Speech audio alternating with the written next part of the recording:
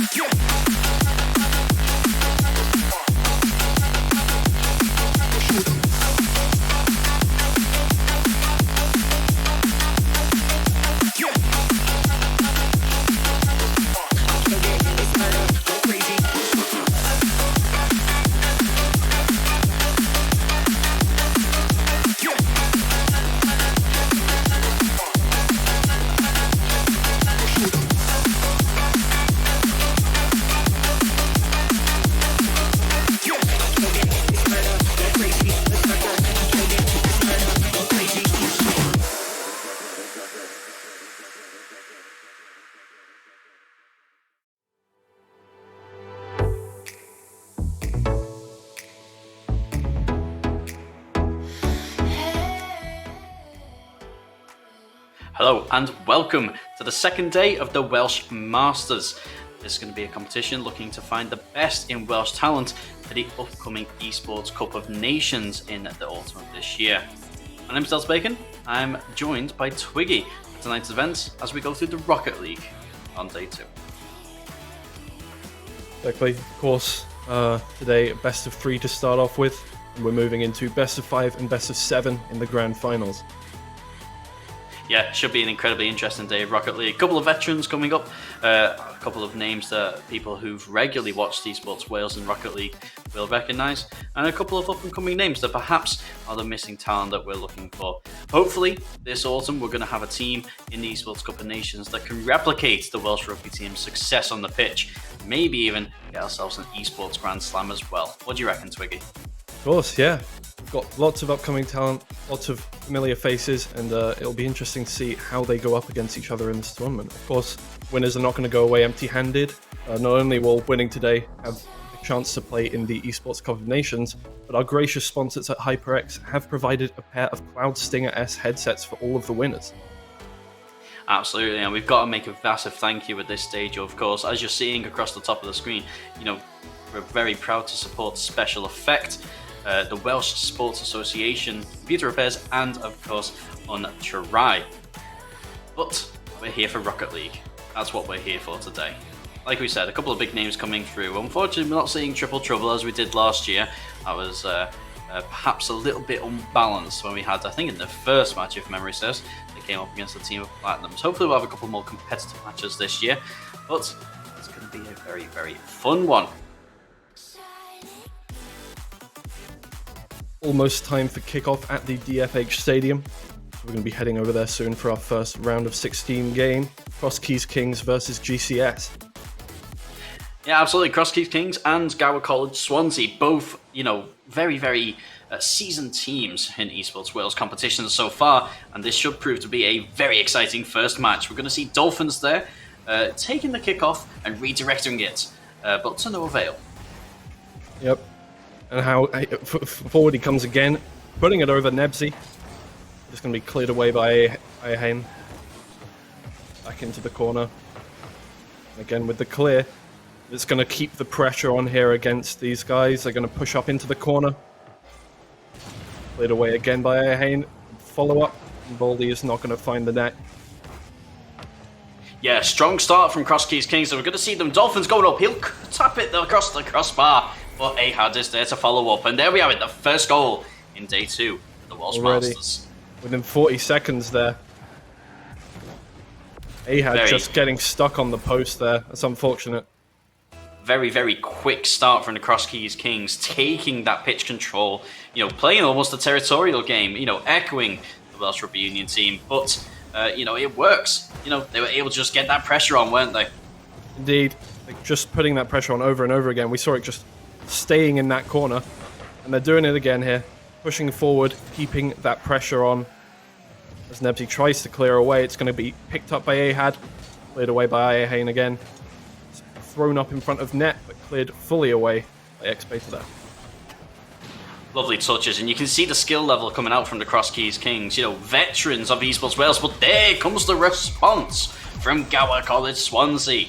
Ahain with a lovely little touch coming off the back of a very nice handoff from Nebsy. Brilliant shot from downtown, finds the top of the net there. As we kick off again, 1-1. Yeah, not one to be, left wanting. Gower College very quick to respond against a very early period of Cross Keys Kings domination, but coming very strongly back at them. Nebsy looking to set up his friends again. He'll put that high. It won't find anything too powerful, but it will cause problems for the Cross Keys defense as they have to sky it to keep it out of their own net. Exactly. GCS really taking this momentum from that last goal. They're trying to push forward, keep that pressure on with the ball, but it's going to be cleared away, and now it's in their half. See how they deal with that. He had coming forward off the wall, pushes it past 1, pushes it past 2. Be cleared away eventually. The Baldy's there for the follow-up. And fully cleared. Yeah, some very, some strong individual plays. We're not quite seeing the teamwork coming out from the Cross Keys Kings in terms of setting each other up. And I think there's perhaps some early game names, first game of the tournament. But there we go. We can see X-Batter make his mark on the competition with his first goal. Lovely, lovely stuff. Yeah, just as you're talking about with the passing, and suddenly out comes that off the backboard pass straight up into the air, and he's just going to find it on the top of his car, put it straight down into net. That's going to make it 2-1 with 2 minutes 50 left to go. And it came off the back of a bit of a miss from Cross Keys Kings, an uncharacteristic miss. I think it was from Dolphins in the corner, allowing GCS to dispossess him and then push forward and create the pressure needed for the goal. X-Batter just really vibing now, finding their feet after that first goal, taking it past 2, unable to convert, but that's a long shot. And where are the Kings? Where are they? I'm not sure what's happened here. It seems like a couple going for boost, one coming back, and just an interesting miss there from Nebsy. Just unfortunately doesn't find it. Very, very unfortunate stuff there from Cross Keys Kings. And GCS, after an early period of being on the back foot, look at what they've done now, halfway through the game, and, they fully turned it around. Huge stuff coming out from them. Baldy sends it up. Cross Keys Kings looking for a response, but unable to convert. Okay, they've really taken this momentum now, and they put it back up again. It's going to find the crossbar. It's coming off again. Nebsy there for the follow-up. Blocked by Baldy. And Dolphin's going to clear away. Gets through 1. Bit of slowdown in the game there. Dolphins trying to carry it through himself. But unfortunately, this GCS team too well organised in defence for that. Drops it down to Dolphins and it goes in. There we go. 2-3. Their response finally found. 3 minutes, 10 seconds, and there it is, the Caster's Curse. This organised defence just lets in a goal like that. Well, it's nice to get these things out of the way early, isn't it? Exactly. They just found a chink in that armour there and made the most of it. And as they kick off again, 2-3, Dolphins going to take possession. Pushed away. Ahad there for the follow-up. Puts it right in the top right corner. Pick that one out. Go on! Beautiful shot from the infield pass there. Comes off of a little pinch there from Nebsy and Dolphins. It's just going to beautifully swing into the top right there. No chance of saving that one. 3-all. Could not have been any further from the goalkeeper, could it? Beautifully placed. Exactly. And again here. Oh, an immediate shot off kickoff there. But it's GCS back in front from Expata.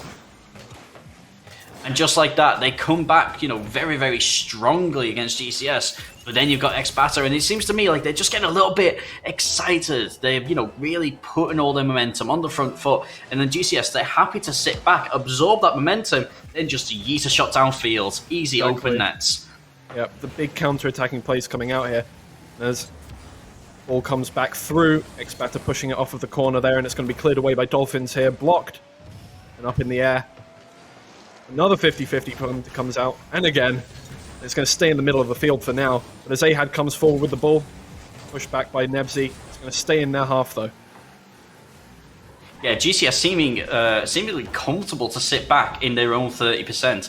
And kind of just wait for Crosskeys to overcommit to something. And the way they're playing, they are exposing themselves quite a bit. See, there's no one in goal, and it's going to force a very big save from Ahad. But the danger isn't over yet, as it then has to be cleared by Baldy. And now it's for GCS to try and clear their own lines. They're not quite in the nice optimal positions they would like to be. And the ball will just start careening around the midfield. A lot of forced hard saves here and hard clearances. Next batter's going to put it back into the air. Dolphins clearing that down. It's going to fall straight back to GCS coming forward here. Past one. Doesn't get it past Baldy though. Baldy puts it into the bottom right corner. Cleared away. Oh, Nebsy almost going for that touch there in the air. It's going to fall down to Ahad. Ahad puts it towards goal. A clear by X-Batter.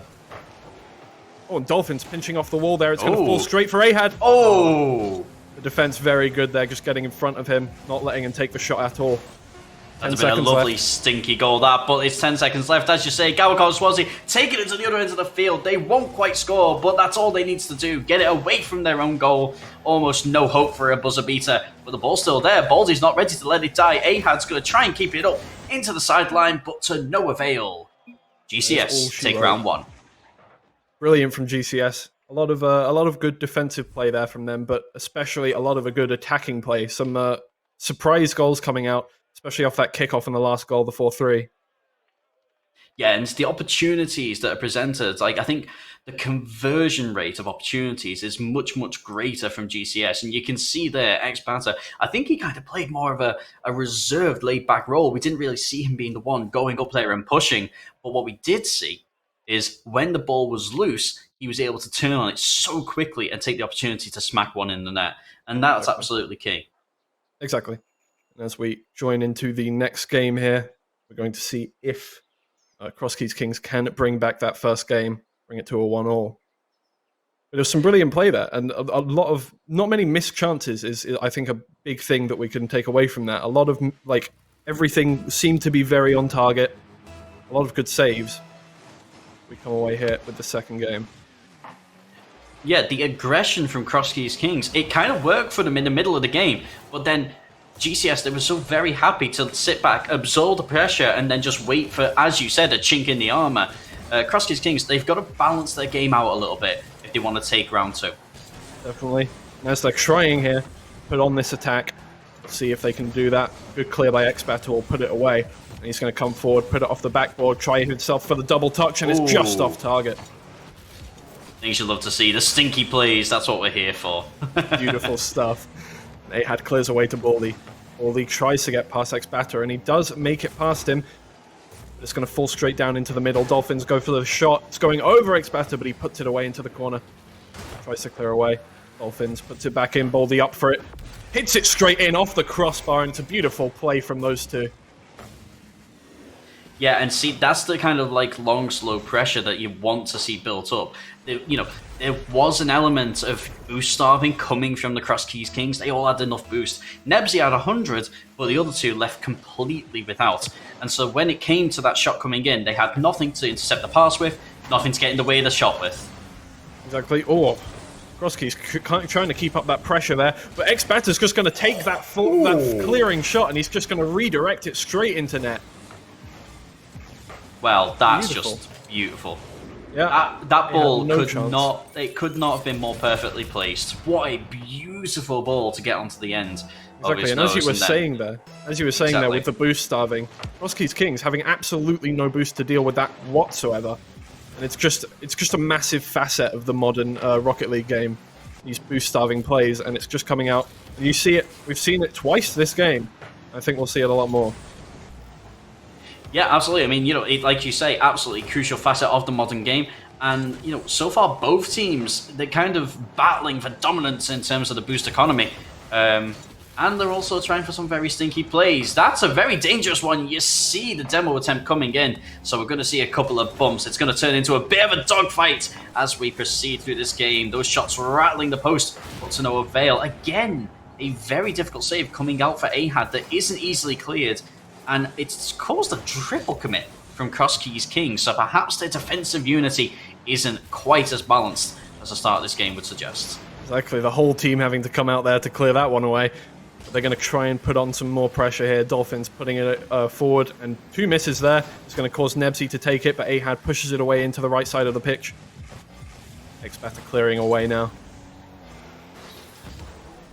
As Ahad tries to push that away. Nebsy going to put it further up. Dolphins tries to deal with it. And it's going to fall to Ahad. Push away. Bit of a quiet moment in the games. It just seems to, go very, very back and forth. That's an opportunity coming up. That's a good ball, but it's just blocked by Dolphins. Baldy now with the ball in hand. He's going to try and move it up the pitch and get it inside. But X-Batter very much equal to the task. X-Batter playing a massive role in this game. A lot of clears, a lot of goals. Well, 1 goal. But, as we see the pass come out, a shot just being blocked by Baldy. It's going to fall into the corner. Where he goes for another clear off the backboard. Ooh. Putting on more pressure than I feel like that should have. They're keeping it up here. Baldy tries to put it away, gets past 1, gets past 2. And he's going to try and score here. Takes it off the backboard and it goes straight in. A beautiful little play to take it past 2 people in the middle there. Oh, wow. Ahane, he came in so fast.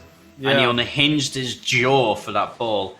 And then he was just more than happy. Yeah, exactly. It was an ankle snapper, wasn't it? Yeah. Things you love to see. And that's not a replay he'll be watching too fondly later on tonight. Exactly. Cross Keys Kings now up 2-1 with 1 minute 50 left to go. As GCS try and take this pressure back.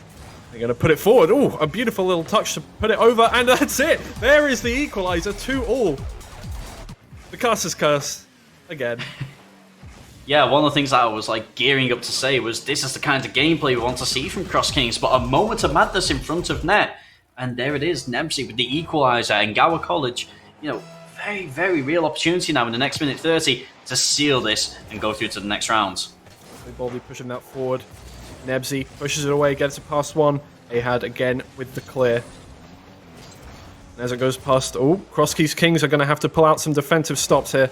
They get 1.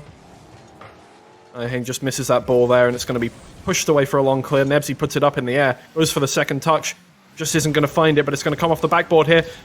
And Ahad's going to clear away. Still dangerous, though, in the middle as Gower College will take the lead. X-Batter again with what could very well be the deciding goal as we have 1:09 left and Gower College go 1-0 up. Likely. Cross Keys Kings are looking quite confident here. 1 goal up, there we go. 1 goal up, there we go. That's better. Cross Keys Kings were looking quite confident for this game, trying to get that equalising game here, but GCS coming back with it. They really want to shut this out in a 2-0. They're going to keep this pressure up. They're going to hit it off the backboard, and Dolphins just gets it away. Takes it past everyone on the team. It's going to come off the backboard. He's going to put it down. Nobody's there for the shot.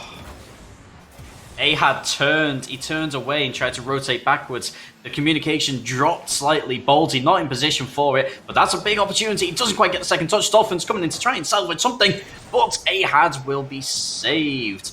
And again, the attack falters, and Gower College Swansea given the chance to come right back at the Cross Keys Kings. Luckily, Cross Keys Kings only got 30 seconds left to get this done, but it's cleared away right into their defensive half, and they're going to push it away, try everything they can to get this goal back. Dolphins clearing it away. Ayahane's going to get on that one and stop it from going too far, but Ahad's already there for it. Pushes it back into the corner. Next batter's going to clear away. 10 seconds left for these guys now, and they just don't have much boost. They don't have anything to get this done. Next batter going to push it forward. Dolphins stops that. He's going to get demoed for it, and that's just going to be all she wrote for this game. GCS taking the second game of the best of 3. They did what they had to do, and they did it very, very well. And it wasn't a stomp. Okay, it wasn't a rout, but Cross Keys Kings definitely with a lot to improve from that. Perhaps a little bit too aggressive, and the communication didn't quite work out for them there. Whereas GCS, although they did concede goals, none of them seemed to come out of a kind of mistakes or errors or not poor rotation.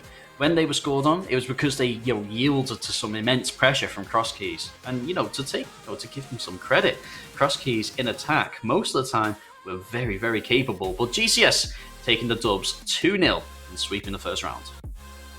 Like GCS just taking those counter-attacks and making the best of them. We're going to look at the bracket now as we see that 2-0 victory against Cross Keys Kings. As we can see up here, they move forward into that quarterfinal in the upper bracket. Yep, going up against the Welsh Volcano, a team that many have stated is probably going to be our eventual winners. 3 1900 plus players, a lot of talent there, but a bit of an unknown quantity as to how they play together. We're still waiting on results on a couple of other games, but a couple that I'm very excited to see is Cardiff Crusaders. The university teams, because this is an area where I've got a little bit of experience. Your Cardiff Met, your Cardiff Crusaders, two teams which I think, they're very, very strongly competing. Cardiff Crusaders perhaps having a little bit of an off day in terms of their performance in National League this year, but Cardiff Met successfully promoted to National League this year. It's going to be a bit of a battle to see who wins that derby if we do eventually get that matchup. Okay, I think we're going to go on a little break here now until the next game, and we'll see you guys in a little bit. Very much.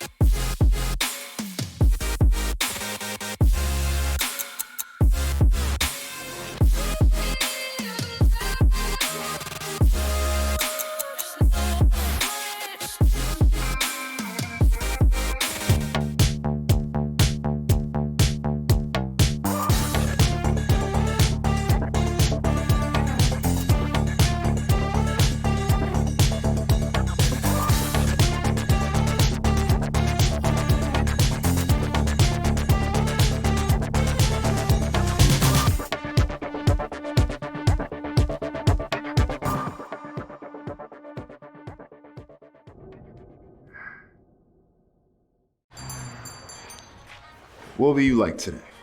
Another Cloud 2 Classic? I'll stick with the usual. Maybe take a little bit off the sides.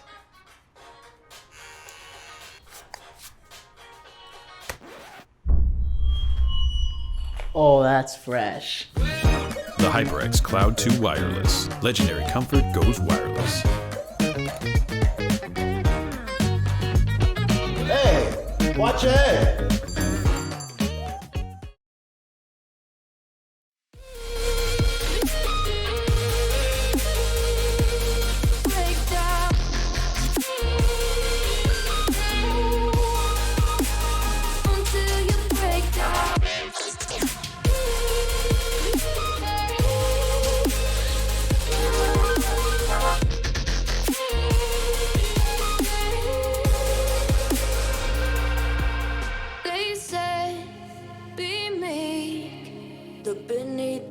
Before you go to sleep, keep on, I shine. You'll surely get burned if you reach out and touch. My mind is a battle, I'm trying to hide it. Getting these voices inside to stay quiet. On to the place where all this began. To start again. I'll see the light until the dawn breaks. No, till it's all said and done, you won't know what it takes. Gotta make a wrong turn and turn around. Gotta fall first to pick yourself up off the ground. Until you get lost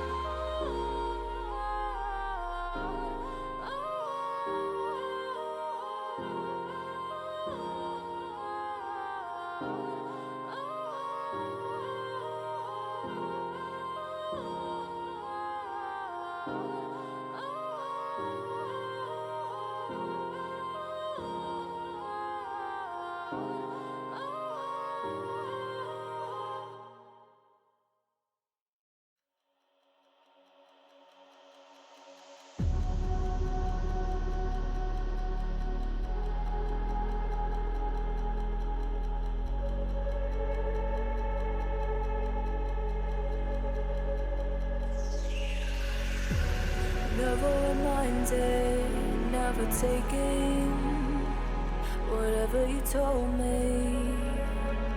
I know what I could be, making emotion paintable and so tell me, is this what you made me?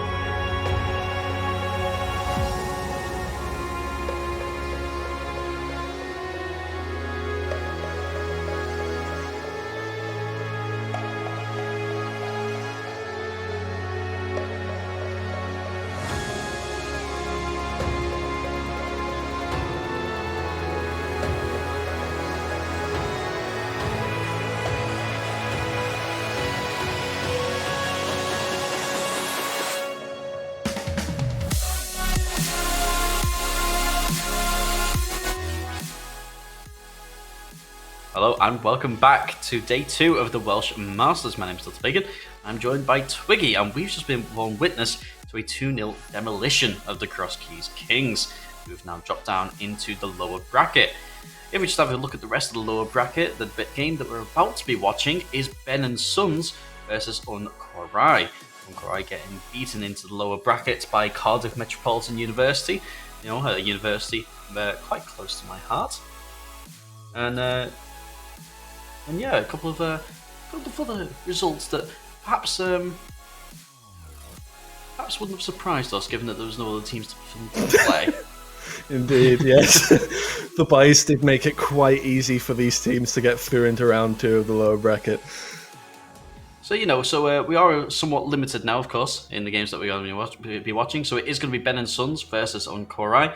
And it's going to be an interesting to watch. 2 reasonably unknown quantities, because we have had a couple of roster changes over the course of watching Uncorai over the last couple of years.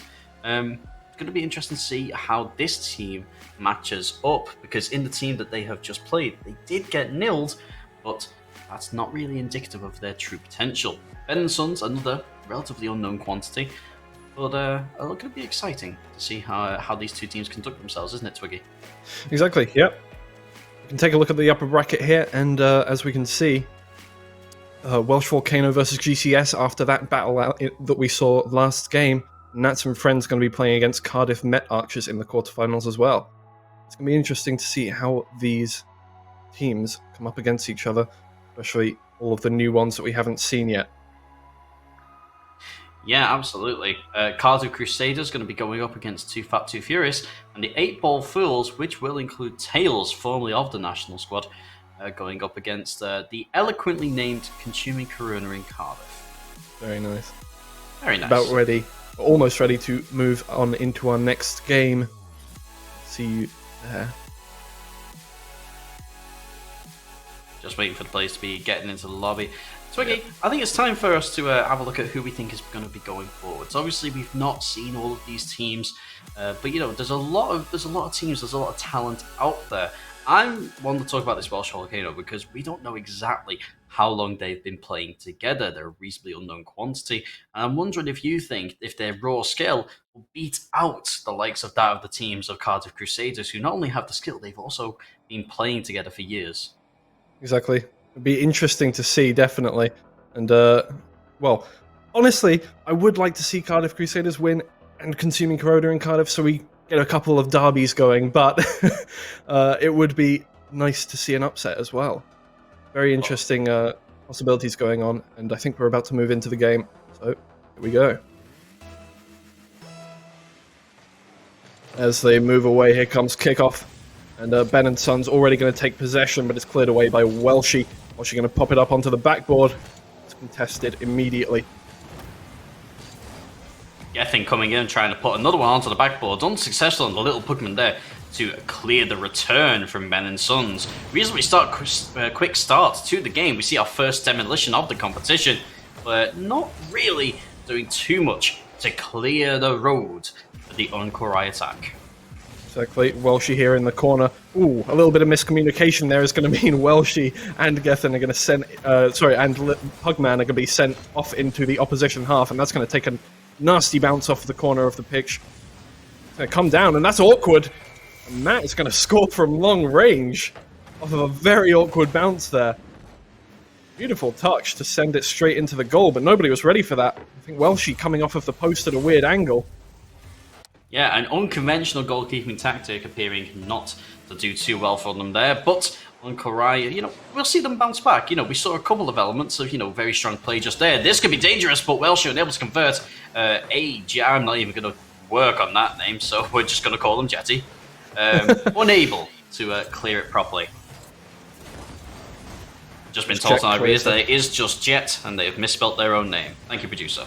Speaking of Jet pushing it forward here, it's going to be cleared away by Welshie, and it's going to come into the corner here. Nat pushing it up, he's going to push it forward. It's going to come off little Pugman there. Get pushed again. Oh, a lot of bumping coming out from the same teams here. They're going to be able to clear it away eventually. It's going to come into Jet here. Jet pushes it onto the left wall. Hit it again. staying relatively passive in the middle of the field for most of the game here, but Welsh is going to clear that away. Try to get it onto the little Pugman. Little Pugman pushes it forward to Ben. Just going to clear that away now. It's turned into a bit of a slugfest out there in the middle of the pitch, hasn't it? I think we are seeing perhaps a little bit of a lower level than we were in that first match. Not that that's necessarily a bad thing, but I think it is turning into a bit more of a, it goes to one half and it goes to the other. The last 2 minutes mostly have just been yeeting at the ball at each other from afar. We're waiting for that one special moment, perhaps a dribble, perhaps a pass that just picks out, the front man. That'll be what breaks the game wide open. As it stands, Ben and Sons, 1 goal to the good, but not really dominating the match as we would expect. Yeah, exactly. We've seen Matt come forward a lot here with a lot of technical plays, aerial plays. As he clears that away, Ben's going to try and get on it. Little Pugman's going to push it off to Welshie there. Welshie's going to push it to Gethin. It's going to get cleared away by Jet there. Matt comes up for it. He does put it on target there, but it's just an easy save for Pugman when they tip it onto the backboard again. Yeah, I think the communication of these two teams is perhaps not quite there. Maybe they've newly formed for the competition and haven't got that, that bedrock of experience that perhaps we saw in Cross Keys Kings and that we'll hopefully see from the Crusaders and from Cardiff Met.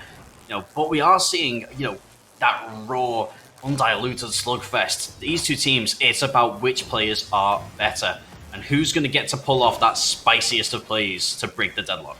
Yeah, exactly. We're seeing a lot of double commits, but also a lot of promising little plays. We're seeing a lot of aerials that come up, go for the shots, a lot of easy saves, but at the same time, they're impressive technical abilities that we're seeing. And Ben comes forward, flying from downtown there. It's going to come up to Matt, who's just going to take a touch, send it onto the backboard, and it's coming down in front of goal here. It's cleared away by Pugman there. Probably could have done with angling his car upside down there, trying to get a more direct angle and even go for a shot, balancing it down onto the goal, when we've seen that the communication in these teams isn't necessarily all there when it comes to Rocket League mechanics. You're not going to be wanting to really look for those passes if you don't know your teammates are there. Exactly, definitely you want to go for shots a lot more often. Just try and work on your own ability there, and Matt's going to take it into the corner, go for a bit of a ceiling shot, but it's going to be met by Walshy very quickly there. Fall down into the goal, but nope. Walshy puts it back towards Gethin. Gethin's going to take a shot. It's going to come off the backboard, put up by Ben. And Matt's going to clear that away very quickly. Jet coming forward, just misses the ball. He's going to try and pop it up into the middle, see if anything's ready there. No, it's cleared away very quickly. We're not seeing a lot of quick passes at all.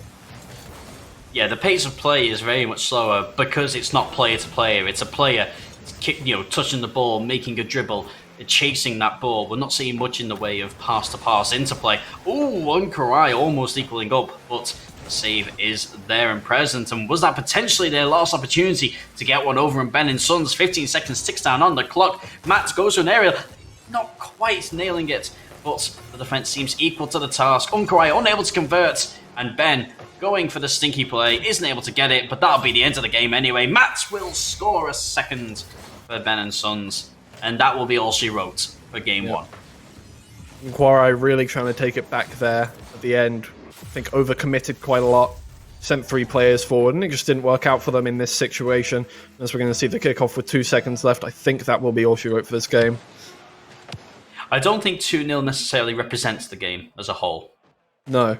I don't think it represents the game. I don't think it's a full representation of the game. I think both teams, they were very, very level. It was just a couple of moments of madness that kind of, separated the two teams. A lot of mistakes coming out from both teams. I don't think, it's right to maybe ignore that. There are a lot of mistakes going on that will get punished at higher levels. That said, it's because they're going unpunished that this game is so competitive. And these two teams, it's going to be that one, chunky mistake that really breaks it for these teams. Unkarai, they can't let their heads go down. They put across a good account themselves there. For sure. We saw a lot of actually very promising plays. I saw a couple of infield passes that just didn't come off at the end of that game there. And it just goes to show that, apart from the communication issues, there is a lot of talent. Oh, no, dear. It's going to come down off Matt, and it's just going to take a bounce off of... Who was that there? Was that Walshy it took a bounce off of to go into the goal? Exactly. Nope. Oh, Walshy going for an aerial just gets taken advantage of there by Matt. We were talking about the communication of these two teams. What we didn't factor on is the inter-team communication. Matt and Welshie linking up beautifully there for the first goal, and Ben and Sons again taking the first advantage. Exactly, as I said, with the infield passes, we did see one there. That's a beautiful one. Little Pugman. It's just going to take that up into the air, and it's just going to fall onto Gethwood. Look at this. Beautiful. And that's the thing. It doesn't have to be complicated. It doesn't have to be these gravity-defying length of the pitch kind of volleys. It can be something as simple as, listen, just float one over the net and see what happens. And hope a teammate's there. Exactly. That's the kind of thing. Getting those interplays going, that will separate these two teams. Yeah. Exactly. Almost seeing the Doomsy dish sometimes here, with the ball just falling down in top of the net, but. As Matt pushes it away here, Gethin's going to try and clear.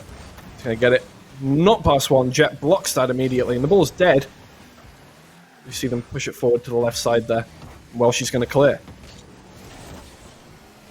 The pace of the game has certainly picked up here in Game 2. I think Unkwai maybe have woken up a little bit, perhaps. We're seeing them really challenging hard for this. Welshie wasting his boost, not really ever going to get there. So perhaps a little bit of an experience still showing, but the commitment is very much there. Exactly, yeah, we're seeing a lot more. There's a lot more pace in the play. We're seeing a lot more aerial balls trying to be made here. A lot more pushing it off the backboard, trying to get people to clear that away. Speaking of which, Gethin almost putting it off the back there. Pugman's going to pick it up, send it across pitch, but nobody is there to pick that one up. Matt is going to clear away quite easily. Jet. Onto Gethin. And like that, the pace of the game slows again. Those two moments of madness at the start, the two goals, really bringing it up, and now it's almost gone back to that kind of, over to your end of the field, over to my end of the field slugfest. And, that's not a bad thing. We are going to see these two teams really battle it out in a bit of a dogfight. But as it stands, the skill differential, there's not much to pick between them. And the game is slowing down because the passes and the crosses aren't coming off. There's an opportunity, but Gethin gets bumped into the ball. That pushes it away from his own teammate. Pugman unable to convert. Welshie doing backflips, doing some gymnastics in the corner there. Very nice things indeed. Yeah, we're seeing a bit of a workout class from both teams here, but now as Jet clears, throw it onto the backboard for an awkward clear, and Gethin isn't just going to get to it. Jet's going to push it onto Pugman, but it's just going to be cleared away quite easily, and Ben coming around. Clean that one up. But yeah, a lot more play in the middle of the field than what we saw in the first game, and it's just slowed back down into this little match of, Pugman though. Oh, it was a promising play there, trying to get it past all of the players, but it just didn't come off. Matt going to dribble it forward, try and flick Gethin, but Gethin gets on top of it, and he'll get it away. It's playing out a little bit almost like an exhibition match. You see, these two teams, at one point, every player on the pitch had about 80 boost. And yet we're not seeing, these long, dominant aerials, perhaps because of the skill ceiling, perhaps because of a lack of communication and teamwork. And when you see goals like that go in, that's...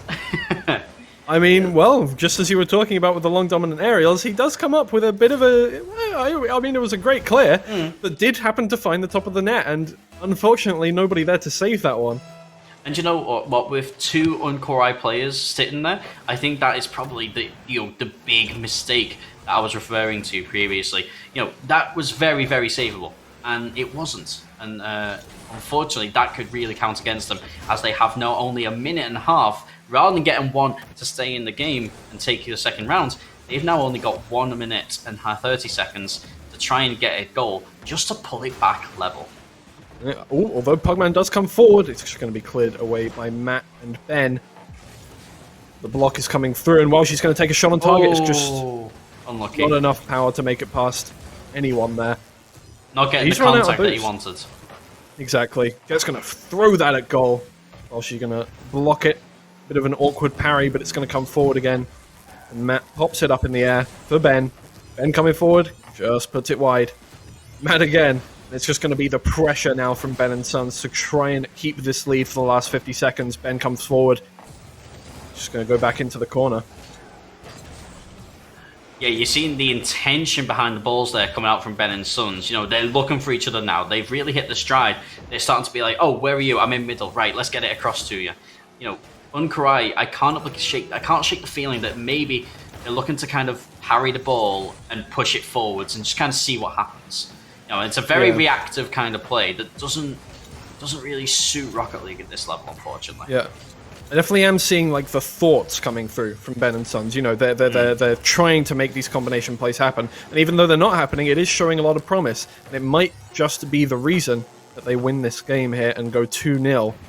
With 4 seconds left, Gethin pushes it forward, and it's going to be cleared along by Ben, and that's going to touch the ground, and that's going to be it. 2-0 to Ben and Sons in that 2-1 game. And that's just a job well done, really, isn't it? Ben and Sons, you know, not a dominant performance by any measure, but they did the job. 2-0 and 2-1, and Unkarai now on a 4-game losing streak. Very unfortunate for them. Exactly. Strong performance, though. Strong performance from both. Yeah, whether by an inch or a mile, doesn't matter how you win. They got that win, and they're going to be moving forward into the next round of that bracket. And, I mean, just not a dominant display from either team. It just goes to show that, you know, the better team's going to win. And we saw some moments of brilliance, or some moments of attempted brilliance there from Ben and Sons. It just did come together to make a slightly better performance. That's it. One of the things that really adds to the skill differential is not only how you hit the ball and having the mechanical skill to hit the ball, but also then knowing how and having intention behind it. You know, sure, you can hit the ball up in the most perfect, beautiful manner possible. If the intention behind it isn't there, if you are just hitting up the field, you're not going to accomplish too much. It's having a player up there, having the foresight to be, oh, I'm going to knock it over into their path, see what happens. We saw that coming out from Ben and Sons. Unfortunately, we didn't see it too much coming out from Unkarai, apart from their first goal in the second game. Exactly, yeah. Unkarai just doing a lot of normal clears, just throwing it back into the other side of the pitch, just seeing, we want to get this away from goal. We just want to get it as far away from our own goal as possible, make sure they're not scoring. Whereas we saw from Ben and Sons, a lot of attempts at doing infield passes from their clears, you know, Matt popping it forward to Jet there. And although they didn't ever result in a goal, they did result in a lot of a more solid play, getting rid of the ball with intention and keeping tempo.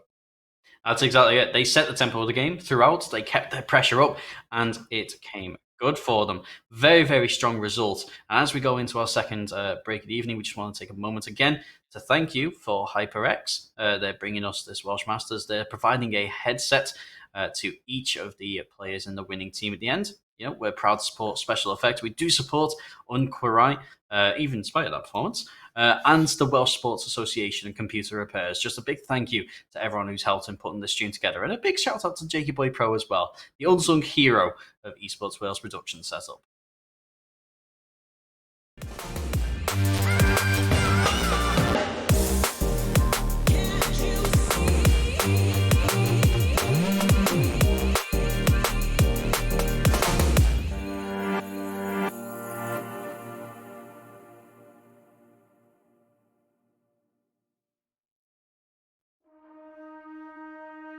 The back and forth has got me so messed up. Don't ignore the signs. We've had enough of the whole damn thing that we got going. You hold the strings without me knowing. Why do I have to suffer through the thinking? Why do I have the feeling that we're sinking? I need to find a way.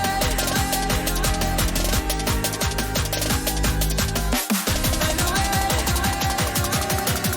a way. Find a way out.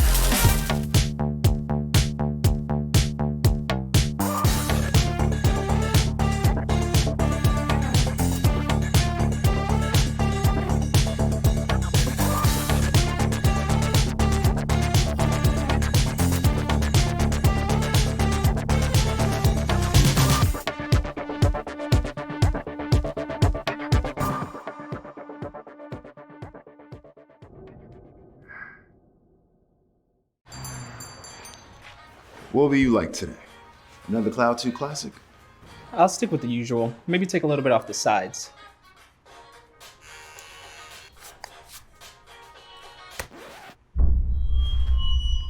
Oh, that's fresh. The HyperX Cloud 2 Wireless. Legendary comfort goes wireless. Hey, watch ahead.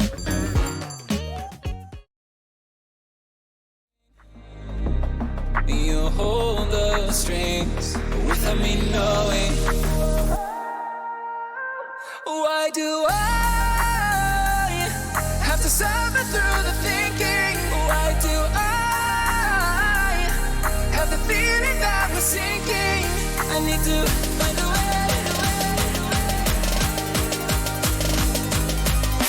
Find a way. Find a way. Find a way out.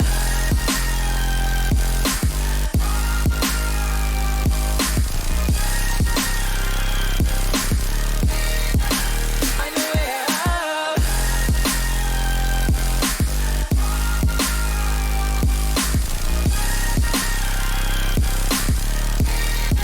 Find a way out.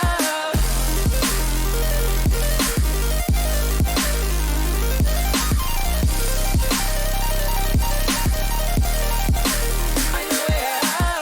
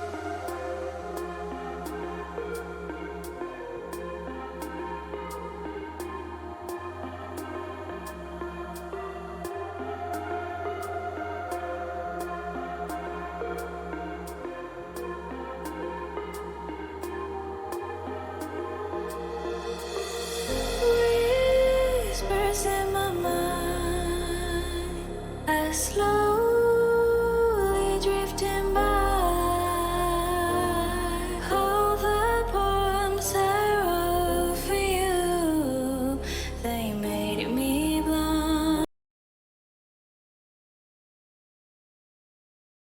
Hello there, and welcome back to the Welsh Masters. And after watching Ben and Sons beat Unquari there with a great display of acrobatics in the lower bracket round 1, next up we're going to be moving on to Cardiff Mets versus Nats and Friends in the upper bracket. What are your thoughts on these teams, Delta? Well, this is the match that I'm particularly excited for. Having spoken with, been friends with, and cast over both of these teams a number of times. I think it's going to be a very interesting matchup. We've got the Cardiff Mets, our first university team on the stream today, going up against the incumbent Welsh national side. Cardiff Mets, reasonably new coming through their esports setup, less than a year old, under the coordination of one Dan the Noodler. Very, very strong esports setup they've got, and they're building for the future in a way that for instance, Swansea University have with their Rainbow Six setup. It's very, very impressive. That said, they are playing up against the incumbent Welsh national side, and this is a team that fought for that title. They've competed in the Esports Cup of Nations. They've been playing together in excess of a year. They're going to be looking to prove themselves, to hold on to their spots for the upcoming Esports Cup of Nations in autumn. Two teams with a lot on the line, and we're just waiting to get both teams into the lobby. But to make based on our description, we've got the Welsh national team, we've got the university students, both teams, a lot of experience, a lot of teamwork. What are you expecting to see that'll break the deadlock in this series? Well, it's really going to be that boost starving and those infield plays. I think those are the big things that set squads aside. As the old guard will probably be very well acquainted with each other, it's going to be interesting to see how the new guard can come up with plays to make that break apart. And there is absolutely no further waiting and no further ado as we get straight into the game with Renji pushing ball into the left corner, but Cardiff Met straight away with a big play. Oh, scraping that top crossbar, unable to convert, but a clear indication of what's to come. Exactly, Natsumi pushing this forward now. He's just going to slug it up into the air. It's going to be cleared away by Ronseal. But Renji's going to pick that up. And we're already seeing a brilliant improvement in the pace of play. Ronseal pushing it away now. Into the corner, off the corner, and Natsumi will push it forward, but it's straight down. Oh, and what a shot from Vane. It's going to be blocked by Renji. And this is it. This is the kind of gameplay that you love to see. We love those slugfests in the middle of the pitch coming out from the games that we've seen so far, but this is really top quality Rocket League. Both teams, they've played at a national level, and they're going to be bringing everything they can to this battle. Yeah. This is much quicker. We're seeing a lot more intensity in the play as Ronseal clears away to Mecha Fox. They're all going to meet it in the air. It's a brilliant shot from Renji. It's just going to get tipped onto the crossbar by Vanes there on the ground. With very little boost, it was an impressive save to make. Ronseal's going to push it forward. Vanes blocked by Renji. Vanes puts it past Mecha Fox there. As Natsumi clears away, it's going to go onto the wall. He's going to take it up onto the ceiling. Looking for a little shot there, but he puts it into the corner instead. Ronseal's going to clear away with a lovely little ceiling touch there. Absolutely, past it there, just like, taking control on the left wing, unable to actually push it out, but not yielding any ground either. And now we're going to see the Cardiff Met attempt to bring it out from their own lines. They have all three men behind the ball, whereas whereas we are seeing Nats and Friends more play with the, that aggressive intent of getting up and forwards, and there it pays off. Natsumi setting themselves up off the backboard. Exactly, we've really seen, as I was saying, a lot more of these infield passes. We saw an infield passer set up that pass onto the backboard there, and it's a three-player play there. Mecha Fox to Renji, straight up to Natsumi, and he's just going to slam it down into the left side of the goal. Absolutely unsavable at that speed. Yeah, my apologies, that was Mecha Fox with the lovely setup, and at that speed, as you say, completely unsavable. Both of these teams going hammer and nail at each other, and you're seeing the boost drive, you're seeing the demos come out, and this is certainly a sign of great things to come in this match. Yeah, Vane's going to push it up onto the backboard, and Renji's going to try and take that touch, but he misses it. Ronseal pushes it down. Renji with a beautiful save from the recovery. Ronseal, out of character, looking to exploit a crack in the defence rather than fill it, but he's unable to convert, and Cardiff Met now on the back front, a huge demo coming out from Mecha Fox. Vanes, prolific in goals so far, and Mecha Fox just goes, well, you know what, you don't need to be here anymore. I'll just let the Sumi dink that one in. Absolutely beautiful. Little pass up from Mecha Fox into the demo. And unfortunately, I think it was Ron Seal goes for the clearance and just misses it. That's going to be an easy shot. So it's 2-0 now to Nats and Friends. The old guard, as we were saying. A lot more communication, definitely. We're seeing infield passes everywhere.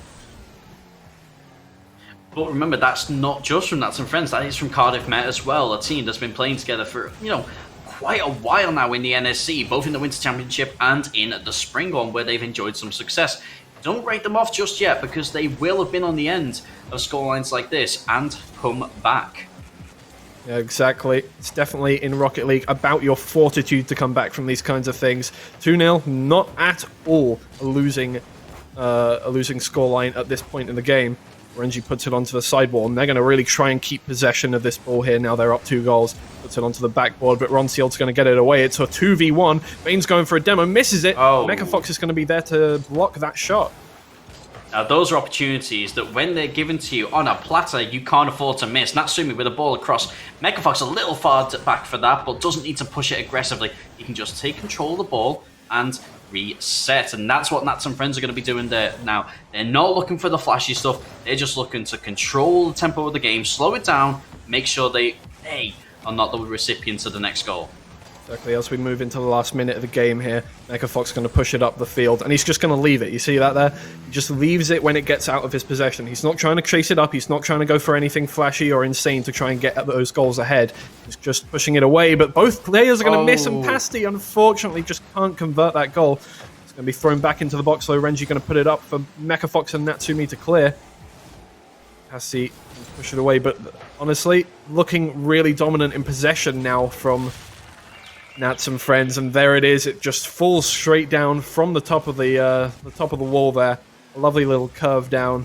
It's just going to fall brilliantly for Renji, and Vane's probably not expecting that kind of a bounce off the wall there. Yeah, very unfortunate 50 there for Cardiff Met.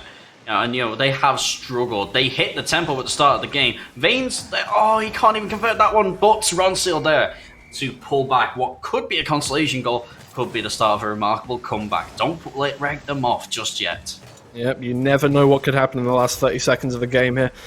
Just a bit of a scramble there from Nats and Friends off of that kickoff. An unfortunate little 50-50 from the kickoff just puts it into their goal, pretty much. They've just got to deal with that.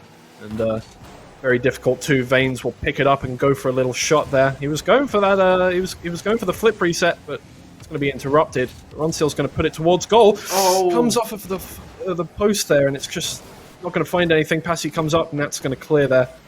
And Renji going to put it all the way back. 12 seconds left on the timer. Renji really keeping up that pressure. He's going to stop them from keeping possession here. He's going to drop it into the box. Nobody there, obviously. More defensive play right now. Mecha Fox just going to keep it away from their goal, and that is going to be it.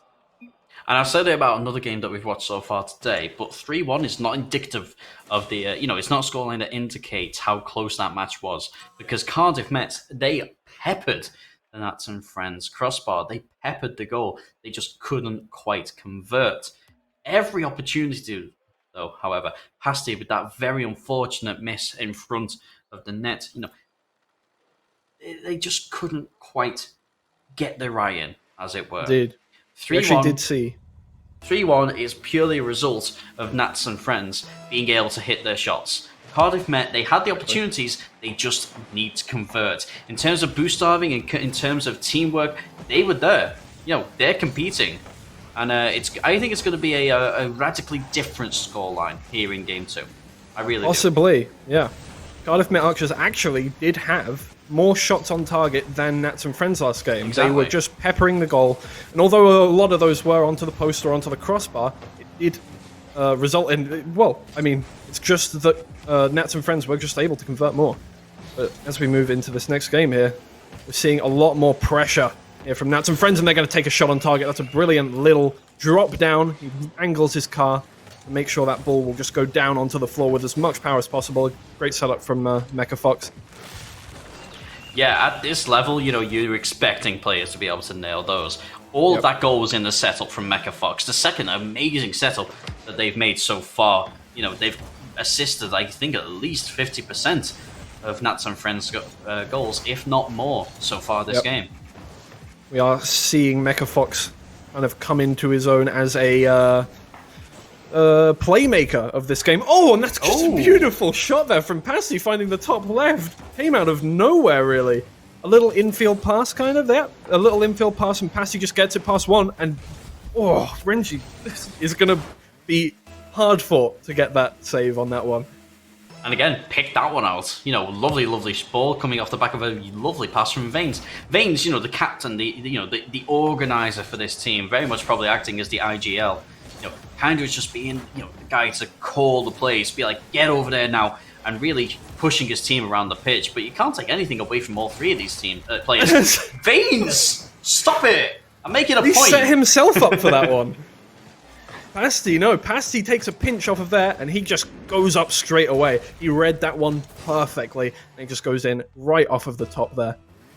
And I think that you will notice from this game to the last couple of matches that we've been watching is that the pace of play, as well as the mechanics, but the pace of play is there. The players will react so much quicker to things, and that is absolutely huge because that's how you get this, almost tiki-taka-esque effect. Back and forth, back and forth. That's what we love to see. Definitely makes our jobs a lot harder.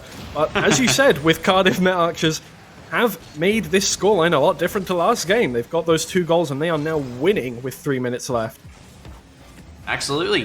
Don't write them off. Equally, don't write Nats and Friends off. They are the incumbent national side for a reason. Demo in the middle there does take a bit of wind out their sails, but they're going to hold the ball up, wait for Mecha Fox to respawn, and just take position in the backfield there. Exactly. I think something else to take note of as we as a bit of a lovely difference save from last game. That's a beautiful save from Pasty. A bit of a difference from last matchup we had is if you, oh dear, a great shot from Renji just sneaks past there, and it was a brilliant attempt at the save there, but just not going to make it in time off the wall there from Pasty. And you can see there, in the replay, it's very, very apparent how that came about. Cardiff Met absolutely boost-starved, coming off the back of a large amount of pressure from Nats and Friends, and they were just unable to keep the pace of play up, and that's absolutely crucial. They started falling down on the boost economy. They couldn't then challenge for the balls. That gave Nats and Friends all the space that they needed. Exactly, something I was going to point out there before that goal is the difference in boost economy that we can see coming out. As you can see, players regularly going back up to 100 boosts. A beautiful shot there from Mecha Fox, just sneaks past everyone. Just picks his pocket, doesn't he? Oh, what's that? Yeah, thank you very much. Brilliant pass, thank you. Just tease it up for him. Thank you very much, bish bash bosh. Lovely. Yeah, the boost economy is so much different to last game. As we see, whenever somebody goes down to 0 boost, you can see it pop straight back up to 100. Until this boost-starving game comes out, that conscious effort to stop the other team from getting enough boost to make interesting plays. Nats and Friends really coming back with a vengeance here. I can't talk. I know, they're barely letting us get a point in edgewise, are they? But they're just following up, and this is something that they actually struggled with in the Esports Cup of Nations. They weren't able to follow up on a lot of the things when they were playing against Esports Scotland. They are very, very much able to do that now. They're supporting each other. There's a second man in on the ball when there's a shot that could spill, and it's very noticeable in that scoreline. Yeah, exactly. They've just been putting on pressure, just pressure and pressure and pressure. After that 2-1 scoreline, we're just ready to take it back, scoring 3 goals already in the last, how long's it been, 2 minutes? Beautiful. Mecha Fox is going to try and put it down into the box, but he does miss that ball. Natsumi's going to pick it up, though.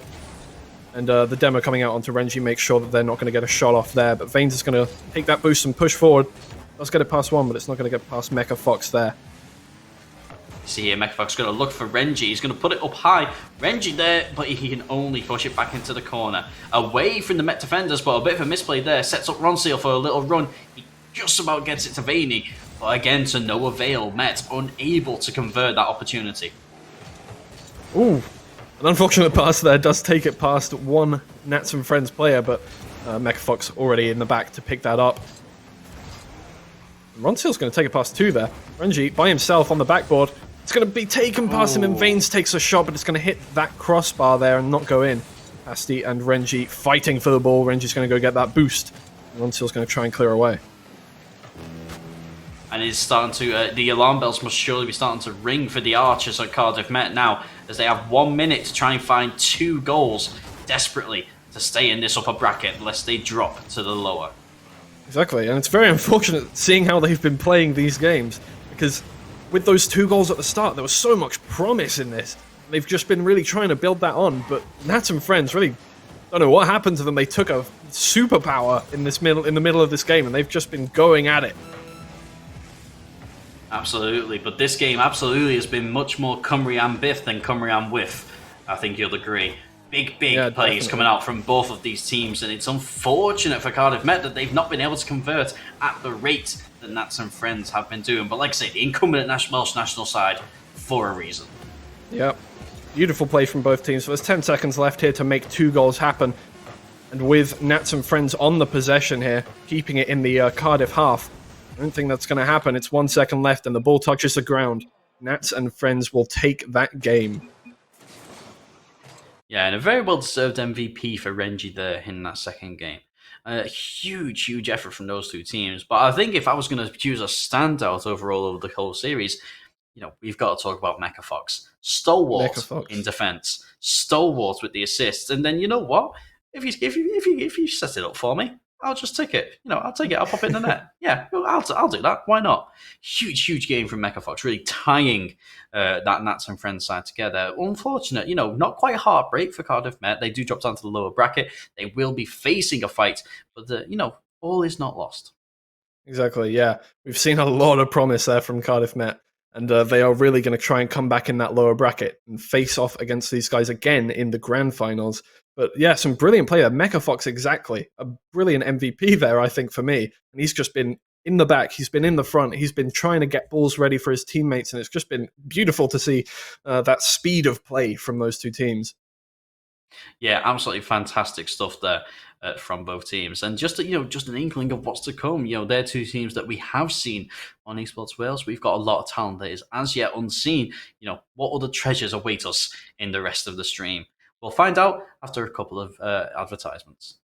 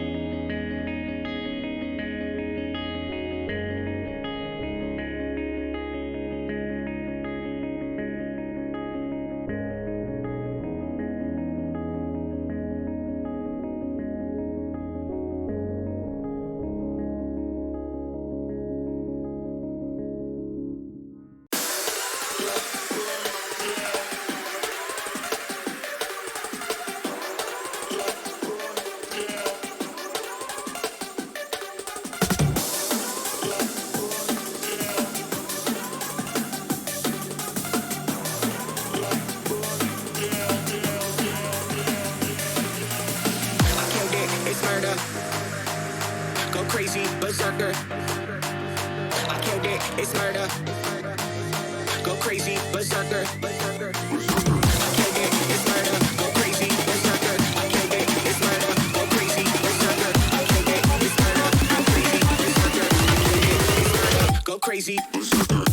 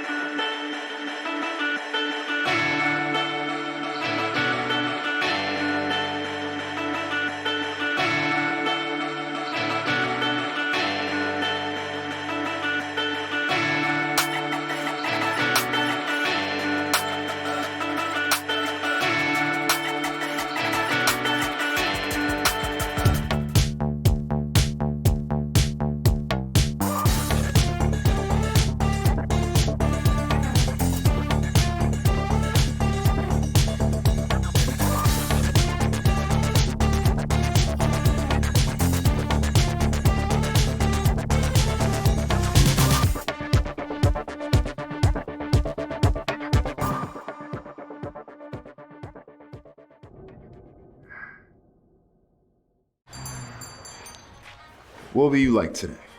Another Cloud 2 classic? I'll stick with the usual. Maybe take a little bit off the sides.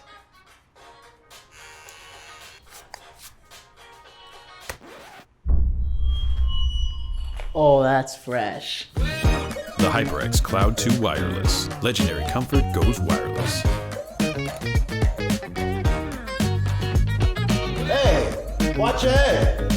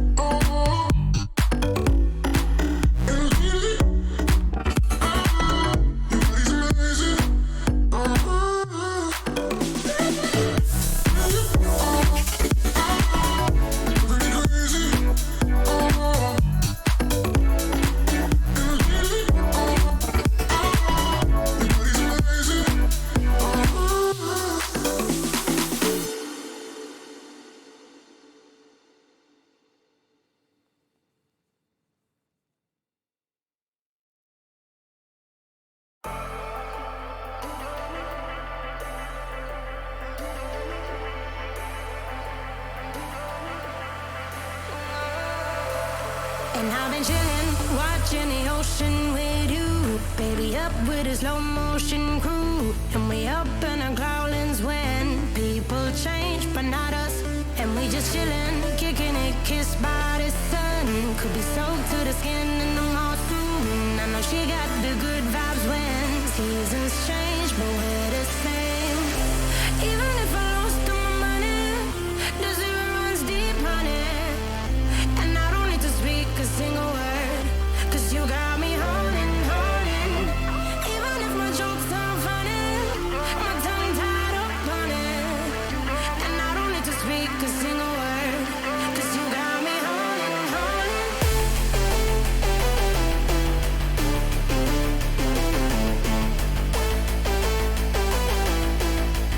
'Cause you got me holding.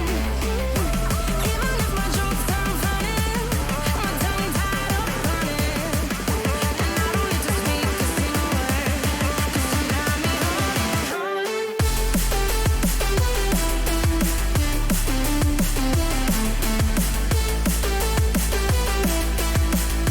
you got me holding.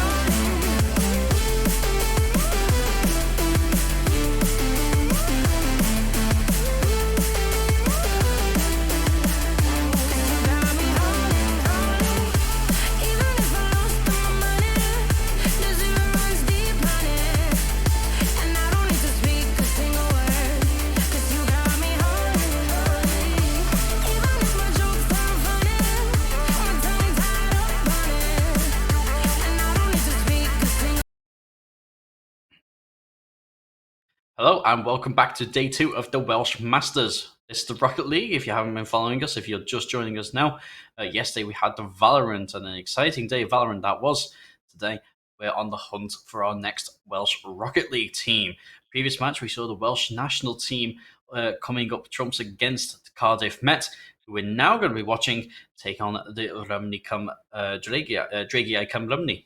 Should be the Rymni Valley Dragons, for those of you who, like me, can't speak Welsh and attempt to butcher it on the regular. At least you said and I didn't. At least. Right, so we're following the Cardiff Mets down into the lower bracket here where they play against the Dragiau cum Rymni. And it's going to be an interesting game, I think. Dragiau cum Rymni a completely new team to our... Not one that we've heard before, although we do have a couple of people on that team that those in EsportsWales may be aware of, with Gujan, one of our directors. So, we promise the competition isn't fixed. Okay, so Dragons versus the Cardiff Met. Very interesting game in the lower bracket there. Obviously, as well as that, we're seeing in the lower bracket Consuming Corona in Cardiff versus Benz and Sons. Too Fat Too Furious versus the Cross Key Kings, and GCS versus the Arbor Apes forfeited. Yeah, Arbor Apes unfortunately forfeiting, so GCS having dropped down into the lower bracket now go straight through to round 3 on their march to the final. Cross Keys Kings very much looking like they could be up for a rematch down in that lower bracket, but first that's going to involve GCS getting past Cardiff Met or Dragiau cum Rymni, the winner of which we're going to be finding out just now. Look at it here, comes straight into the Dragon's half, and he's going to have to clear that away from his goal immediately. That pressure is on from the Cardiff Met Archers. Okay. And the Jest pushes it away here, but it's going to be blocked immediately. So we're seeing, again, high tempo play, which is great to see. Vane's pushing it out of his corner. He's going to throw it straight into their half. The Jest does help clear that one away. Ronseal's going to put it back in off the backboard. The Jest again on that defensive duty. Archers looking like a bit of a different beast, refreshed, perhaps reawakened since their loss in the previous match. Looking to really take the fight to the Rymni Valley Dragons. Exactly, as Vanes pushes it in, the Jest is going to again clear that one. But Ronseal and Pasty are there to clear it straight back to them. John, push it forward. It's going to be stuck in the middle here. And the Jest just hits it straight down into the ground. Ronseal going to clear it off into the backboard. He's going to go for the double touch, just misses it by a little bit. Then just going to punch it up into the air. Gujon's going to pick it up. Jest with a demo onto Pasty in the corner there is going to make it difficult for the Cardiff Met Archers to clear this one. It's a little scramble away, but Vanes is just going to eventually push that one out. Vanes grabbing his defense by the horns, throwing it at this Remney Valley Dragon offense and just, absolutely yeeting the ball out there, guiding his team around the pitch. Fantastic play from Vanes there.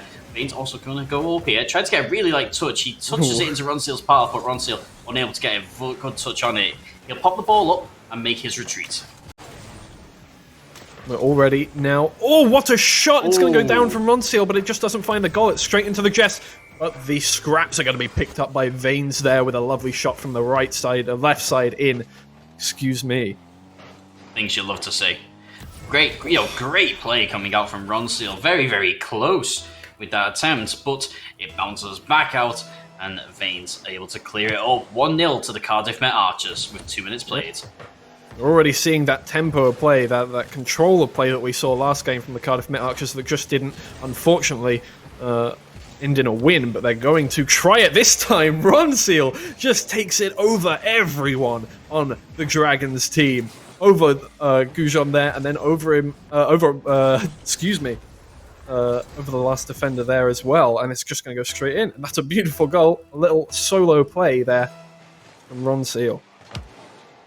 Yeah, strong performance from the university guys, but so far, Remney Valley Dragons struggling to really make an impact on this matchup. They're getting some clearances in. Vanes, stop it! You can't sell your own teammate out like that. A little bit of miscommunication, but he's going to pop it into the... Oh, he goes for the solo goal off the wall. I thought he was popping it in for the pass, but he takes it himself, drives it up the wall, pops himself over, and just slams it in with his front of his car there. A beautiful little solo play, and we're seeing the Cardiff Met Archers show off a little bit here. Vanes' girlfriend repping in the chat as his official cheerleader, and honestly, get in line, because after that, fancy a slice of yourself. Will take the man. And in he comes again. He's going to go for the demo. That's 2 down on the Dragons team. Goujon's not going to be able to do much by himself. The pass comes out to Pasty, and he throws it into the right corner. Ronseal coming up. I was just going to say, showing respect to their opponents, though. This is a team that they've played together a lot. They're throwing everything they have at the Remney Valley Dragons. Yep, they're not holding back at all. They're throwing it all at them. A little bit of frustration maybe from the last game coming out in this one. That's good, though. Get it out. Really win this match, push on forward. They need a really strong comeback to bounce back from the abject disappointment of the previous one. Vanes going to set up. He's going to go for the aerial. He's going to nail it with a lovely double touch off the backboard. Vanes, maybe spurred on by the appearance of his girlfriend, has absolutely just hit the double touch of a lifetime with those acrobatics in the air. I was going to say earlier, he set up a brilliant little fake for Ronseal on the left side, but he goes for it himself again. He is absolutely dominant this game. Yeah, this isn't just the Vanes show. But it is very much looking like he is vibing out there. Vanes, look at him, he's got the speed, and that's the kind of pace of play that you're going to want to see them as they push through this lower bracket final. Vanes there with a touch. It's difficult for Jess to deal with. He gets a very nice touch out into the midfield that beats Ronseal as well. Yeah, Goujon though, showing a little bit of flair with that little touch. And I think Vanes is coming under a little bit of fire from the Jess there, getting bumped around the pitch. I'm not sure they want him to go for any more of those plays, but I think he's going to keep trying it anyway. Ronseal puts it into the middle, and it's going to fall to Vanes. He's going to try and get it back. Running out of boost, he's just going to fall back, take that back, and Goujon going to clear. Goujon now bringing it up the side. He tries to put it over. He just slips it onto the crossbar. But there's no one in defence. And Vanes here looking for another goal. He's not going to be able to convert. He'll get bumped around instead. Very much squeaky bum time for the Remney Valley Dragons. I do think Goujon realised there after hitting that, seeing both of his players flying over his head, that he really had to scramble to get back there. But luckily it worked out for them in the end. But it's still 4-0 and there's only 30 seconds left. The Dragons are really going to have a hard time coming back on this one. As Goujon tries to clear here, it's going to be thrown straight up in the air in front of the Jess. The Jess just putting enough on it to stop Ronseal from slamming it into the back of the net. Vanes tries to put it back in, but the Jess is going to clear again. And, the game slows down somewhat. Perhaps understandably, there's not really any coming back from 4-0 down. Vane's going to go for one more. He'll get the touch. Oh, stop it. Stop it. Just stop it, Vanes. Can't be doing that. It's illegal in 37 countries. pill. But not in this one, apparently, because he's going to get away with it. And that is just beautiful from Veins. Is that 4 goals from Veins this game now? It is 4 goals for Veins, and what a statement of intent. Credit to Giorgio Cambrumni. They've put a fight up, but I don't think there was any getting past Cardiff Met in that ground. Yep. One more to go, though. One more. Yeah, an absolutely beautiful game from both teams. Honestly, the Dragons really not putting that bad of a show away. They 6 saves this game. And although they didn't have much of an attacking presence, they really showed their ability in defense. Just not enough to get it through the 11 shots of Cardiff Met on target.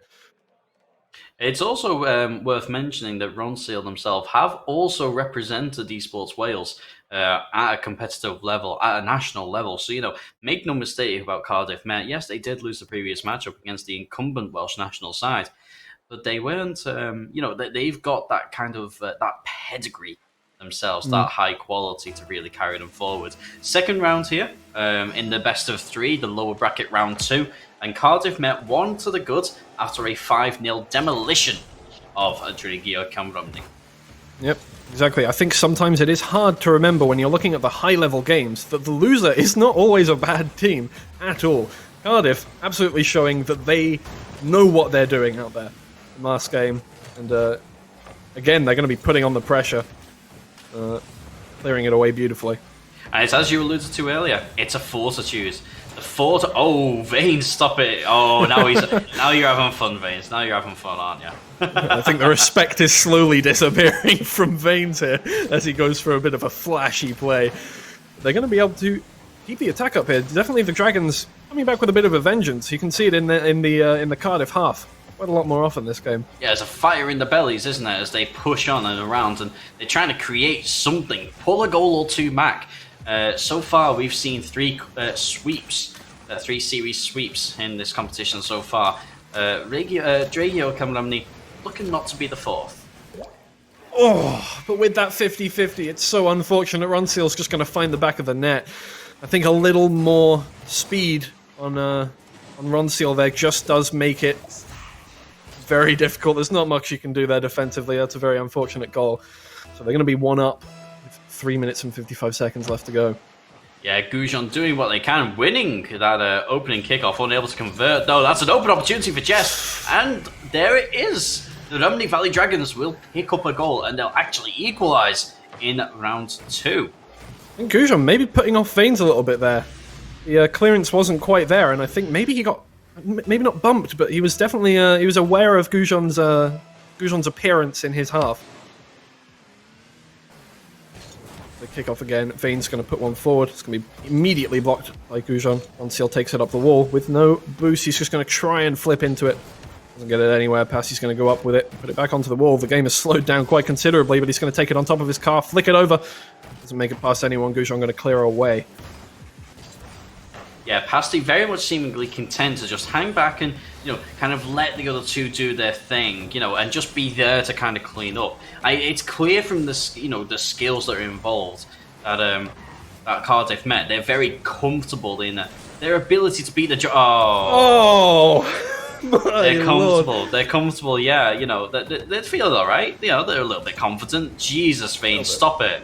Veins with a beautiful little aerial flick over there. A little bit of almost a breezy flick on that one. That is a beautiful play, and that's going to make it 2-1 quite simply there. Yeah. No worries about that one. Like I say, there seems to be perhaps a little disconnect between Pasty and the other 2 players, but that's not necessarily counting to their detriment at the moment. Pasty, as we've just been informed, actually acting as a sub, but very happy to support the other 2, and the other 2 very clearly having fun in front of goal. Yeah, I think maybe a defensive mistake there from Dragons. Yeah. 2 players coming out to clear that one when they weren't particularly close to it, and that just does mean that there's going to be no chance for them to save that one. Maybe falling apart a little bit here, unfortunately. And it's difficult. It is really difficult when everything's on the line in the lower bracket. You've got that added little extra bit of bite, that added little extra something when you're on the losing side of it, to know this is it. This is last chance saloon. And especially when you're up against a team of the quality that Cardiff Met have. Like I say, their esports kind of setup has come on leaps and bounds since it's been set up this year. Well, that's going to fall awkwardly from the clear. It's a very tough proposition to try and beat past it. Going to go for a goal of their own. They'll instead just not able to get the altitude required for Veins there to knock it into Ronseal's path and create another opportunity. Very good, like ability to make something out of that when with that shot mistake comes out to Veins, and Veins just tries the best he can to give it to Ronseal there. That was actually a very lovely recovery. But it's not going to result in a goal, unfortunately. They clear it away, though. And maybe a goal here. Oh, Ronseal just trying the double touch from that awkward angle. Almost scores. Yeah, Draghi Cambrumney looking like they're running damage control here, doing what they can to parry the ball, keep it out of the net. And, not doing too bad a job of it. It's not been the route that the previous round was. However, it is reasonably one-sided. And you can see there from the passing plays, from the scoreline, that there's not really too much doubt left in it, is there? Not at all. There is a bit of a disconnect between these two teams. We've seen definitely a very good staged attempt at a comeback here from the Dragons. They have looked like they've had the proverbial fire in their bellies that the Dragons would entail, but it's just shot after shot from the Cardiff Met Archers, and a lot of pressure, very difficult to soak up. And do you know what? Credit to them. It's almost a dead cert that they've been playing together for less long, for not as long a time frame as Cardiff Met Archers. That is, overwhelmingly likely to be the case. Asti looking to set themselves up for a double touch, unable to convert off the post, but it'll be cleared out instead.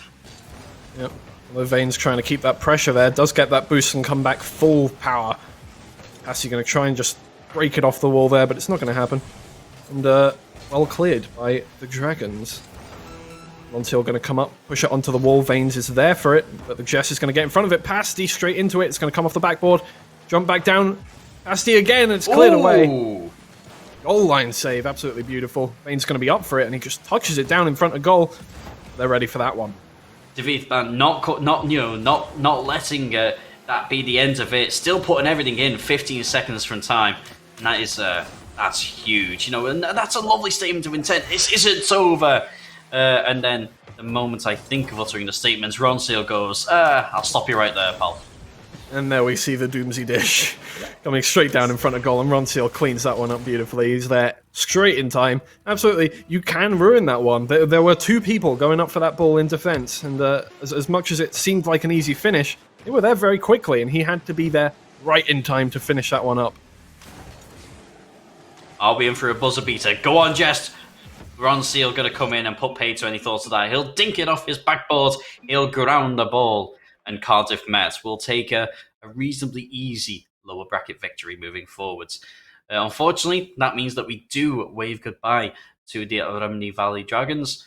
And that, unfortunately, will be the end of them in this tournament. Big performance from them, though. And, you can't take anything away from them. A developing team going up against a very experienced team with national representatives in their ranks. Can't take anything away from them there, can you?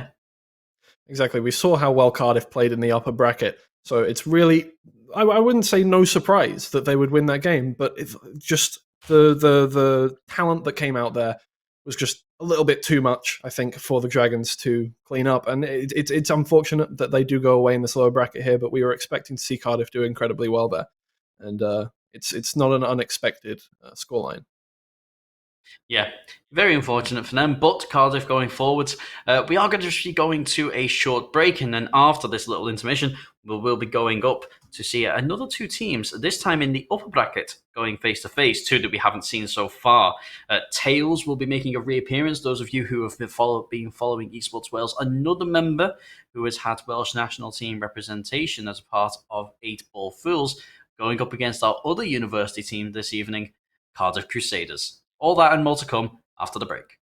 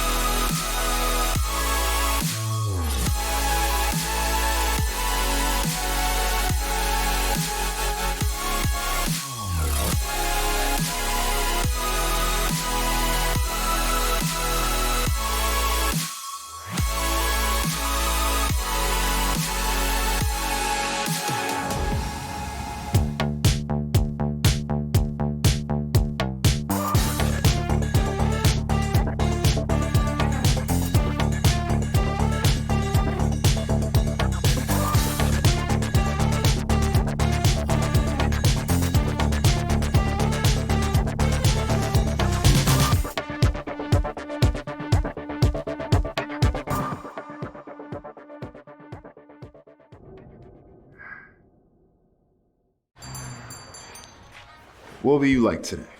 Another Cloud 2 classic? I'll stick with the usual. Maybe take a little bit off the sides.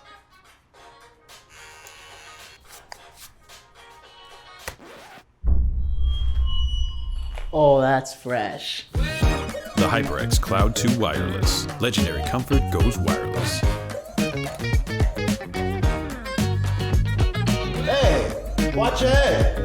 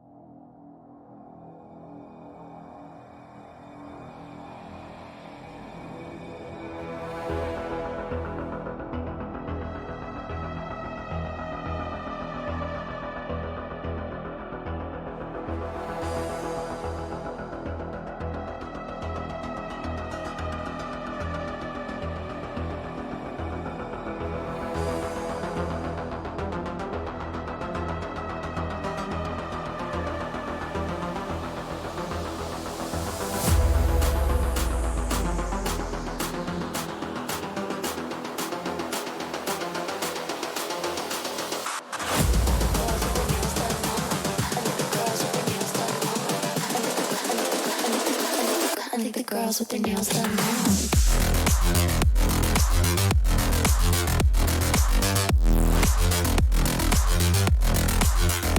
Girls with their nails done. I think the girls with their nails done. Girls with their nails done.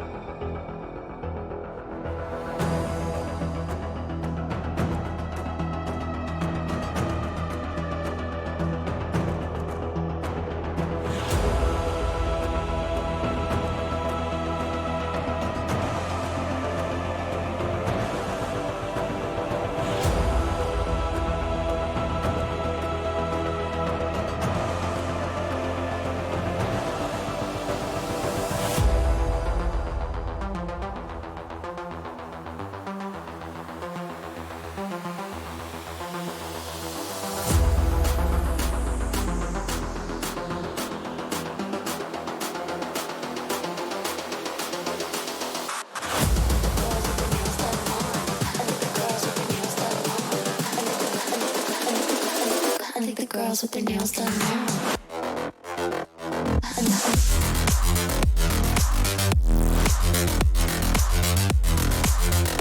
Girls with their nails done. I think the girls with their nails done.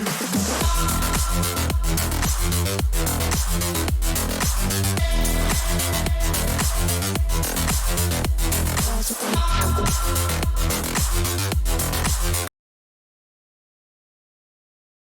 Hello and welcome back to the Rocket League Welsh Masters, day 2 of the Welsh Masters series, where we're looking to find the best in Welsh talent for the upcoming Esports Cup of Nations later on in the year.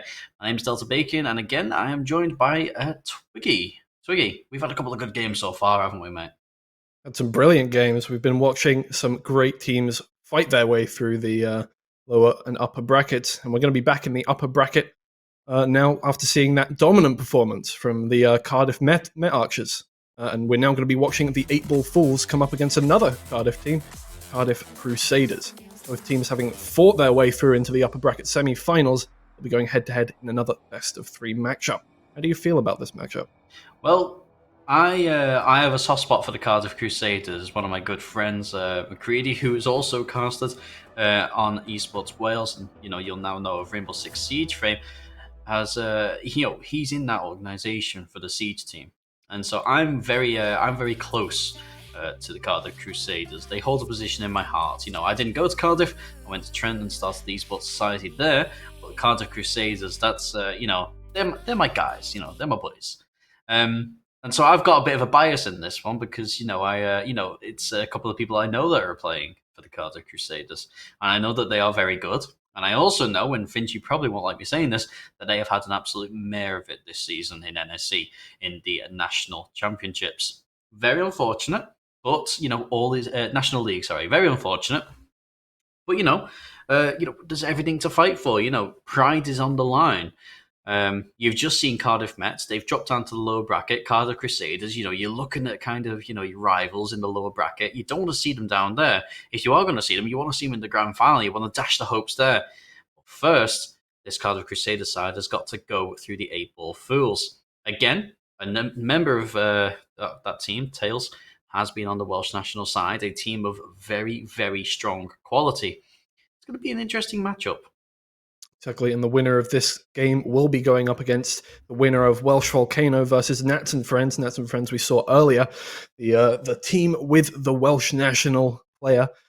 Brilliant performance from them against the Cardiff Met Archers. Won them that game. We're going to be going into the game very soon here, as we see. Finchy, not too happy in the chat that I was saying that they haven't done too well, but I thought maybe you break out of nationals and go championships. So I had every faith. You got your chance to redeem your pride to me and make me proud, there, son. So let's get into it. Foxy bringing up the ball for the 8-Ball Fools, unable to convert and create much from it, but Ravenna is going to pick up on the end of the spilt ball and bury that into the net. Lovely, lovely stuff. Oh, it's been 20 seconds and we've already seen a goal and a flip reset come out from the 8-Ball Fools, so maybe a bit of a sign of what's to come from this game. Beautiful goal there. Yeah, and I think the first 20 seconds you've seen the quality on offer today. Penguin, millimeters in that one. Finchy also here, trying to get up for that, misses it, and it does go off the backboard. Foxy going to tap it down for himself, and that's a second goal in the first minute. Textbook double touch there from Foxy there. Beautiful little touch onto the crossbar, and just comes down, resets his car, throws it round, taps it in. Beautiful. Yeah, nightmare start for Cardiff Crusaders, but don't write them off because they are a team with national experience. 8-Ball Fools at the moment, though, absolutely dominant. Bop it, looking to knock it forwards, unable to hit that. And it seems to me like Cardiff Crusaders, they've got the intention behind what they're doing. They're just not quite making their touches. Finchy leading by example with that save, but miscommunication in defense. Ravenna completely unmarked, completely unchecked, and that just allows a very simple goal. Yeah, I was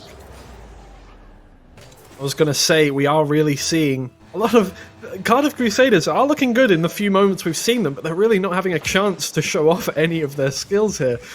8-Ball Fools coming in strong from the get-go. Ravina, she's going to go up and try and get a back ball. Doesn't quite manage to negotiate it onto the front of Tails' car, but the attack's still very much in effect, and that's the consistent pressure that you see at the top level.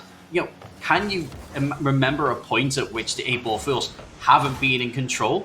They are pushing and pulling the Crusaders this way and that, and it's forcing some extremely difficult saves out. Finchy, stop it! What a beautiful save from Finchy there.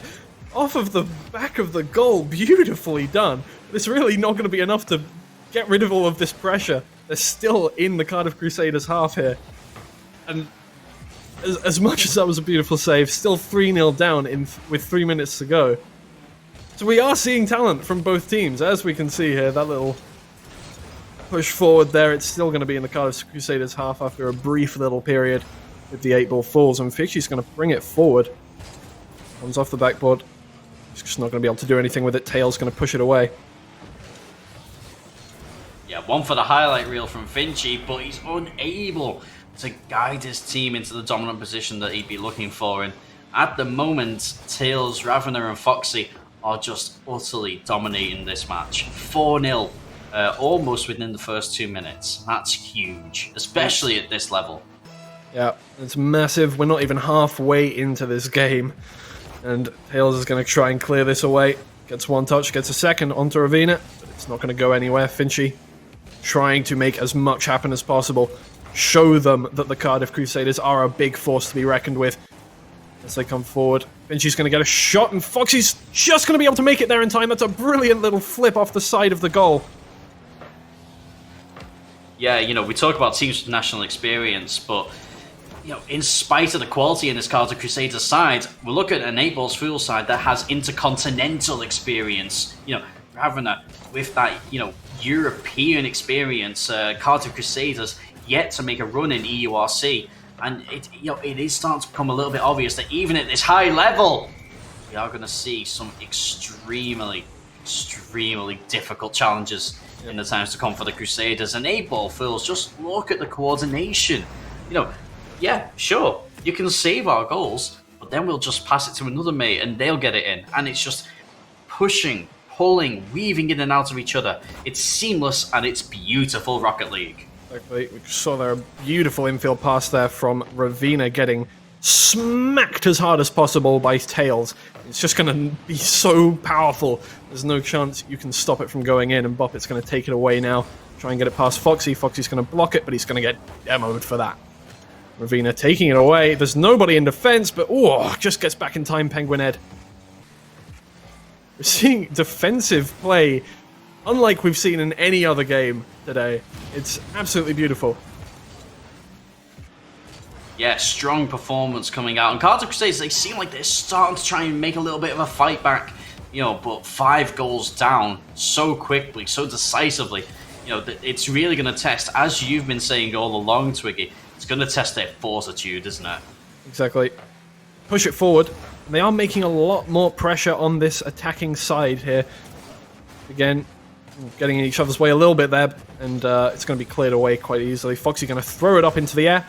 Take it again, a little bit of misplay between Ravena and Foxy there, but it's going to go in either way. Both vying for that goal there. They both go up at the same time. It's almost actually going to... Maybe without those 2 players coming up at the same time, that would not have got in. Yeah, Foxy sets himself up and Ravena goes, no. I'll have this one. Thank you very much, pal. Fantastic stuff. Yep. Foxy putting it up in the air. Going to be contested by Boppet, but Ravena puts it over that. Penguin Ed coming down. Gets the ball. There's nobody in goal. Foxy's going to have to come back, and he just stops the flick there. Tails pushes it away, and it's onto Foxy, but beautifully intercepted there, and Tails is going to push it back over.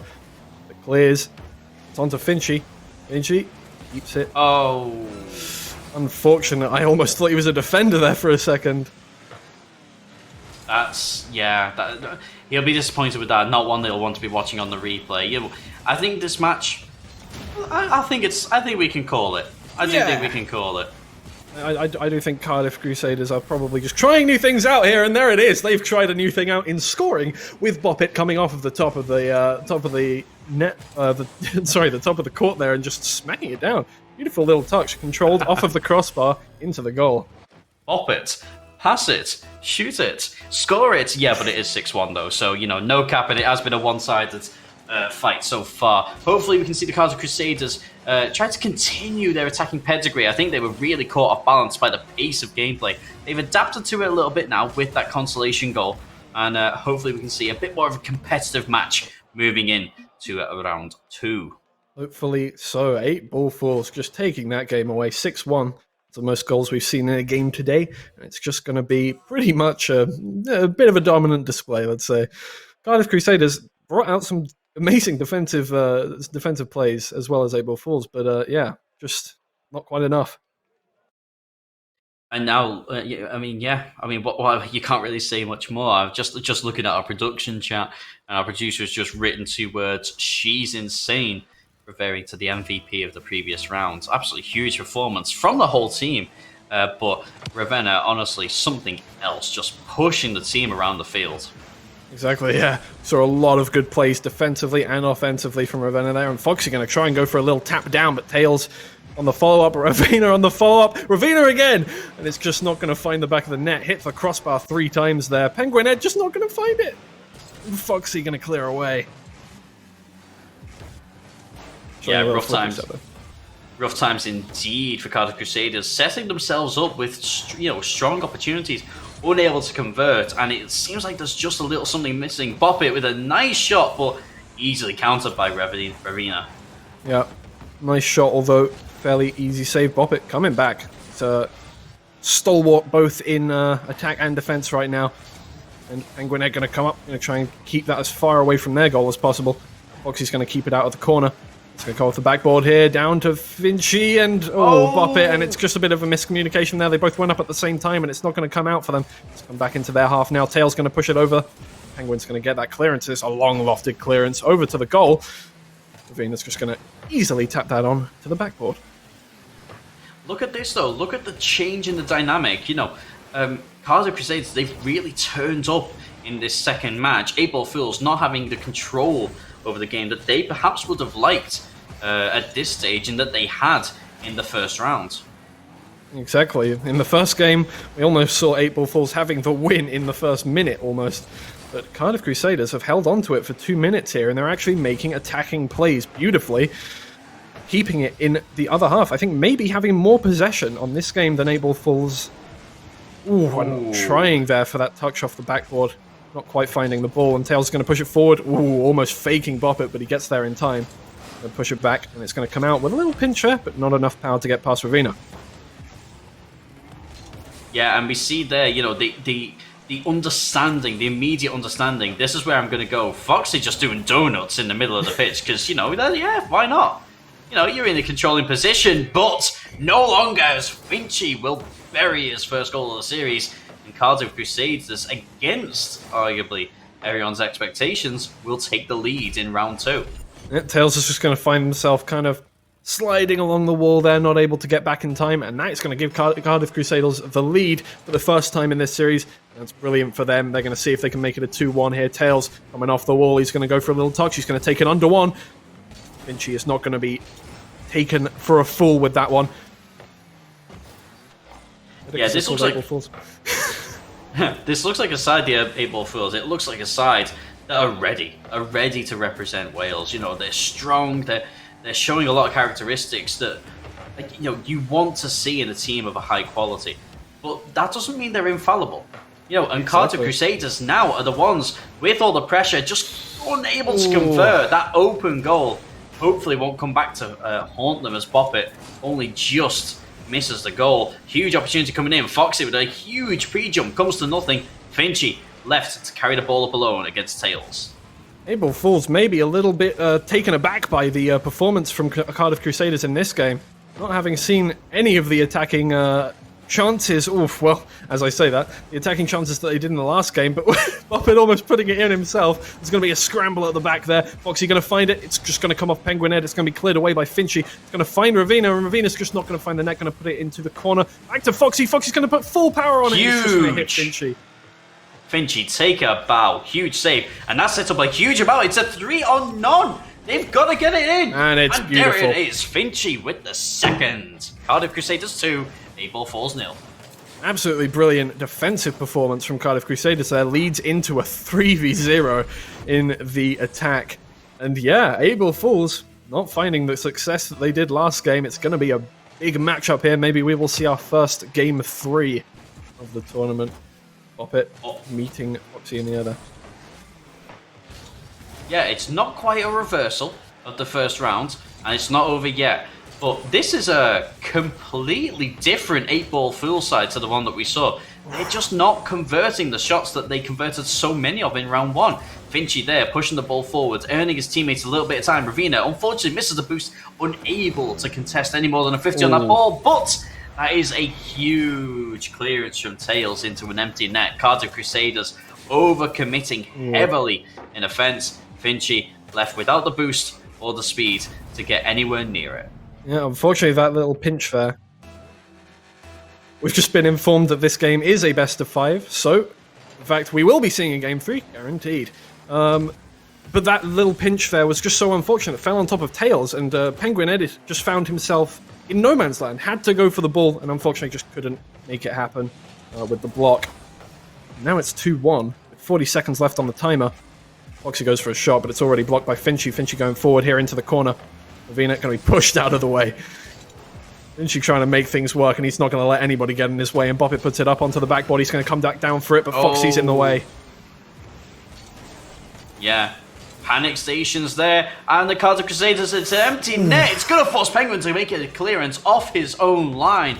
And an 8-ball Fools, uncharacteristically, not having anyone there to push back up on the ball. Penguin Ed snaps a shot off into the corner. That's a beautiful little, just an angled shot straight into the bottom left. Just finds no resistance. Penguin Ed, sorry, with the blue car is actually on the orange team. That's my bad. I thought he was defending.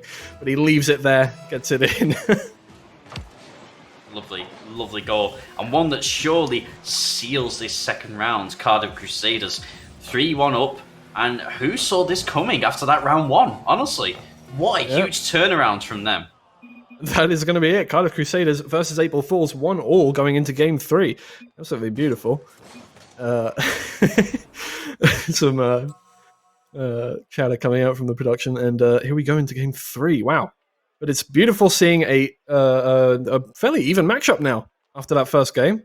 After quite a dominant first game from the 8-ball Fools, we're seeing Cardiff Crusaders come back quite beautifully, and it's just, it's very nice to see a proper competitive matchup here. Yeah, and I think that's that's restored the pride and the confidence. They took a bit of drubbing, in that first match, and then they've come back strongly and dominated the team that, when you look at the wealth of experience that 8-ball Fools have, to get dominated by Cardiff in that second game, perhaps you would argue very much against the run of play. That's very, very strong, very good for the Cardiff Crusaders. Confidence boost, absolutely huge. Yep, we saw a lot of good plays from both teams in both games. It's actually looking hard to guess who's going to win this complete best of 5 here. We saw some brilliant defense on the first game. We saw some brilliant attack on the second game. I'm wondering what we're going to see in the third game. Maybe they up their game a little more, go for some nice boost stealing plays, go for some nice demos.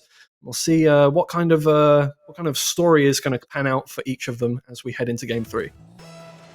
Yep, kickoff starts, and we're going to see Finchy contesting against Tails. Finchy winning that, and Cardiff committing very strongly to this early push down the wing. Bit of a soft touch from Penguin, comes to nothing. Boppet going to retreat, knowing that they can't counter that. Bit of a double commit there, but Finchy's able to redirect it, keep the ball in the danger zone. And Tails, there with a much-needed clearance. Yep. Cardiff are really trying to run away with this momentum they gained from that second game. A little bit of a double commit there, maybe a bit too overzealous from both players. But as 8-ball Fools jump into the attack, it's going to be cleared away. Foxy on this, gets it over 1. Might get it over 2. But nope, Finchy is there to clear that one away. Finchy stalwart of this Cardiff roster, really leading from the front, bullying Foxy around there, not letting him have any time on the ball. It's going to fall to Tails to actually try and take it off him and take it past this Cardiff defense. Yep. Venus going to come up with a infield pass to Foxy, but it's going to be intercepted quite quickly by Finchy. Finchy pushes onto the backboard. Ooh, and it's just going to be cleared up by Ravina. Ooh, Foxy blocked from the clearance, but Ravina's there already to pick it up. Tails puts it back. Maybe onto the backboard here. Ravina puts it over Penguin Ed, and Penguin Ed's going to be left out in the middle of nowhere, but Boppet's going to clear that up with a miss from Foxy. But 8-ball Fools really trying to put on this attack again after that last game. Almost a reluctance from Cardiff Crusaders to push out there when they had all the time in the world to. Perhaps 8-ball Fools, something they've done is put this Cardiff side on notice. They're giving this 8-ball Fools side a lot of time on the ball, especially Ravina, and she's not someone, if you're playing against her, she's not someone you want to have a lot of time on the ball. Absolutely not, and we're seeing why here as a shot comes out onto Finchy. Oh, and it's just going to fall down with a 50-50, and Foxy will clear that one up very nicely. But that is just an unfortunate clearance there, and yeah, Foxy brilliantly done to stop that clearance from coming out. So yeah, no, I was Ravina there with the assist. Oh, Ravina, Just sorry, my bad. traps it and then just releases it so perfectly into Foxy's path. And that's just indicative of the quality of everyone on this pitch, really. This is a real dogfight. Yeah, absolutely. We're actually seeing a lot more of an even game this time, whereas the first game was all 8-ball Falls and the second game was all Cardiff Crusaders. Seeing a little bit of a contest from both teams here. Pushing forward, Foxy's going to be bumped out of the way, but Ravina's there to pick it up, gets over one, gets almost over two. Finchy just reads that flick, and he's going to come up with himself. Try and get it past Foxy, it's not going to make it happen. Yeah, just losing out the boost, it really eliminated, his ability to get to the ball as quickly as possible, which stopped his maneuverability. Ravina going to sneak one in at the near post. I think that's actually an own goal from Boppet there. Unfortunately, trying to stop Foxy from getting to the ball. Heads it in himself, and Boppet trying to clean that one up, but it doesn't happen. Very unfortunate. Not what Cardiff Crusaders is going to be after. But, 2-0, they can come back. We've seen them dominate this 8-ball full side, so it's not over just yet. Not at all. Ravina trying to clear there, but it's not going to go much of anywhere. Tail's going to try it, but Boppet is going to get in his way. It's going to fall onto Foxy, who clears it all the way back. Penguinetti with a quick and simple clearance. They're just trying to get in each other's way now, over and over again. We're seeing a lot of just trying to, not bumping plays, but just getting in each other's way and distracting each other. Tail's almost scoring there, jumping on it, and Ravina's going to push it forward onto the backboard. He's going to try and score by herself, but it's not happening. Bit of a slowdown in play, really, hasn't there? It's a lot of midfield battling. The pass gets released there to Tails, but to no avail. Finchy, big opportunity. We know he's able to score these, but it's an equal clearance from Ravina. Lovely, powerful, strong, sets up the rest of her team for an attack on the Cardiff goal. Exactly. Playing on the backboard, probably one of the main differences between low-level and high-level play in Rocket League, and we're seeing a lot of that from Ravina there. Beautiful to stop that double touch, seeing that threat coming. She's going to clear it away, and Boppet's not going to get a great clearance on that one, so Finchy's going to have to clean it up. Doesn't quite hit the ball, it's just slightly off the wall. As we all know, that's difficult to hit. Foxy's going to clear this one up, smack it up into the air, and Penguin's just going to push it forward to Finchy. Finchy just doesn't find that redirect. The thing that I love about the 8-ball Fools is that, that's very close. Boppet gonna nail it and makes it a real contest. One goal, back in their favour with 1 minute left. Not an impossible prospect to force overtime. Very close there from Tails, actually, with the half flip going back to try and save that one. Gets the demo, but doesn't get the ball, and it'll go in the end. Now 2-1 with 1 minute left. Here we go. Boppet pushes it forward to Foxy. Foxy flying off the wall, as we've seen so many times from these kickoffs. Almost hits the ground pinch past two. But it's just not going to find it. Going to try and pinch it forward. We've got two people in the corner. And it's going to get cleared away by the defense there. Everybody getting in each other's way, but Penguinet's going to try and pick this one up. Tails stopping that in its tracks. Boppet looking to create something. Actually gets a really nice touch, but straight into the path of Foxy, and that's a pass over to Ravina. Snaps a very quick shot off, and that's very, very well saved from Boppet. Yep. Unfortunately headed quite close to the keeper. Maybe if it was a little off to the left, that would have found the net, but either way, very good shot. And Sheik trying to stop anything from happening here, and Ravina's not going to find that ball, but he's going to come off the backboard. Hales is there to clear this. Finds the crossbar, but doesn't find the net. Foxy trying to turn around, make something happen. Vinci just struggling to clear it here, and I think not going to go up the wall. That's going to be game 3 to 8-ball Falls, 2-1 to them now. Yeah, very, very good game. Not the dominant performance that we'd have expected given their first round. The game very much mellowing out as we've gone throughout. They started with a lot of momentum. They've perhaps, lost a little bit of that. Ravina there, another very well-deserved MVP, really tying this team together. And Tails, the player that has already represented EsportsWales, currently left to bottom of the leaderboard, interestingly enough. And that's just indicative of how strong this team is. A player that has formally represented what these guys are playing for. They are not even the weak link, just not quite doing as well. Boppet there, you've got to nail that. You've got to put it in. There's got to be a goal there somewhere. That's so unfortunate, tipping it onto the crossbar, and unfortunately the follow-up even from Finchy not being found, but they're going to try it again. Tails just in the way that time. That's just unfortunate from Cardiff Crusaders. Maybe put off by their loss last game. Just not finding the net there at the start of the game. Talk about looking a gift horse in the mouth. That's absolutely huge opportunity that's gone wasted there, for the Cardiff Crusaders. They're going to be kicking themselves for that. They can't let that break their mentality as they push through into the rest of this game because, now this is last chance saloon for the upper bracket. They've got to win this game. Absolute must win if they want to keep up. It's going to be cleared. Foxy, Tails, in fact, just getting in front of everything, not letting it get out of that half. Boppet's just going to get in the way of that one. Cleared backwards. It's going to drop down onto Boppet. Boppet puts it off the backboard. It's not going to find anyone on the team, but Finchy's there. Lovely. Clear it up on the right side. He just puts it straight past the defense. One of the things that I quite like about Finchy's play, and I know this not only from, talking to him, but also from watching him in the NSC and, watching this here, likes to keep his wheels on the ground. Quite a lot of time at this level, you'll see players and, the game will be, a lot of it will be based on the aerial capability. Finchy has that capability, but he also has the wherewithal to say, actually, no, I need to maintain control of the vehicle for when I next need it. And that was exactly it. He had his wheels on the ground, he can control his momentum as and where he pleased, and he's in a perfect position to take advantage and take the lead in round 4. Exactly. I have seen quite a lot, actually, when we switch cameras to Finchy every now and then. We always see him with a good amount of boost. It's quite incredible the way he keeps his mechanics locked away until he needs them. And it's definitely an interesting facet that, you see a lot in high-level play, all these mechanics, and you look at it and you go, wow, that's amazing, this is great. But sometimes it's in the way you use them, not what they are. Well, that's the thing. You can be at any rank and have great mechanics. You even get people in silver and gold now able to pull large aerials off. That's not what wins your games, though.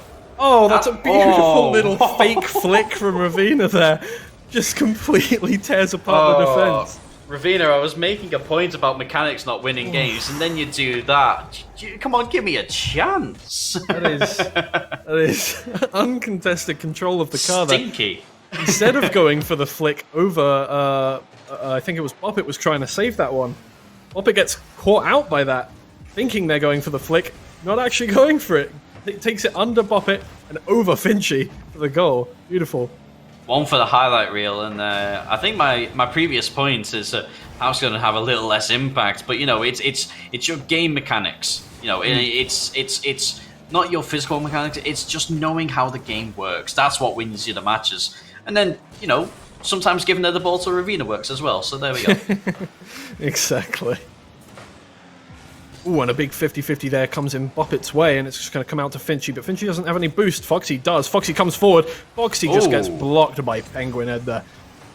Great block. Great block from Penguin there. Such an important touch. Boppet with the 50 in the middle. Going to set it up for Finchy. He's going to miss it, but it'll drop to Penguin, who gets intercepted by Foxy. Yeah.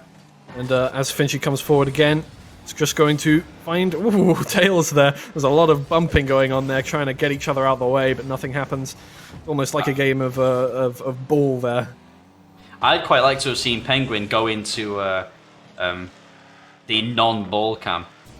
Look forwards, look for the goalie, and just smack them. Just give them a right old punch, out of the goal. That would have been the best thing to do there, I think.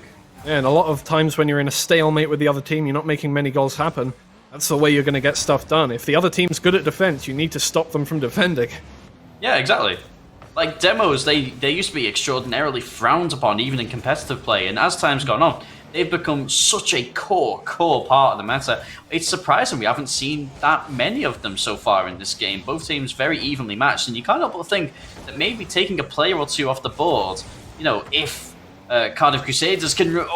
way up. But April Fools aren't going to take any players off the ball there. They're going to use all three to put that one in the net. Ravina to Foxy and Tails, and they're just going to power it through the defense. Basically just pack down in the scrum, don't they, right? Heads down, let's just pop it in the net. Exactly. Almost like a game of rugby there as they push it forward. How to Butcher 3 Sports at Once, a guide by Delta Bacon. Rugby, football and Rocket League, things you love to see. Lovely. Zuvina's going to push it forward here. Boppet is going to stop that one in its tracks, but Tails picks up the straggling ball. He's going to come off the corner, he's going to bump it again, and Rocket coming in to save the day from Penguin Ed there, who might not have got a great clearance on that one. Yeah, Just strong. Yep. Sometimes you do just have to... Go ahead, sorry. I was just going to say, that's exactly it. You know, I think it's the same point you were going to make. Just got to turn up for your mates. Yep. That's exactly it. Yeah, you got to notice when your teammates on a little less boost, maybe they're not in a good position to clear, they're going to put the parry out in front of the other team. You need to get it off to the corner. The corner is the safest place to throw the ball when you're in defense. Bit of a slow moment here. Cardiff Crusaders got desperately researching for this goal. They are about to drop down to the lower bracket unless Penguin, he'll put it up. It'll float down to the ground. They've got to keep it airborne. We're looking for a buzzer beater now from the Cardiff Crusaders. University of Cardiff looking desperately for a goal. They're all in front of net. There's no one in the net, but Finchy can do naught but to knock it towards his own. Bop it. Desperately going to dribble it up. Tails with the intercept. And they're going to ground it. That is unfortunate. Cardiff with an interesting... they were very good at keeping that ball up at the last second there, trying to get that last goal, keep themselves in the upper bracket there, but unfortunately, just not going to come out. And yeah, beautiful game. Best of 5 goes 3-1 to the 8-ball Falls. Yeah, no buzzer beaters for the university students there. Very unfortunate. A strong performance. And honestly, the comeback from them after that first game, 6-1. Who expected them to come back from that? And then just came right back 3-1 themselves. So huge effort from them there. You know, you've got to shout them out. But if you are going to pick out an MVP for the series, Twig, I think you know who I'm going to say. Ravena, awesome. Absolutely the complete game. Yeah. Everything from defending to attacking to setting up plays. There was some beautiful stuff. A little block on the clearance to send it back onto Tails there for the goal in game 3, I think it was, and it was just beautiful all around. Some standout Rocket League, honestly. And then that, rather insane. What was it? A reverse flip reset, and then just casually taking it past all 3 players. Just cuz. Yeah, we really haven't seen many fakes in this series, but Ravena coming out with the first one there, really, I think, with a fake flick. Quite an interesting little play there. Things you'd love to see. We're going to be bringing you more coverage of the Welsh Masters. The Welsh Masters, there we go, rebranding. The Welsh Masters, Day 2 Rocket League, very, very shortly.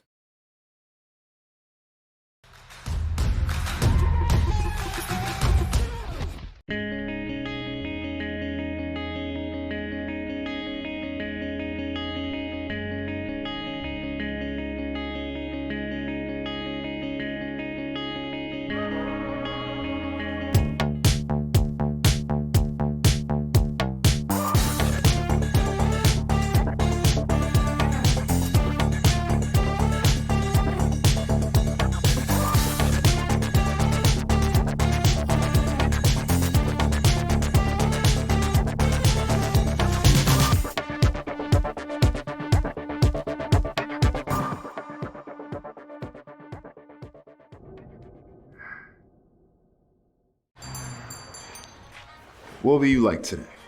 Another Cloud 2 classic? I'll stick with the usual. Maybe take a little bit off the sides.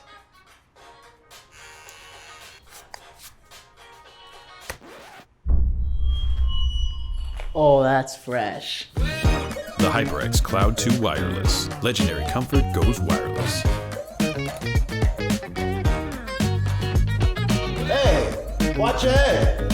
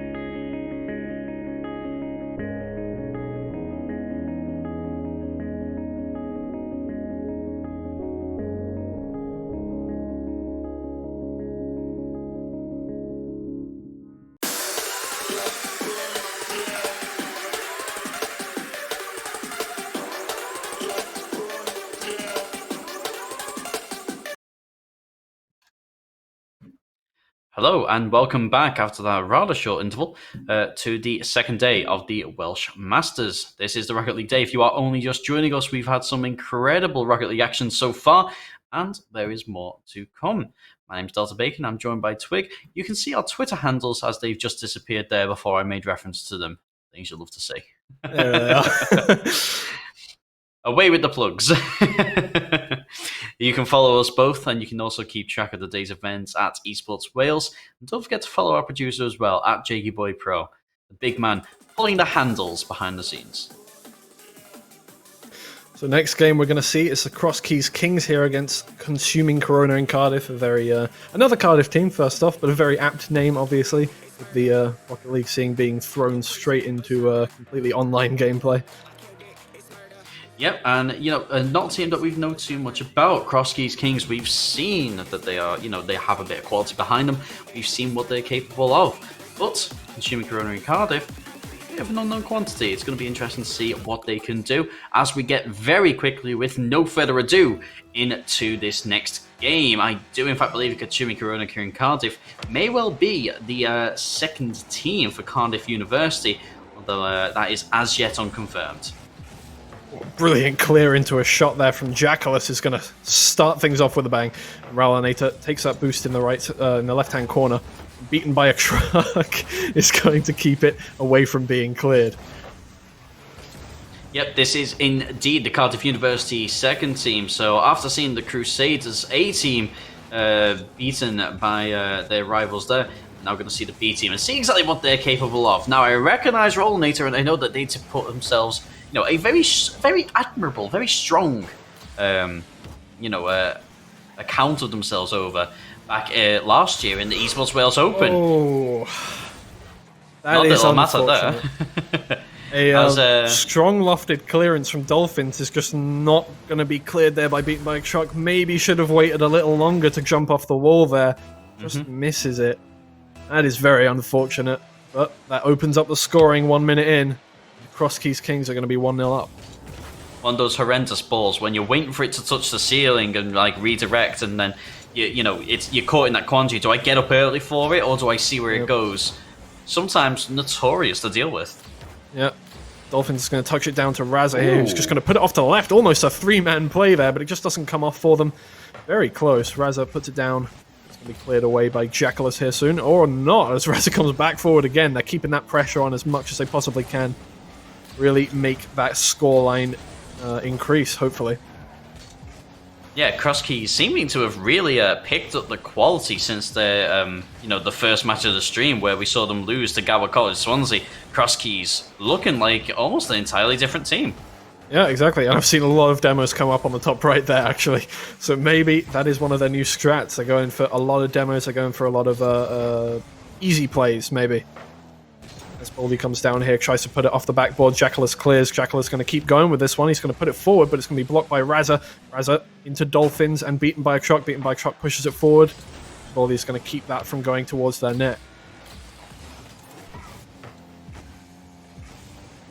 Bit of a midfield battle so far, but, well, every time I seem like I want to make a point, it seems to me like these teams go, no, and then they just go. Oh, indeed. It does seem like that. Caster's curse, except every time I think of a point, someone scores. Yeah.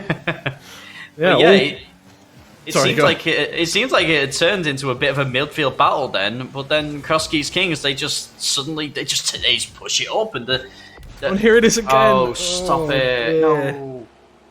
Consuming Corona in Cardiff, unfortunately, I think 3 goals have been kind of to do with defensive, unforced errors at this point. Second shot, definitely very good shot, but the first and last goals here have been just due to people not being in the right place at the right time. It's quite unfortunate. It means Cross Keys Kings are going to go 3-0 up already. 2 minutes 40 left in the game. Still very comebackable, but you really looking like there's a lot of quality here on the Cross Keys Kings side. And it's getting hard for Consuming Corona in Cardiff to defend all of this. Yeah, it is going to be tough ass, beaten by a truck with another unforced error. That's going to result in a shot from Raza. Not going to make contact, but it is going to put the defense on notice. Ralanator there with a bit of a misclick. Spot the mouse and keyboard. We've all done it before. We've all been there. Yeah. Fond memories. Try and clear Rollinator looking to prove themselves again. Looking almost pulling off the ground fake and getting under, but not quite paying off. Big demo coming out from Jackalus, thinning out the herd, but Baldy there with the clearance is still in the danger zone. Raza respawns, but unable to get up to it. Doesn't have to though, as the pass is a little bit awry. Jackalus, bit of pressure on, but does really well Very to good. redirect that. Actually, from that angle, he was going back. Oh, I'm trying to talk, Baldy. Come on, man. A beautiful shot there from Baldy, obviously. Goes in, a little touch off the back. Oh, yeah, that's beautiful. Just flips backwards into it. Rollinator not ready for that one. I've completely forgotten the point I was going to make before. Actually, yes, no, the angle he was coming from for that save, I almost thought he was going to put it in himself, but he actually turned it around in time beautifully before Baldy capitalized on the pass from Dolphins. Yeah, a bit of a shame because he managed to parry it into the corner beautifully, but Krosky's Kings so on top of their game at the moment that they were able to push in. And there it is. That's exactly it. There's where Cardiff are falling short. They're double committing so hard in offense, and they haven't got the 3-man rotation that you need to sustain that kind of aggressive playstyle. So that's why Krosky's Kings, they're punishing them every time they overcommit. If they don't get that first hit, they're gonna lose. Unfortunately, they are gonna lose out. We've actually seen a lot more in this second half of the game. A lot more lofted clears from Krosky's Kings. They've realised it's hard for Consuming Corona and Cardiff to deal with them when they're triple committing in their attacking half. Yeah, absolutely right. And it's one of those things. It's very easy to say, oh, they're double committing, that's the problem. But it's indicative of a wider range of problems, really, because we're seeing them being forced into these kind of, ways of playing to try and cover for each other. Rollinator there, no boost. He's going to have to run very far away from the goal, and not even be in net. What a beautiful pass. Lovely pass, but honestly, a bit too good of a pass for an empty net. Exactly. Maybe looking a little less impressive with the lack of defense there. And they're obviously, it seems like they've gone back to talking in chat instead of playing. Dolphins is going to go for another shot on target, but it's going to be blocked there by Jackalus as Raza puts it up the wall. Jackalus is going to demo him here. Big thanks coming out from Raza there, and beaten by Chuck trying to push it back. It's in their half. They need to get rid of it. They're not getting rid of it. They pass it to Dolphins, and Dolphins almost scores it. Beaten by Chuck tries to clear. Jackalus tries to clear. They're all... An unfortunate little end there. And Krosky's Kings is going to take that game quite definitively 5-0. Photos taken before disaster. Indeed. Very, very tough, very tough matchup for the Cardiff Crusaders B team there. Not something that you want to see. But Krosky's Kings, let's talk about how they have picked it up since their first match today. They got beat by Gower College Swansea, and they were a shadow of the team that they are right now. They're having an incredible time, aren't they? Absolutely, yeah. Krosky's Kings, well, I mean, compared to the other teams we were seeing, looked like a bit of an underdog. They looked like they just weren't up to the challenge. But in this game, they seem to have come back. They've only had one shot against them so far in the last game, and they scored 5 goals. I think they had somewhere around the area of 15 shots that game altogether, and that's just, complete domination, honestly. They got the gamer chairs out for sure. Oh, that's a big opportunity. No one there! Rollinator just fluffing his lines in front of net. Not quite able to convert. Yeah. Huge. So agonizingly close, and Baldy not going to be able to flick that above. Jackalus there coming out with the save. Baldy's going to hit that off the backboard. Nobody's there to clean it up, but quite an interesting pass there. Raza, gets beaten off the post. Oh, it's a beautiful attempt there from Jackalus, beating Raza, who was trying to control the ball, but doesn't come off quite.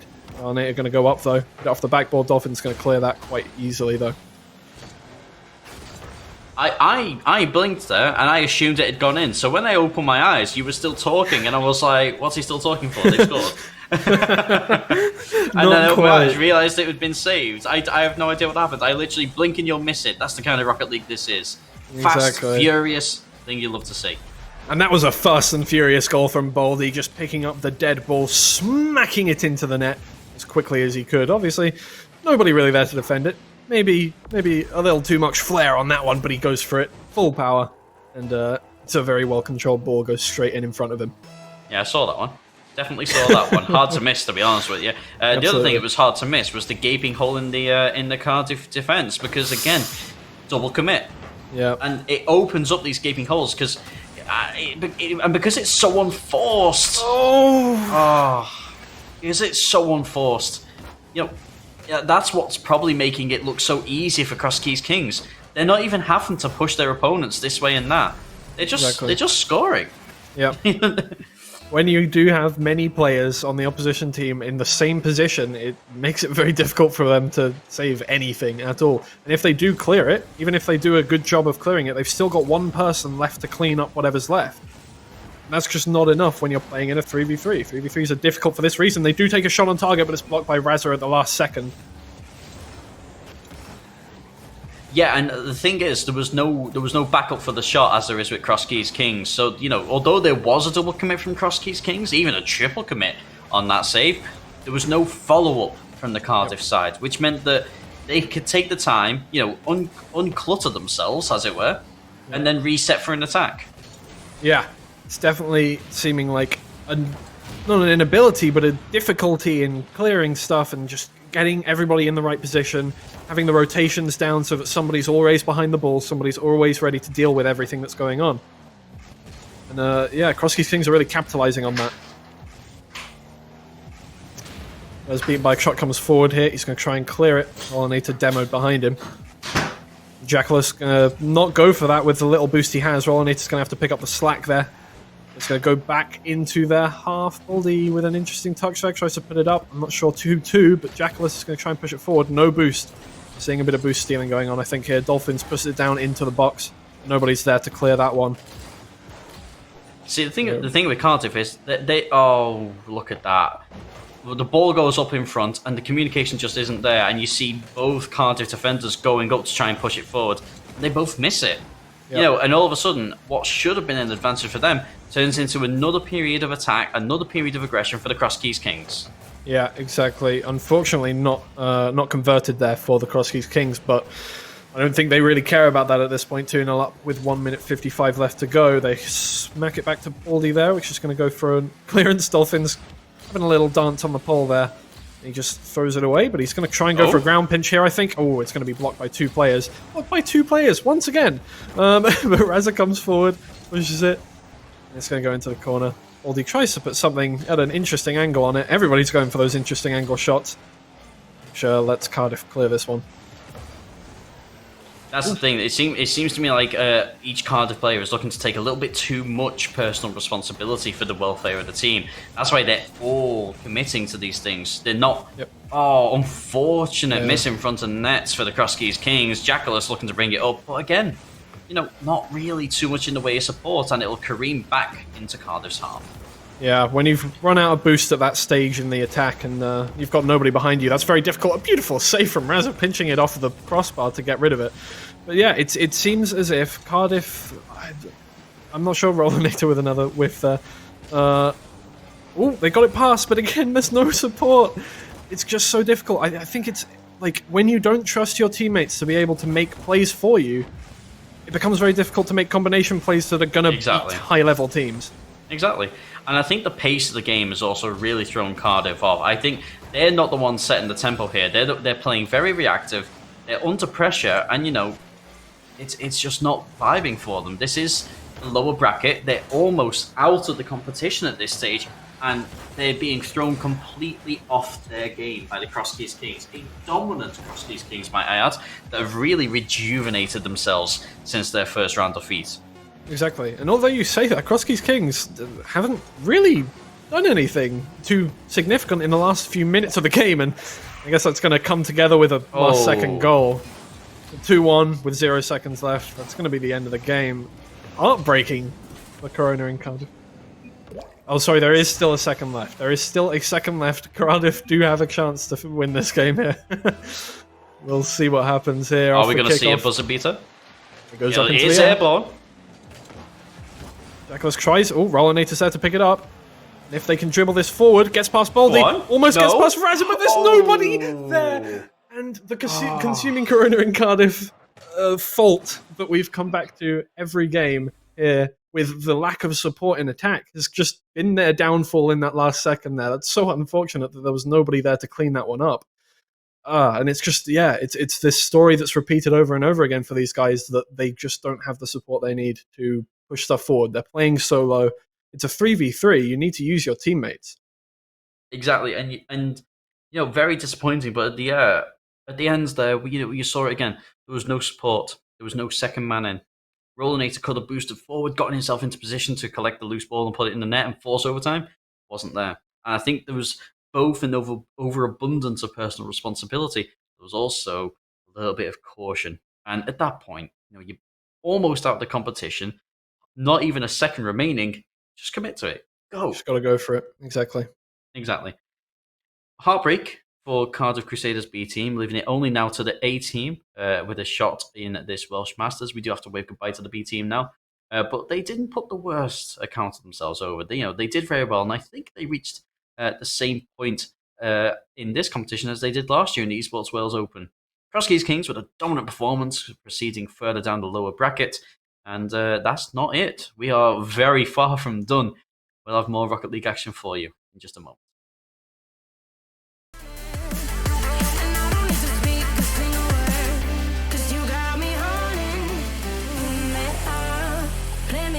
A bass guitar, simmer down and mess me up, tripping like I'm Jimmy at Woodstock.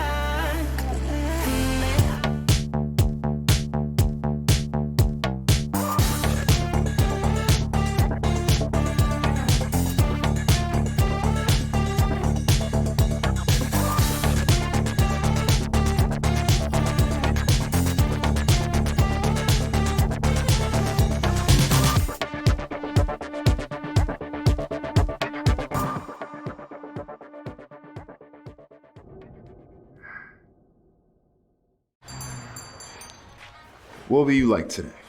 Another Cloud 2 classic? I'll stick with the usual. Maybe take a little bit off the sides.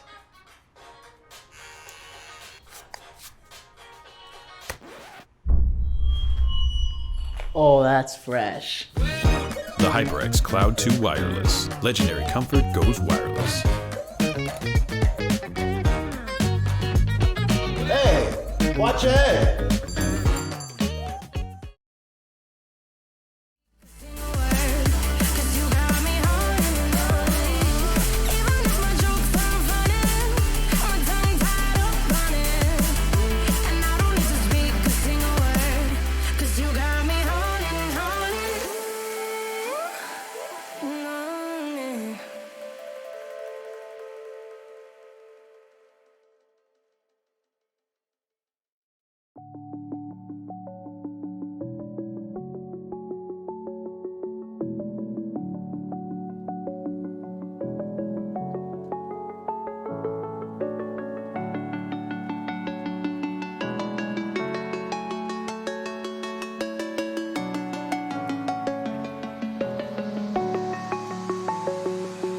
I'm alone, I'm a broken home. I gave you all the bricks that I own and know.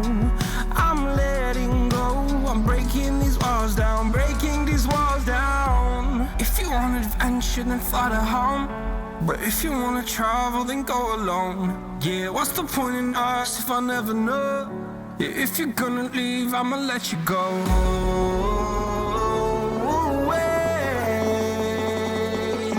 I'm tired of the pain. Go away. I'm tired of yesterday.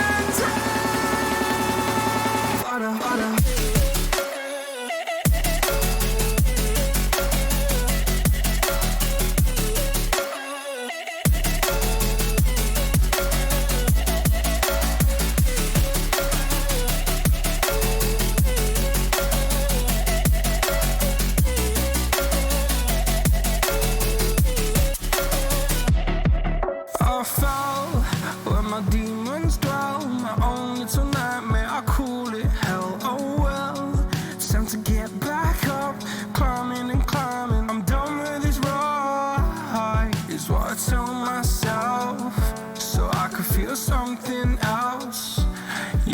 course I had my bad days, but it doesn't mean I lost my style. Darling, where were you when my heart was on the ground? I thought time would prove that you would stick around. I guess time stood still, a king without his crown. Now I'm breaking and you're faking, girl. You never made a sound.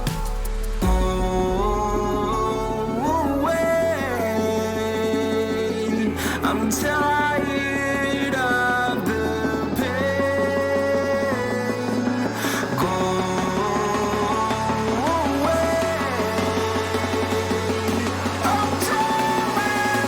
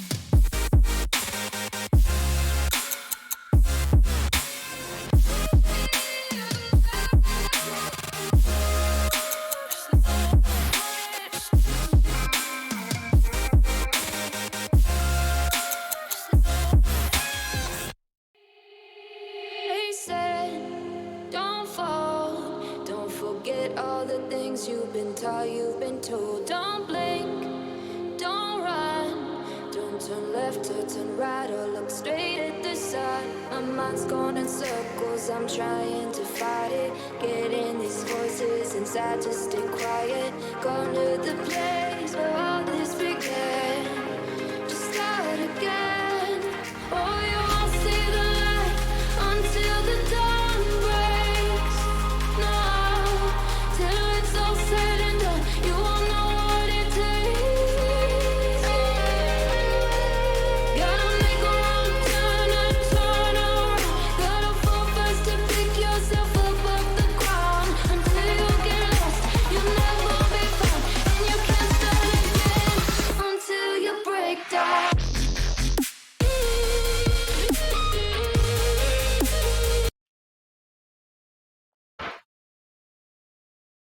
And we are back in the lower bracket of the Rocket League Welsh Masters. Rocket League. And after watching that hard-fought win for the Cross Keys Kings, we're now going to be watching the Cardiff Crusaders battle it out with GCS for the chance to come up against them or the Welsh Volcano in the lower bracket finals. We've already watched GCS in their 2-0 victory in the upper bracket round of 16 against the Cross Keys Kings. So how do you feel this game's going to go, Delta?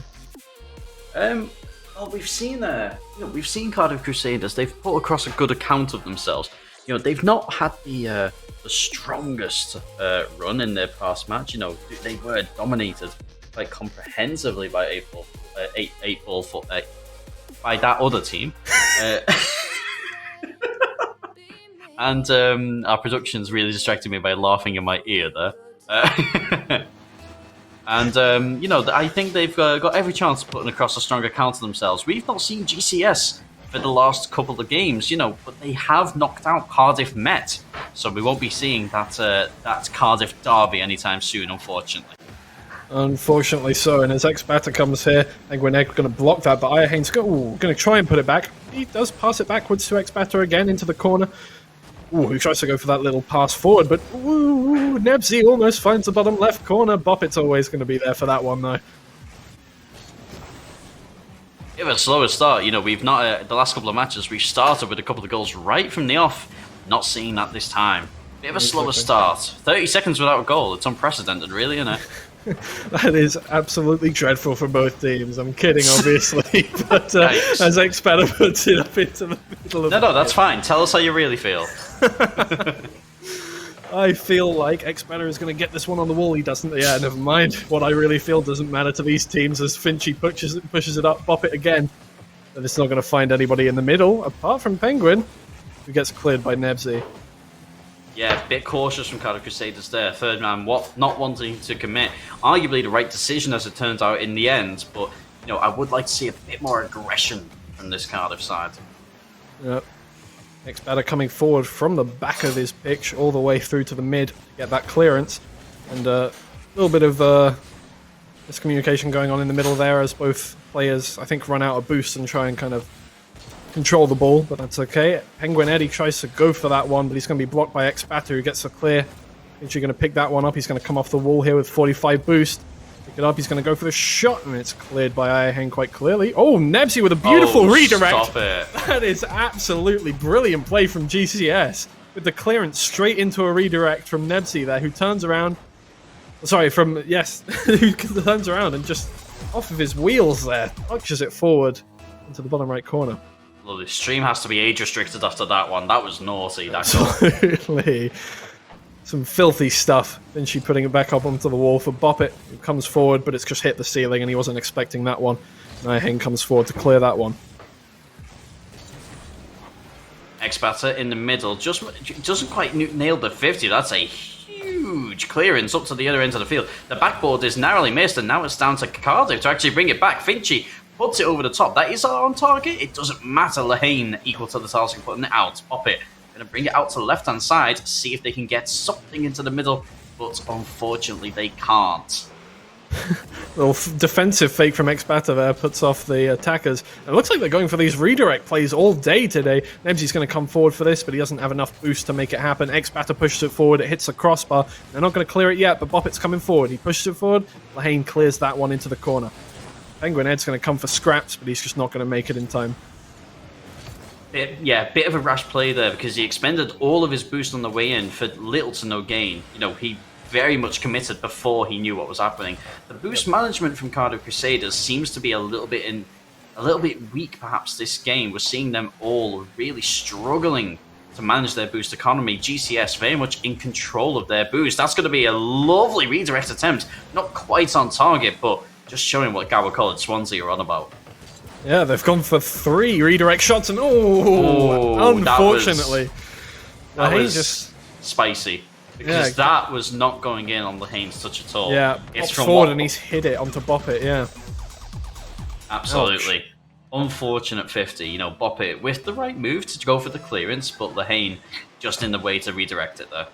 Absolutely, you can't say there was any mistakes there from Cardiff Crusaders. It's just an unfortunate little hit from Boppet there, and he'll make up for it with that save there. And it's his 3rd save of the game. He comes forward, and he's just not going to manage to get that. Maybe a bit of an early flip there. And Penguin Ed will clear that one onto the back. Ooh, a little bit of confusion there from all players on that team. Ooh, and almost a pinched little pass there to Ayahane, but he's not going to get there in time, and Penguin Ed's going to pick this one up on the corner. Not enough boost to do anything with it, really, so it's going to fizzle out quite quickly. That's a dangerous 50. Takes a lot from Lahane to actually clear it against his own backboard. Big shot again from Boppet. That's on target, but again, saved by X-Batter. And now it just seems like Cardiff Crusaders, they're just launching shots at this Gower College goal, but to no avail. The defense holds solid. Exactly, one after the other. They're trying to keep this pressure on, try and get one goal. Just one goal will help them really get that confidence to finish off this game. But as that lofted clear from Lahane comes out, it's just not going to find the net. Penguin try and clear, and the pressure is coming out now from GCS to stop all of these attacks from happening. Maybe they've noticed, and there it is. Lahane tips down that pass from X-Batter off of the backboard. It seems like the quality of both teams that we saw in that first game, both GCS and Cross Keys Kings, has lifted immeasurably since that first game. Both teams really waking up and showing us what they can do, and GCS demolishing Cardiff so far. Not quite as comprehensively as 8 Ball Fools did, but you know, still a very, very strong performance. Yeah, absolutely. Both teams doing very well, much more than what we've seen before. And that's just going to be... Oh! Hoppit actually comes out with the save there. I think that was kind of straight at him, but it's still a very good read for him to get that. He fakes one, tries to take it past the next. I think he knows there's not much coming of this game with the 3-0 scoreline and 10 seconds left. Yeah, and Cardiff Crusaders, you know, not results I'd have thought we'd see based on the games that we've seen so far. I would have thought Crusaders maybe would have made it a bit more competitive in this first game. The buzzer beater comes in as X-Batter, not content with 3-0, makes it a 4th. And what a huge statement of intent for Gower College. Yep, they're going into this second game thinking, we know what we're doing here. We're going to win this one. We're not going to do what we did last time. I think we're going to take a little break here. I think there's a tactical pause or some kind of technical error. We're coming back now to here. And wow, that game was brilliant from GCS. Absolutely brilliant. And yeah, we really saw some dominance in that one.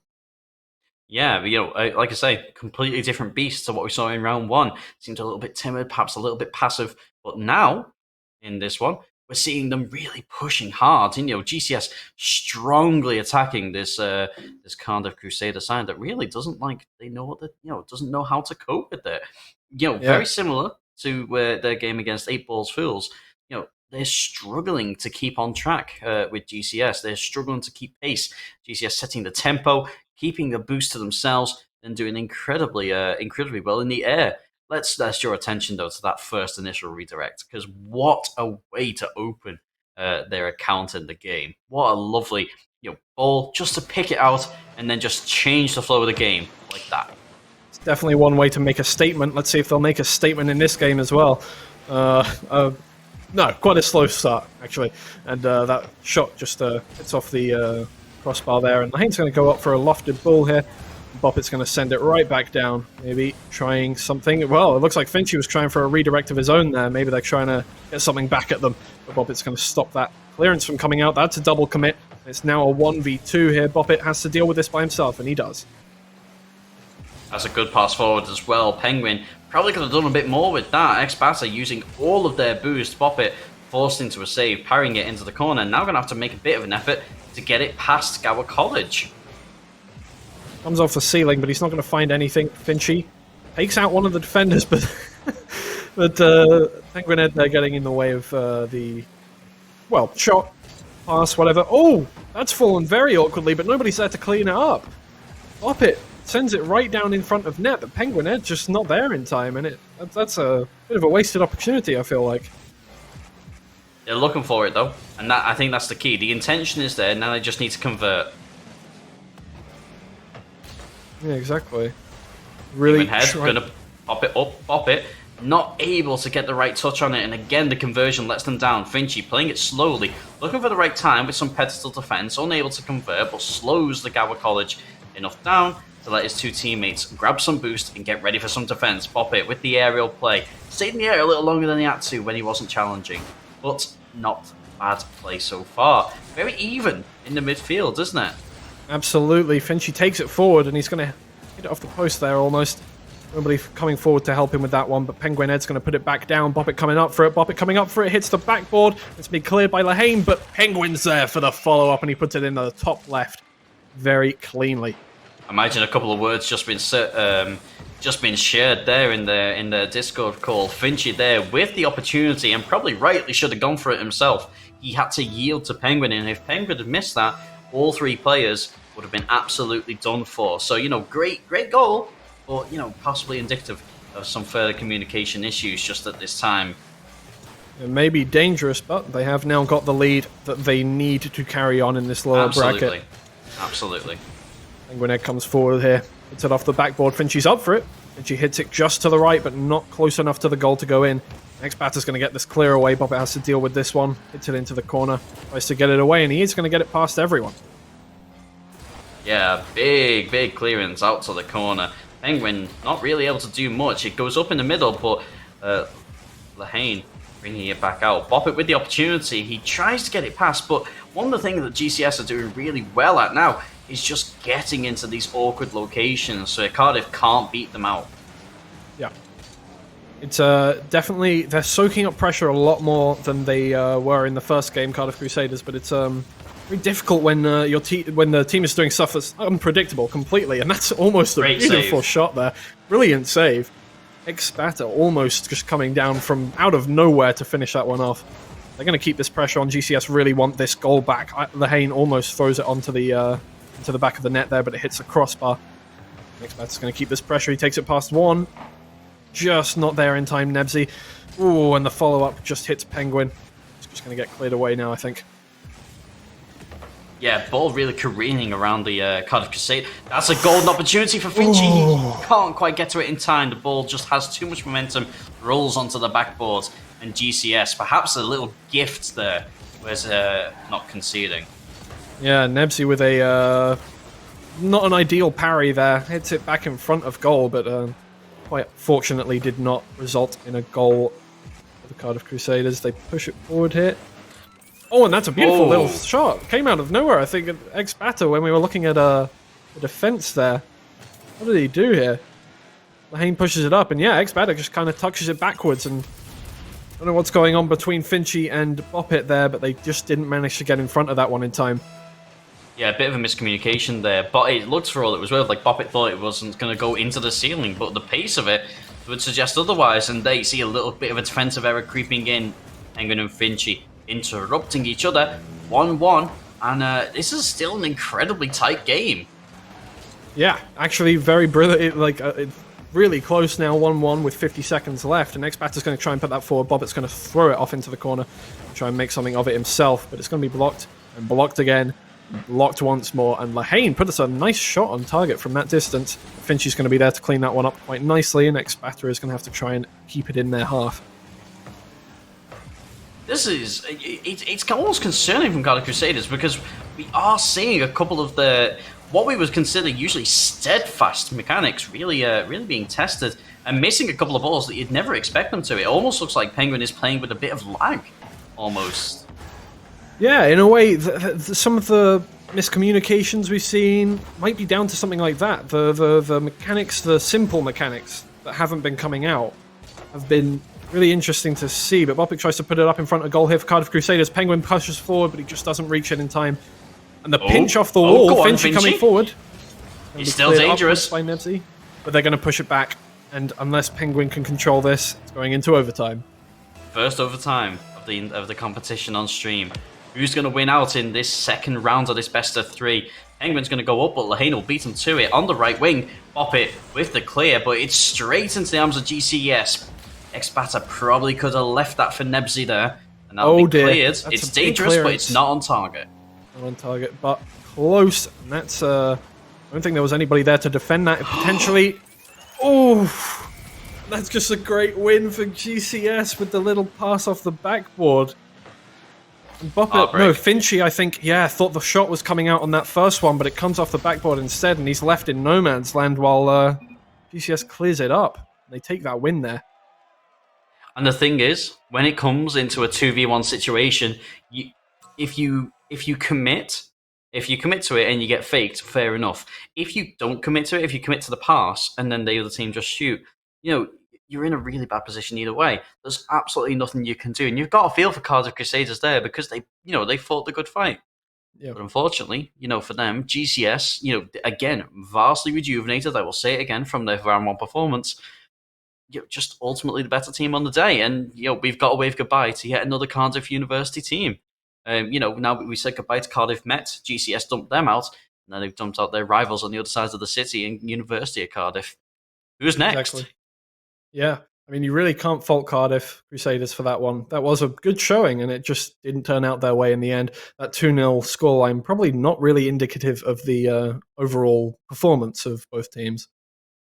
Yeah, it was closer than the series scoreline would suggest, but I think that first match, it really took the wind out of the sails of the Cardiff Crusaders, and it'll have galvanised the confidence of GCS. So definitely, there we go.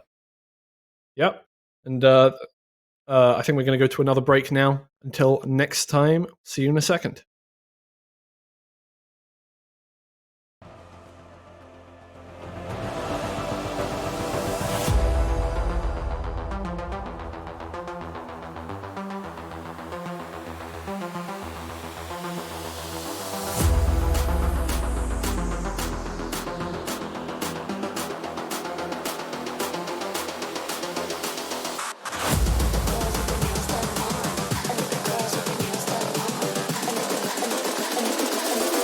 Girls with their nails done now.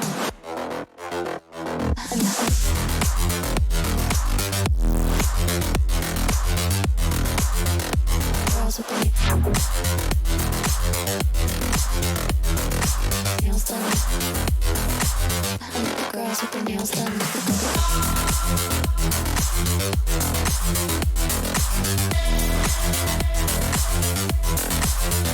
Girls with their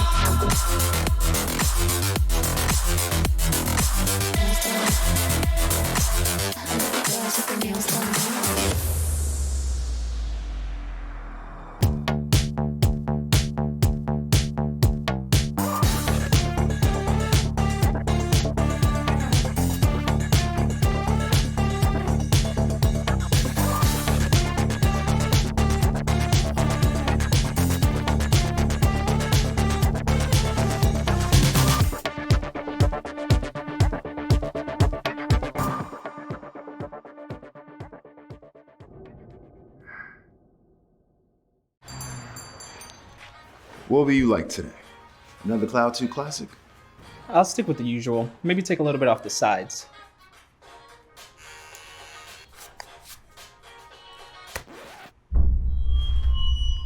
Oh, that's fresh. The HyperX Cloud 2 Wireless. Legendary comfort goes wireless.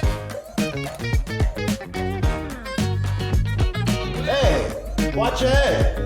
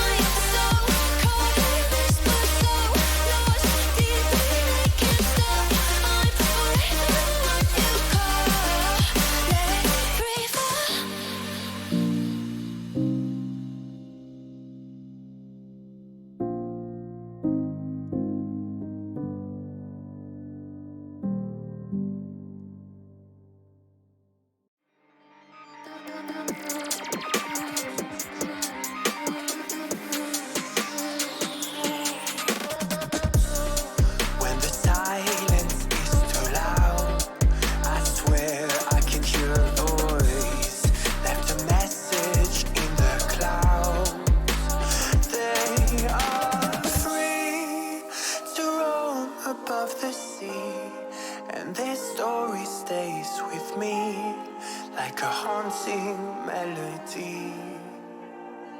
What do spirits say?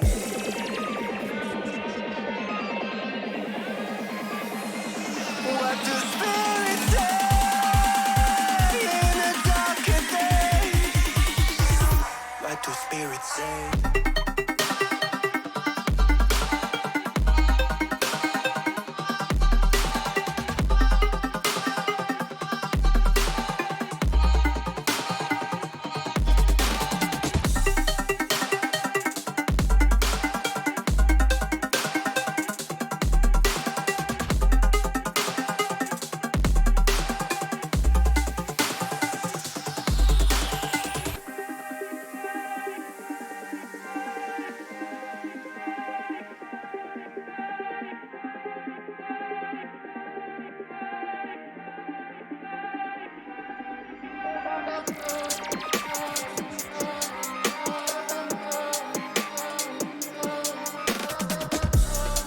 When the mist is overgone, there's something inside the water. Don't know where they're coming from. They are free to roam above the sea, and their story stays with me like a haunting melody. What do spirits say?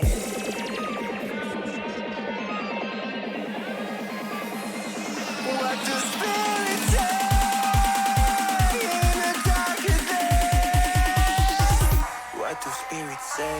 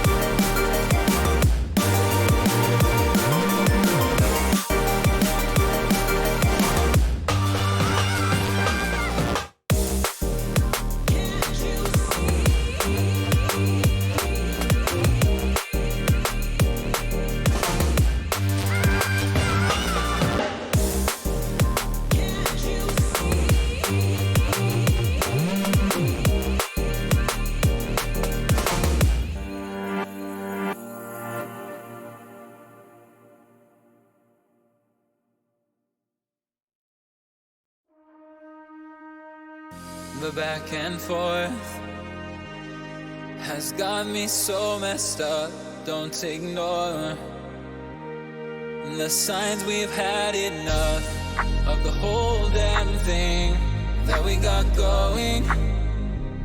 You hold the strings without me knowing. Why do I have to suffer through the thinking? Why do I have the feeling that we're sinking? I need to find a way.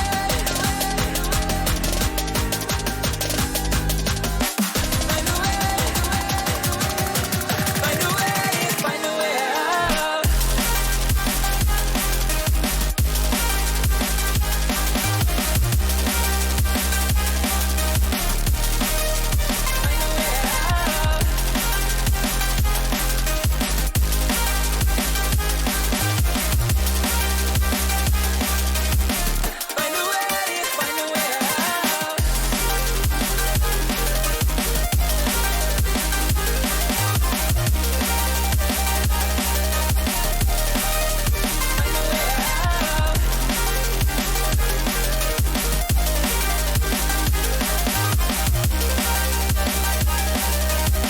Find a way. Find a way out.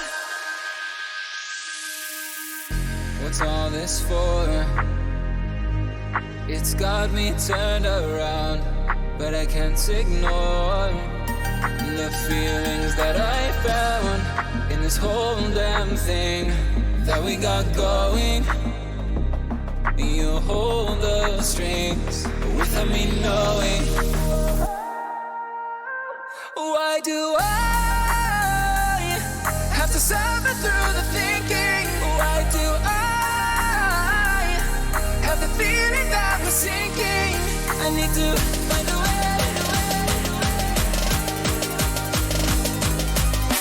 Find a way.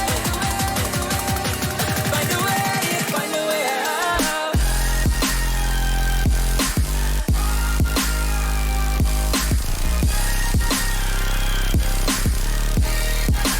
Find a way out.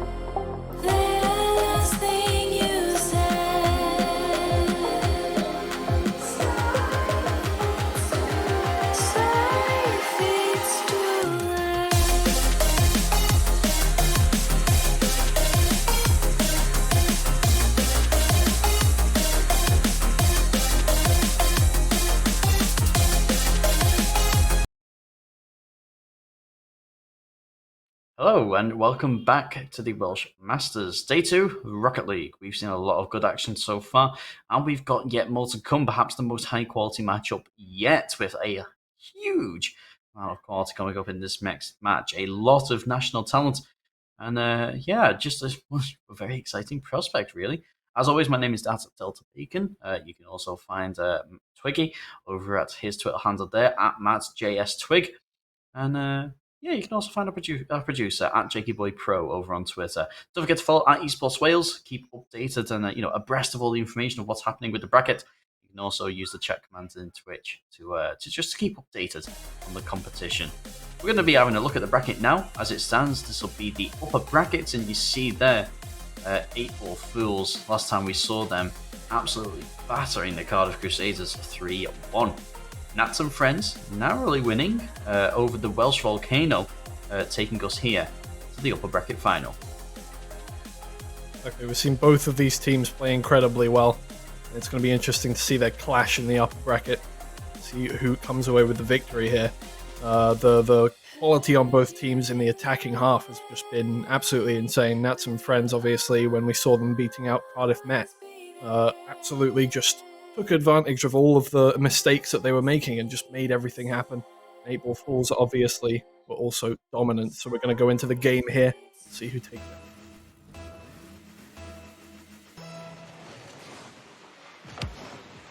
Kickoffs there. Tails will win it out, but with Renji putting a good show in, Matsumi uncharacteristically whiffing their push up the right-hand side. Not something you see terribly often there. Renji going to come across and contest this. Foxy getting the better of them. It's going to be pushed out into the corner as Foxy tries with zero boost to put it forward. Huge. And Mecha Fox putting it onto the crossbar does stop that shot from going in the goal there. Absolutely beautiful. Again, Mecha Fox, standout player from last game. Oh, that's a beautiful redirect from Toxic.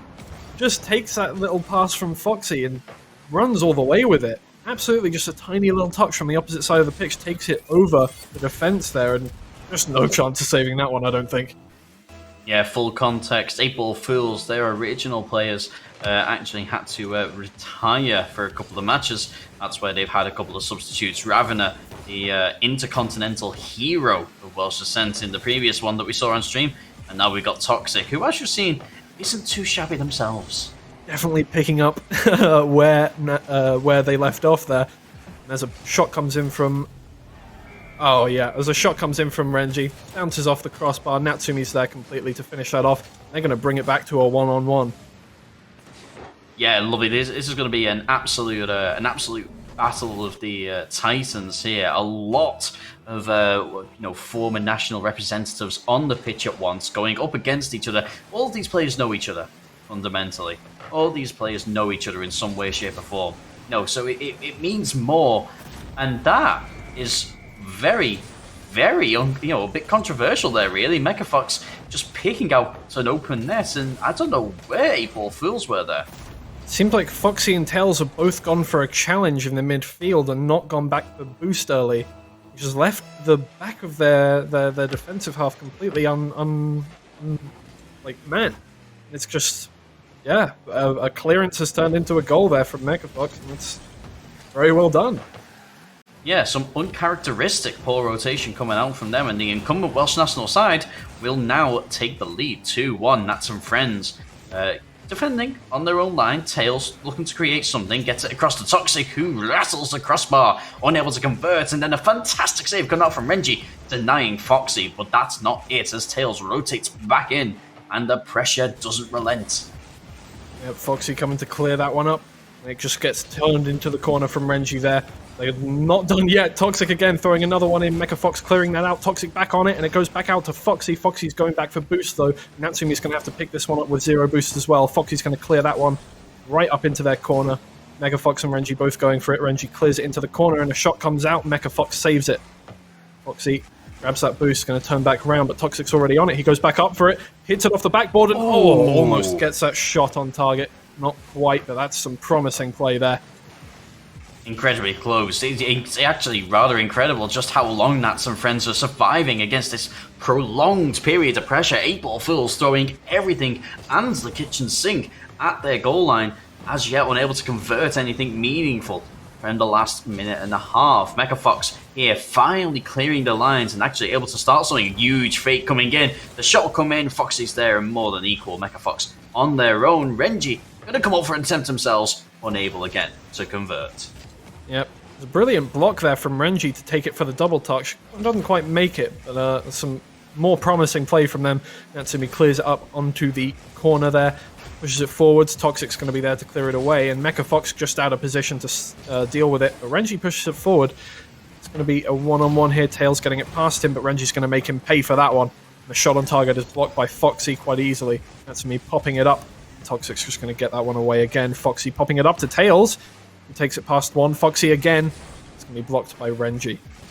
Lovely touch, beautifully weighted, but also very well read by the Nats and Friends defense, who now are able just easily to get out of that rut of pressure before it really kicks in. 8-Ball Fools not dominating in the way that they were in the first minute or two. Not at all, yeah. We've seen a bit of a comeback. We've seen a bit of a comeback from Nats and Friends, which is going to be stopped in its tracks by 8-Ball Fools there as Tails comes in. Toxic comes in, pinching it off of the side of Mecha Fox there, who, well, I mean, he did well to block it, but it has just taken a touch off the side of him into the left side of his goal. Yeah, kudos to Nats and Friends. They held against that pressure earlier, but that was a fantastic run of play from 8-Ball Fools, just supporting each other. A bit of a double commit there, but it goes unpunished. And the reply from Mecha Fox is just kind of thrown haphazardly, and that's led to a goal. And I'll be honest, I don't know exactly how, because Nats and Friends in that scenario, where's your third man? Yeah, it looks like in this one we've got one person in the middle going up for it instead of turning around, and the last man goes up for it as well with I'm not sure who was the last man there, but they also went up for it, and it just kind of turned into a double commit that both of them got beaten, and that's really unfortunate. Maybe a bit of a communication error there as Toxic floats it into the box, but Mecha Fox is there to clean it up. Tails turns around. I don't think he should have turned around there. Maybe thinking he was the last man when there were people behind him he could have relied on. Look, Foxy coming back around him probably could have dealt with this if he'd have gone for the challenge. That's really unfortunate from Tails. I think he committed a little too late to shadow defense. He came up, and if he'd been perhaps another, couple of car lengths up the field, perhaps the shadow defense would have worked, but a bit of a misplay coming out from Tails there. His other two teammates, nowhere really to be seen, both coming in from opposite angles, having gone for boost, and not really much doing, unfortunately. 3-all as we have 45 seconds remaining. Toxic looking to do something. Gets it to the backboard, but unable to get a convincing ball in. Natsumi managing to clear. That's a lovely shot from Tails. Exactly, yeah. Renji's going to have to deal with this one again, and Natsumi again. Shots coming out every second here from 8-Ball Fools, but it's going to be cleared away nicely by Mecha Fox. Almost on target, but not quite. Toxic's going to control that and try and take it away really quickly, but he's not going to get anything on it. Renji trying to take it past here. Gets cleared away once again, and that shot just not coming out from Foxy. It's cleared again by Mecha Fox. Straight up to Toxic. Toxic lofts the ball up. Oh, and the double touch. Almost there from Tails, but Foxy just gets round it. I'm not sure where the defense was from Nats and Friends there in the last 6 seconds. That's it, Natsumi going up vertically for the ball, as rightfully they ought to have done, but unfortunately not able to make contact with it, just a little bit too far out of reach. It puts them out of position, and, unfortunately from there, it's a reasonably easy goal for 8-Ball Fools. That's a kickoff goal wanting to happen, but at this level, you're not going to see too many of those sneak through, are you? Try and keep it up, but Tails is going to put it down onto the ground, and that's going to be the first game to 8-Ball Fools here. Brilliant performance from them. Yeah, very, very well played. Strong performance from a strong team. There's not too much left to say about that. Good games all round. 4-3 to 8-Ball Fools. Nats and Friends, however, very strong showing themselves taking the lead for a time. And it's interesting because at this level, it's the absolute minutiae that are going to win games. Games at a low level, they're won by miles. Games at this level, they're won by inches. And that was a game of inches if ever I've seen one. Yeah, just the smallest mistakes in defense, the smallest misses that have come to haunt players. And as Toxic comes through here, we're going to see this next game get underway. Foxy smacking it off the backboard. They'll try and find somebody, but I think that's cleared away quite nicely. Toxic puts it back through. Mecha Fox is going to try and push it up. Natsumi trying to clear. Toxic's going to get it back in, and Tails is going to go up for it at the same time as Foxy. That's not going to leave many people in defense, but Foxy almost puts it in himself. Everyone getting back now. Low on boost here. 2 have gone past and, left out of position. Toxic. Oof, that's just unfortunate positioning there from 8-Ball Fools has cost them that goal there. Foxy in no man's land. Toxic trying to deal with the first shot that happened to come off the crossbar, and Natsumi's just going to clear that one up. Yeah, and another lovely run of play. Nat's able to go in, support each other. 8-Ball just being caught off guard there. Natsumi, picking up a very nice goal. It doesn't have to be the cleanest of goals. It doesn't have to. Wow, okay then. Well, I was about to say is that highlight reels don't win games, goals do. But apparently you can have a little bit of both. A lovely shot from the middle of the pitch. Mecha, uncharacteristically weak in defense there. Usually a stalwart, unable to save that one. Yeah, that was a surprising goal there from these guys. Going to even it up, and Natsumi comes up trying to make up for all this. It's going to be lofted over to his defense. Tails coming forward, hits it down. Toxic's not there in the right place. It's a very difficult ball to shoot. He makes it come off the backboard. Foxy's going to be there for the clear up, but Renji is going to clear that one away. He's going to bring it up the wall instead. See what they do with it. He pushes it forward. He's going to go for the flip reset. Goes for 1, goes for 2, but he just doesn't get it off the backboard in time. Yeah, a bit easy to read, however difficult the mechanics themselves are to read, at this level, it's not the mechanics that win it, it's going to be the speed and the pace of play. The mechanics are like the glacé cherry on top of a particularly nice dessert. Just like that goal. Exactly. Lovely execution, and again, I have got to say, Nats and Friends, very uncharacteristically weak in defense. I'm not 100% on what's happening here, but they are struggling very, very heavily. Mechafox just being caught slightly out of position as those shots come careering in.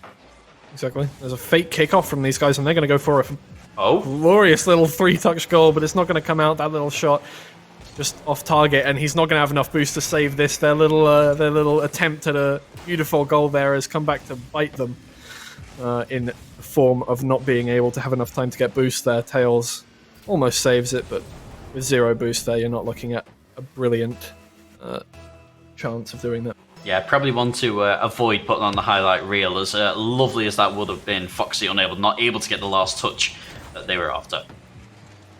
Yep, and as they come back again, Tails and Toxic coming together to try and bring this up the side of the pitch. Megafox missing again, Renji missing, but Natsumi's going to come up here, takes it round 1, but he's going to get demoed for it.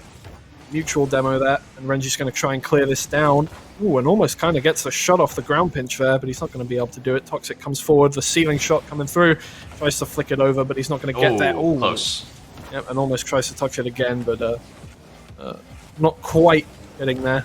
Some near misses coming through from these guys. Toxic puts it forward, though. Foxy tries to get it in target. Hits the post, and Natsumi's going to be there to clear up the shot from Foxy after some Tails afterwards, my bad. Yeah, it just looks like a couple of the Nats players. They're just playing like a little bit, like maybe a quarter of a second off the pace. They're waiting for the ball to fall into an optimal position. Whereas 8-Ball Fools at this stage, they're going to the ball and they're making things happen, and that's what you need. That's almost a 3v1 opportunity. Renji coming out with a double save, not entirely intentional, to be honest. The second shot did come straight into his stationary vehicle, but all the same, the ball is kept out and we stay in a deadlock, 2 versus 2. Yeah, Toxic almost scoring there, hits it off the backboard twice with the double touch, but that's going to give these guys an opportunity to break. But look at this, Nats and Friends low on boost. Mechafox is going to have to clear that away. Toxic right on it. And these guys need to get this away and try and get a goal now. But as that clear comes out, it's going to be difficult. It's keeping it in their half. As I say that, Mechafox throws it back up their corner, and Foxy's going to have to try and clear that one away. Foxy, no boost, manages to get a fairly substantial clearance. Mechafox struggles to deal with it. He's going to have to be playing from his own backboard in order to do this. Toxic there with the reply, setting up something in the middle of the pitch. Again, a very difficult save ushered out from Natsumi, and it seems like now the 8-Ball Fools, they're going to start turning the screw, applying that pressure, seeing what comes out. Exactly. Both teams looking for a goal here, obviously. It's drawn up with 1 minute to go. And Toxic going to try and clear this one away here. Mechafox left out there in their half. It's going to fall onto Foxy. Foxy's going to hit it off the wall, try and get it back into the middle, but he doesn't quite get there. Tails just smacks it against the corner, and Toxic's going to join him there. Really just last-ditch efforts to try and make what they have with their boost work. But Mecha Fox is going to take control here. Hit it past one, try and clear it away. Puts it onto the opposite wall, where Foxy is waiting. I'll be honest, I'm not sure what's happening. Like, I hate singling players out, but it seems like MechaFox was a little short on ideas there, because his team weren't supporting him either. They were both kind of chilling in the net, and it seems like Nats and Friends, they're more content to just wait for 8-Ball Fools to come onto them and, you know, make a mistake rather than going and chasing the game themselves, whereas 8-Ball Fools, they're the ones that are really making things happen in the game. You've got Toxic, obviously displaying their mechanical ability with a lovely aerial dribble there, but Nats and Friends, they're playing the fundamentals, and they're just waiting for an opportunity. Who's going to blink first? That's the question. Yeah, exactly. You would think Nats and Friends are trying to make more happen here with being down in the series, but yeah, 8-Ball Force setting the tempo, and we're going to go into overtime again here. Renji, off we go. And Tails comes away with that kickoff, but it's going to fall straight to Mecha Fox. He's going to try and make something happen here. Puts it straight up for Renji. Renji smacks it. Oh! Off of the crossbar and off of the keeper. And that all came from Mecha Fox. Again, we pointed it out before when we were watching him, that he is incredible at putting these assists plays together. And that lovely little double touch dribble off the wall, setting himself up for that inward ball, absolutely beautifully positioned. That is what you want to see, especially at this level. Nats and Friends, they played that game. They waited for the reset that came from the overtime. And then as soon as that kicked off, they had a plan. And Mecha Fox, take a bow, son. You just won that overtime. Beautiful. They looked for the opportunity and they found it immediately. That's just what they needed. They're now 1-all in the series. Brilliant from them to clear that one away after such a passive game as well. Exactly, yeah. Being able to just turn it on like that really worked to their benefit, didn't it? Game 3 then, 1-all in the series, and Nats and Friends are going to win the kickoff, but be unable to do much with the pressure that they gain from it. Exactly. Here the clearance comes out. They're going to push it forward, try and take it past Foxy, but Foxy's not going to have any of that. He's going to clear it away. Pushes it up into the top of the backboard there, where Benji's going to have to try and clear it. Toxic goes up for it. Puts it off to the right, but he's going to try and put it back in the middle, and Tails goes for the shot, but Natsumi's there to clear it up. Falling back to Mecha Fox. Foxy's going to beat him. There's nobody there to clear that one. Interesting there that the boost is really being a little bit neglected by both teams. You're seeing there the boost economy isn't really playing into it. They're very much playing against, against the ball. They're not really looking to disrupt the other team's momentum. But Foxy, when you can create stuff like that out of thin air, at one point Nats are gonna blink, can't they? Yep, and that is brilliant. The control of it as well. I think Mecha may have been on the receiving end of a little bump there. But either way, lovely touch. Possibly. I think Mecha was also quite low on boost there, whereas Foxy had 80 to begin with, and he just took that and ran with it. Ooh, a nice touch for Renji. He's going to go straight up, hit the backboard, and Tails is going to clear it away to Toxic. Toxic trying to go for these little flips forward, and he's going to put it into their corner here. Natsumi just slightly gets it away, and Foxy's going to come down for it. Oh! Lovely. And a little sliced shot comes off of the post and in. There's no way anyone's saving that one. Perfectly placed as well. Being able to get to those thin angles. Natsumi, you would have thought maybe would have gone for it as well as Mecha. You know, perhaps a double commit is better than no commit when it comes to a shot on goal. Yeah, exactly. I think maybe waiting for a bounce off the backboard, but it never came. It came off the post and came straight into the goal, which is unfortunate for them. Foxy gonna, in a 50-50 with Mecha Fox, loses, but that's clearing it away now. Tails onto Mecha Fox. Mecha Fox trying to control it. Takes it down. He has no boost though. He's going to Tails going for the demo there. Doesn't quite get it, but it doesn't matter anyway. The attack fizzles out, and Tails is going to be able to clear it here again. Yeah, and it seems to me that every time there's a clearance coming out from Nats and Friends, it's coming straight to an 8-Ball Fools player. You know, they're quite clearly more comfortable on the ball. Mecha Fox missing that ball, unfortunately, knocking it further back than one would have intended. The ball's still in the danger zone, but Renji can't quite stop the clearance. It's down to Mecha Fox to try and keep this away from Toxic. He fails. It's going to release out to Foxy, unable to convert. Tails blocked by Renji, and this battle starts raging in the midfield. Yeah, Nats and Friends really need to try and turn up the pressure here. less than 3 minutes left, 2 goals down, and they do that by taking these shots, and it's just going to go in. It's going to sneak in off of that rebound. Very good from Renji putting that pressure on. Very good control of his cards. Just angle his ball around, managed to sneak that under Tails. Tails going for a little breezy save, the kind that we saw Finchy do earlier, but to no avail. Nats pull one back. Yeah, just as they want to. They really need to keep that pressure up now. I think if they take this momentum and keep it, they've got enough time to take the win clean. As Renji tucks it down here, Foxy's going to block it straight down to Natsumi, and the demo comes out. It's not on target, so nothing's going to come of it. Natsumi straight on that, takes it past one. Foxy's there to clear that up, takes it into the corner. It's going to be nice and safe for them now, but Renji's coming in, trying to push that one through. Eventually cleared. 8-ball Phil still very much in control. Natsumi chasing that down to the last. Very dangerous, but again, no one in support really to help him out in that end of the field. Renji putting it into the corner. It seems like Nat friends, their offense taking a little bit of a back burner. Yeah. Ooh, and that gets past one. Ooh, doesn't get past Mecha Fox. He turns it onto the crossbar, and that's such a close. What a good save. Such a close shot. Yeah, fantastic from Mecha there. Really saved, pulling his team from the fire there. Natsumi with a strong clearance, but that won't test Toxic, not at this level. However, it is a very awry touch. A bit uncharacteristic, maybe. And yet to be punished by Nats and friends. Yeah, indeed. No real unforced errors are being taken advantage of here, but Mecha Fox is going to get the ball with own boost, and he's just going to have to turn that one away. It's an unfortunate opportunity missed there, but Mecha Fox is going to come back with full boost.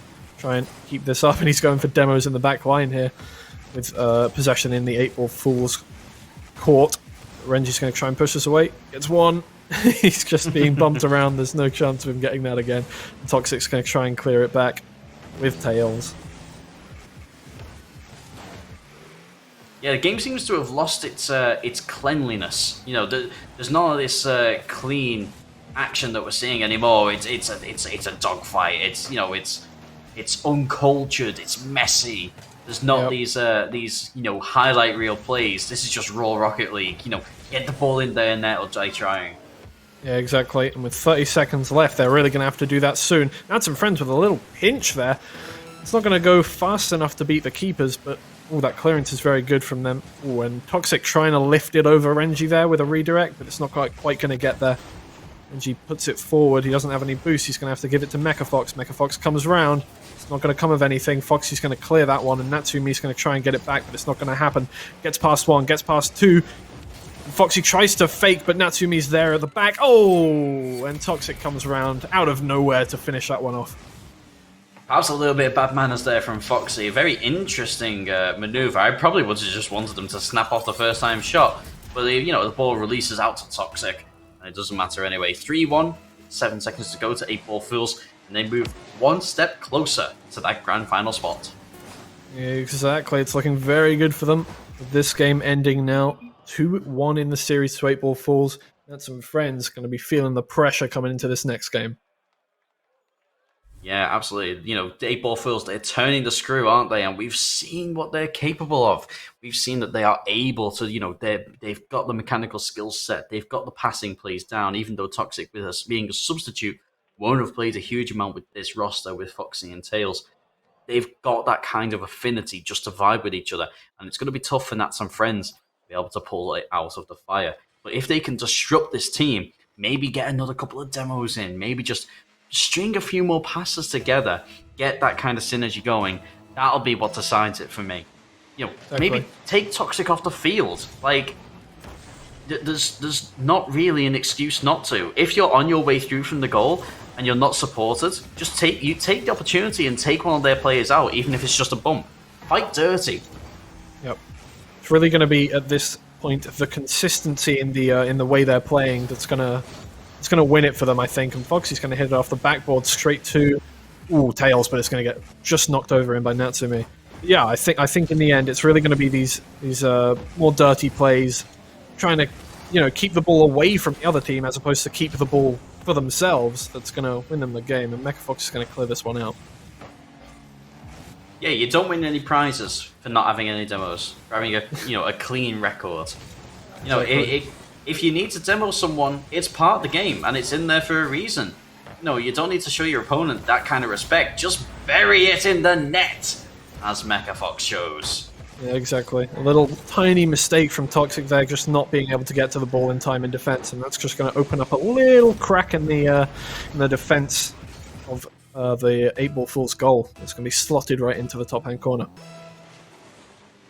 Is this our first Max OT series? Who knows? Who knows? It'll be interesting to see if it is. Toxic with a lovely clearance out to Foxy. Foxy knows exactly where that's going. Able to knock it inside. No one there, but there we go. The demo's coming out. Toxic taking out Mecha Fox. No defenders in Foxy's way. And probably didn't even need to touch it in, but hey, you know, if you can steal a goal, you gotta steal a goal, right? That is exactly what we want to see with the demos there. That's a beautiful demo. Leads straight to a goal. Absolutely beautiful one. Just takes out the last defender. Nobody's back, and you just finish it off. Tap it in. Yeah, they can't save it if they're still respawning, right? Exactly. As it comes onto the backboard here, Foxy's going to try and clear this one away. Puts it far away, but Natsumi, 2 players going for that one, is just going to push it forward. Renji going for the shot, but doesn't quite get there. And the demo from Natsumi takes out Tails. It's not going to come to anything. Mecha Fox going to have to deal with this in the back. Gets it onto the corner, and Toxic's just going to clear this one away. Straight up into the middle, down to Foxy. Foxy's going to hit it off the backboard. Can he hit it again? He can hit it again, Big but save. Renji's there already. Great save from Renji there. Difficult. You know, Tails, that's something that he loves them shots where he can just tap it down into the net. But Renji will know this. They've played together a lot, you know, and against each other a lot. He'll know that Tails was looking for that shot, got right up into position, made a very convincing clear. Exactly, he was very ready for that one, and more demos coming out. I think we're seeing a lot more of this coming out now. As they try and break this tie. With 3 minutes left, Foxy tries to take a shot on target, a little sneaky one, but Mecha Fox is just going to clear that one up. And a demo coming out there, I think accidentally, onto Toxic. He's going to let them clear the ball away. Tries to take a slice shot, it's just going to go wide, and Toxic's going to clear this one with a little bit of a Cooksear pinch. It just doesn't quite go on target. Yeah, he fancied it, didn't he? He'd been training those. Yeah. As Natsumi comes forward there, it's going to be put back into the midfield. Tails with no boost isn't going to be able to contest that. Toxic does have boost, and he's going to take it up the wall here. I think he's going to go for a ceiling shot. Oh, well, he landed on the ceiling in a weird angle, but he does stop the clearance with it. Foxy puts it back into the middle, tries for the double touch, but Renji's there again to clear it. Yeah, like I say, every clearance that Nats and Friends make, it's falling to an 8-Ball Fools player. Apart from that one, Foxy really has to stretch for that one. Natsumi almost scores a goal, rattling the uprights, unable to convert, but just showing the 8-Ball Fools they can't afford to get complacent. That's a long shot. Foxy gets in the way. It's fallen high, but unfortunately, no one able to get to it in blue. Ooh, Huge save from pass Mecha coming Fox. through. Yeah, absolutely great from Mecha Fox. Renji got beaten there by Foxy and Tails in the end. Doesn't come to anything. Foxy trying to power it through the defense. Doesn't get anywhere, but it's on the wall. It's ready for Tails. Tails is coming forward with it. One to beat. Mecha Fox does clear it, but straight into the sight line of Toxic, who just powers it through. No chance of saving that one. Hey, you see them both commit to it. You see Mecha Fox coming in. Natsumi coming off of that back post, drawn in by the prospect of Mecha Fox maybe not able to get to it, knowing what Tails is capable of. The 50 comes out to the far post. Bish bash bosh, thank you very much. 8-Ball Fools 1 goal up with 1 minute 30 to go. Remember, the winner of this will go through to the grand final. That's what these teams are playing for. That opportunity. 1 minute 15 left. Yeah, it's got to be quite difficult here to stay calm for the Nats and Friends. If they lose this game, are going to be knocked out of the upper bracket. Come forward here, Toxic puts it back into the box. He's going to clear it away, but Mecha Fox is there, or Natsumi is there. Doesn't quite get the clear, puts it straight onto Tails, and Tails is just going to finish that one off. Very unfortunate. It looks like they just couldn't quite get their car in the way of it. The flick almost worked. And I think they did very well to even get a touch on it, frankly, but just couldn't quite redirect it enough. Tails with that goal, 1 minute remaining. Stranger things have happened. Just saying. They have got that cushion though, and Natsumi's coming forward with a lot of pace, and he's going to try and power that through, but Tails is going to block it away. Renji trying to put it back down for Mecha Fox. Mecha Fox isn't there though. Foxy comes forward. Foxy clears too, but Natsumi's there to put it onto the backboard. Another shot coming off. It's going to go wide. Plethora of double and triple commits coming out from both teams. They're eager to put this to bed, 8-Ball Fools, but That's some friends equally as eager to stay in the competition. 30 seconds remaining. They still need to find 2 goals just to level it up. Never mind trying to win it out. And at the moment, 8-Ball Phil's just in control, knocking it about at will, not even towards That's some friends' goal. And it's looking like they're just going to be able to play time, whittle away that buffer. And that's some friends. One desperate last attack goes awry. Yeah, not quite making it there, and it looks like 8-Ball Falls are going to take this one cleanly 3-1 for the upper bracket final. That'll be it then. The upper bracket final ends 3-1. 8-Ball Fools going through to the grand final, whilst Nat and Friends, they'll be dropping to the lower bracket. Big match. What a match it was. Like, we saw the quality coming out from both sides.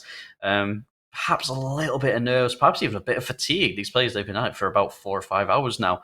If you include their warm-up times, it'll have been a long slog and plenty more to come. Commiserations, of course, to Nat and Friends. I think they put across a good account of themselves there, didn't they, Twiggy?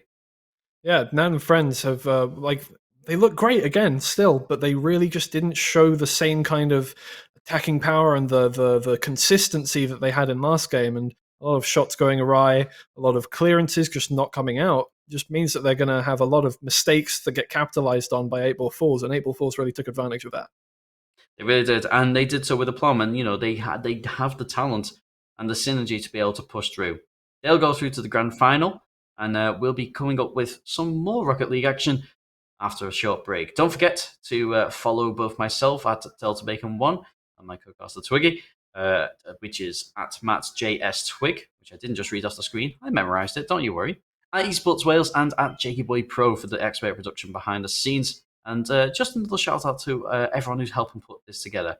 Yun Charai, Special Effect, the Welsh Sports Association, and Computer Repairs, all organisations we're happy to be affiliated with. And as always, thank you to HyperX for sponsoring this tournament. Take care, we'll see you soon.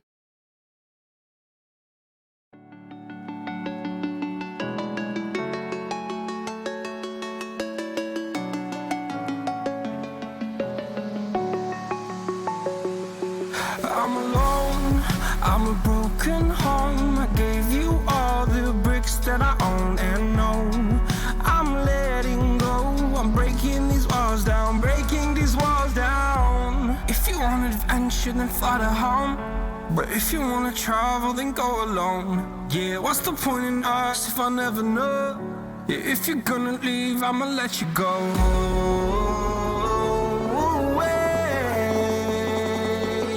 I'm tired of the pain. Go away. I'm tired of yesterday.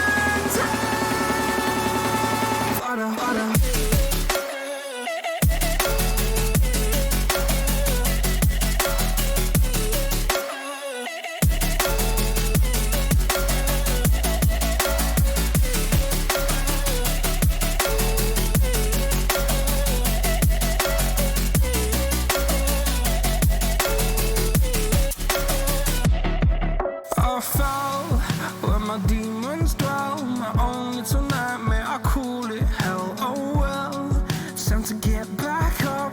Climbing and climbing, I'm done with this ride, is what I tell myself, so I could feel something else. Yeah, I guess I had my bad days, but it doesn't.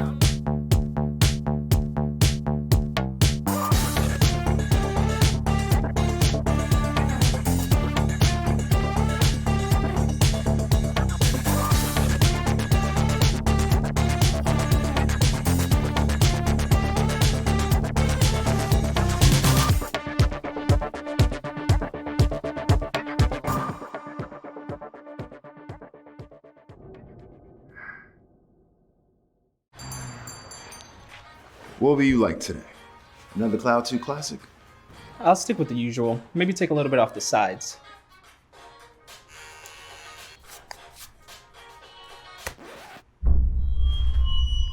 Oh, that's fresh. The HyperX Cloud 2 Wireless. Legendary comfort goes wireless.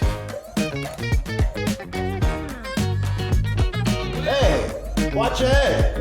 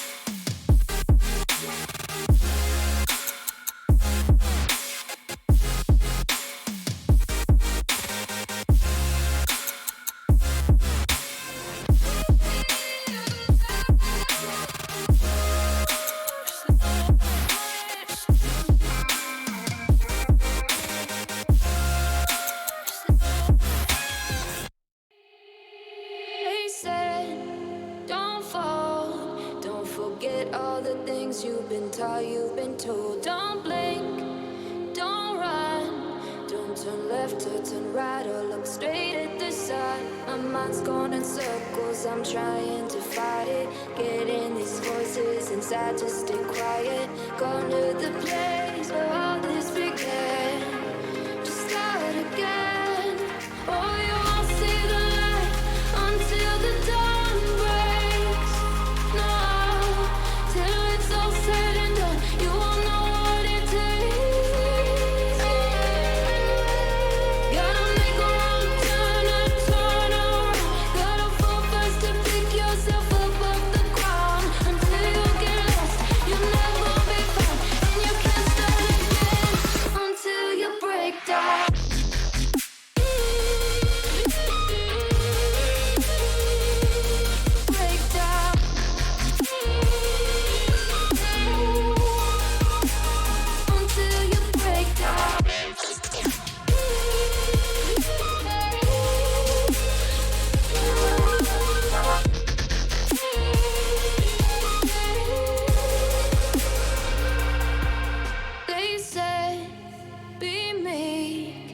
Look beneath the bed before you go to sleep. Keep on, I shine.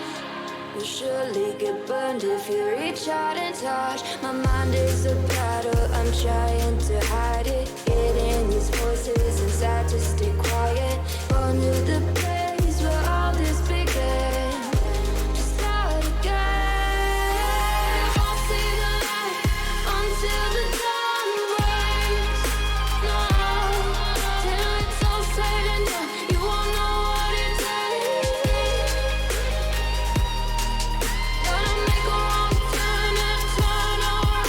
Gotta fall first to pick yourself up off the ground. Until you get lost, you'll never be found. And you can't start again until you break down.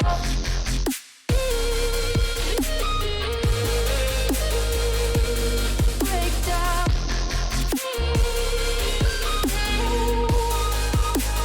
Until you break down.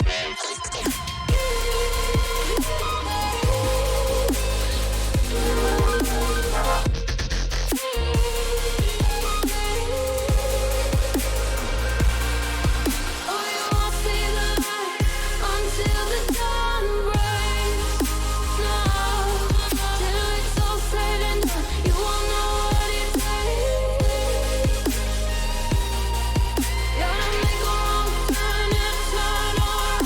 Gotta fall first to pick yourself up off the ground. Until you get lost, you'll never be found. And you can't start again until you break down. Hold on, hold on. You're not lost, you're not lost. Hold on, hold on. You're not lost, you're not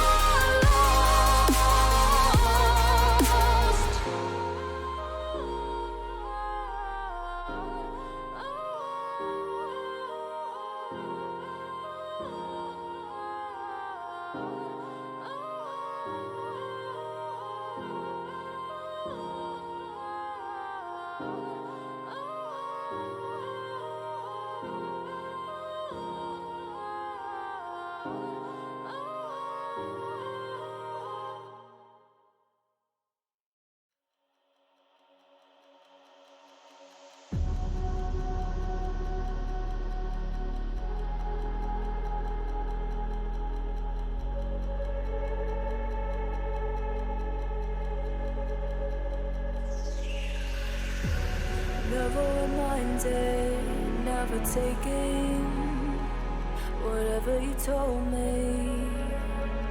I know what I could be. Making emotion paintable and so tell me, is this what you made me?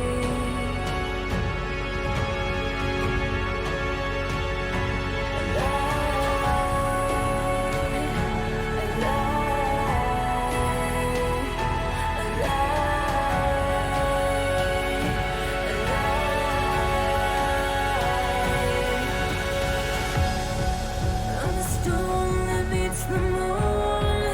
I'm the sun that will not move. Do you think you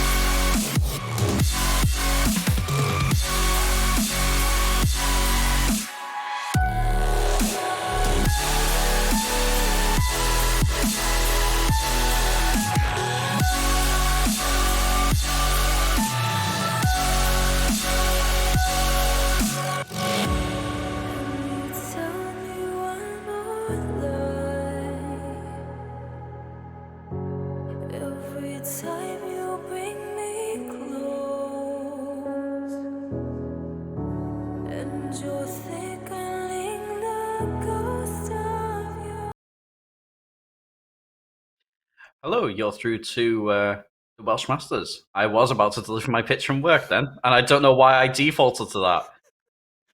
I was about to sell everyone insurance. So that's fun. I'd buy it. Excellent. Okay, yeah, so you are through to the Welsh Masters, where not only do we deal in insurance, we also deal in Rocket League. They search for the best Welsh talent to represent Wales at the Esports Cup of Nations coming up in the autumn. Twiggy, we've had an awesome day so far, haven't we? We had a brilliant day. So many good games, so many fast-paced, brilliant games. That's So many games that have impressed me on a mechanical and a and a gameplay level, just in general. And yeah, we've seen some brilliant players come through. Seen some brilliant players, unfortunately, be knocked out already. And yeah, no, it's just been a brilliant tournament so far, completely. And we are all professionals here. Absolutely. But yeah, no, it's been an incredible tournament. Starting with, a bit of a wow. So duct tape, let me tell you, is not as good as it appears. We're going to look at the brackets whilst I unfix my webcam. And we've had a bit of a fun run in the lower bracket there, haven't we? Welsh Volcano, who a lot of us thought was actually going to stomp in the tournament so far, relegated to the lower bracket where they did dump out our fan favourites, the Cross Keys Kings. Exactly, and they're now going to be playing in the lower bracket consolidation final against GCS, who we've seen quite a few of their games beating out Cardiff Met Archers and the Cardiff Crusaders. Absolutely been on a stomp of the Cardiff Crews, and they're now in the consolidation final against Welsh Volcano. Yeah, so the consolidation final. This is the last stage, of course, of the lower bracket. For that lower bracket final, in between winner of this and Nats and Friends. First of all, we've got to find out who's going to be the winner of this one, and we've got GCS, who we've seen and who have improved throughout this competition. We've also got the Welsh Volcano, who we are yet to see exactly what they can do. We're going to see what they can do here as they start defending these attacks from GCS, which we've come to know all too well. Their pressure and all of their shots that they put on target. And here comes another one saved by Rebels. Husky's going to try and clear this one here, but Nebsy's already on it with 0 boost. He pushes it through round the corner up to X-Batter, and it's not going to get there, but that's okay, as Hayne is there to push it away. Campbell again onto Rebels, and that's going to come off the wall really awkwardly for GCS. Comes up, and 2 shots almost finding the back of the net. Husky's not going to be there in time as X-Batter gets it away and pushes it back out into midfield for Hayne to clear up. Yeah, I mean, again, I think it's one of those disappointing matches where we haven't got 5 goals in the first minute, but, we move. Strong showing from Welsh Volcano, showing us what they're capable of. Again, this is the team that arguably is the highest rated in the competition, 1900 plus players, a lot of talent in that team, but, reasonably new to each other. You see the Gamble looking for team, and the rest of them, although very talented, maybe not got the team synergy down just yet. Exactly, that is a big facet of Rocket League gameplay, of any esport gameplay, is always the team synergy that comes through together. Not in fact, well, we see in other esports, new teams just don't usually do too well. Teams that are new to each other, even if they are very good at the game, high up on the ladder, when you put some good people together, doesn't always make a good thing. It looks like they are doing well together so far. Yeah, I mean, examples of that, you got the G2 Esports in Siege when they created their super stack, and then they went to perform quite poorly after reforming after the 6th Invitational. But we digress, because we're not here to talk about Siege, we're not here to talk about G2, because G2 wish they had a chance of being the next representative for Wales. Absolutely, especially as we're seeing shots like that. A great infield pass from Gamble, doesn't find the back of the net, but the follow-up will. Gamble just tapping that in and doing some celebratory wave dashes off the wall there. Yeah, just a beautiful tap in. Nebsy just not quite there in time. Lovely goal. I'm actually quite impressed at the mechanics behind the celebration. Clearly some practice hours gone in for that one. We're going to restart here with GCS going 1-goal down. We've seen them in this scenario before, and they've come back from this scenario in this competition. And they are a team with the synergy to bounce back. Can their synergy overcome the overwhelming skill ceiling presented by the Welsh Volcano? Maybe they will with this attack. They put it out into the corner from that pinch, and X-Batter's already up for it, and that's a beautiful shot from downtown. He reads the bounce off of the corner, and he's just already there for it in the air. Husky, no time to get up to that whatsoever. Absolutely beautiful. GCS throwing a goal down, but then X-Batter going up there with the left-right good night, put him to bed, reading the story. Lovely stuff. Brilliant. As Welsh Volcano are going to be set aback by that one. They're going to have to defend this. Rebels puts it back out onto the right side. The follow-up from Gamble's going to be blocked, but Husky's going to get back up to that one. Gamble coming forward for it, just misses. Nebsy's going to be able to clear that up. Back to Husky, back into the middle. X-Bat's going to be thrown away from that one. Nebsy, clearance. Back out to Husky. Back out into the middle of the field. X-Batter's already up for it again. He's just wherever the ball is at this point in the game, and Gamble's going to have to come and clear that one away. Ball's not dealt with just yet. Ihane, as I was pronounced, as I was informed, I was incorrectly pronouncing earlier. I know I'm still butchering it, unable to deal with it readily, but nothing comes of it for the Welsh Volcano. Very, very even game so far, both in terms of mechanics and in terms of just team play. Gamble pushing it forward here. He's going to fly up to it, going to try and get it past Nebs. He gets that flip reset and takes it under. Ooh, and tries to get it through into the bottom right corner, but X-Batter's going to be there to block that one. And the follow-up just isn't there from Husky. He's going to have to turn that back while his team gets boost.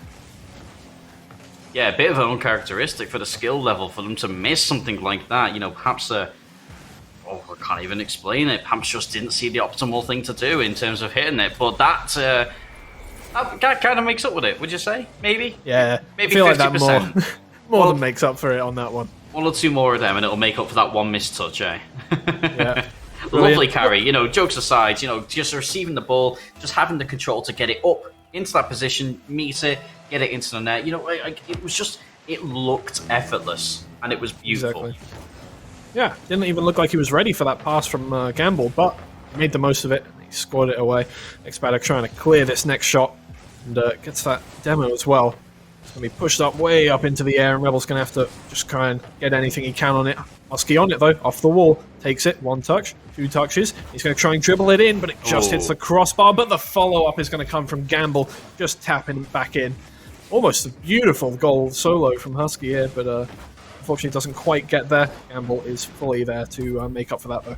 And the thing is, when you can keep that tight control of the ball, in the air, when you're underneath it, there is so much you can do with it that just is unpredictable. You truly do have 6 degrees of free movement when you're in a position like that. It is incredible just what you can do, and it makes it so difficult for a defense to read. Yeah, not only to read, but if you do get a touch on that ball, there's a good chance that you're going to have a 50-50 that goes out of your favor. And Gamble's going to go for a flip reset here, but he's not going to get anything on it. Just going to try and turn it back around the corner, and they're clearing this frantically. Husky puts it back up in. Comes off the ceiling. X-Batter's going to try and get away. GCS have to try and make as much as they can out of these last 10 seconds. If they can score in the next few seconds, they have a chance. Gamble's going to put it away. I don't think anything's going to come of this game. Rebel carrying it through, and it'll touch the ground. Yeah, and you see the Welsh Volcano, they've got the wherewithal to be there and support each other. There's no pushing up in, as a 1. They're all pushing up as 2s or even as a 3 in some occasions, which isn't the worst thing in the world. You don't always need to leave someone back.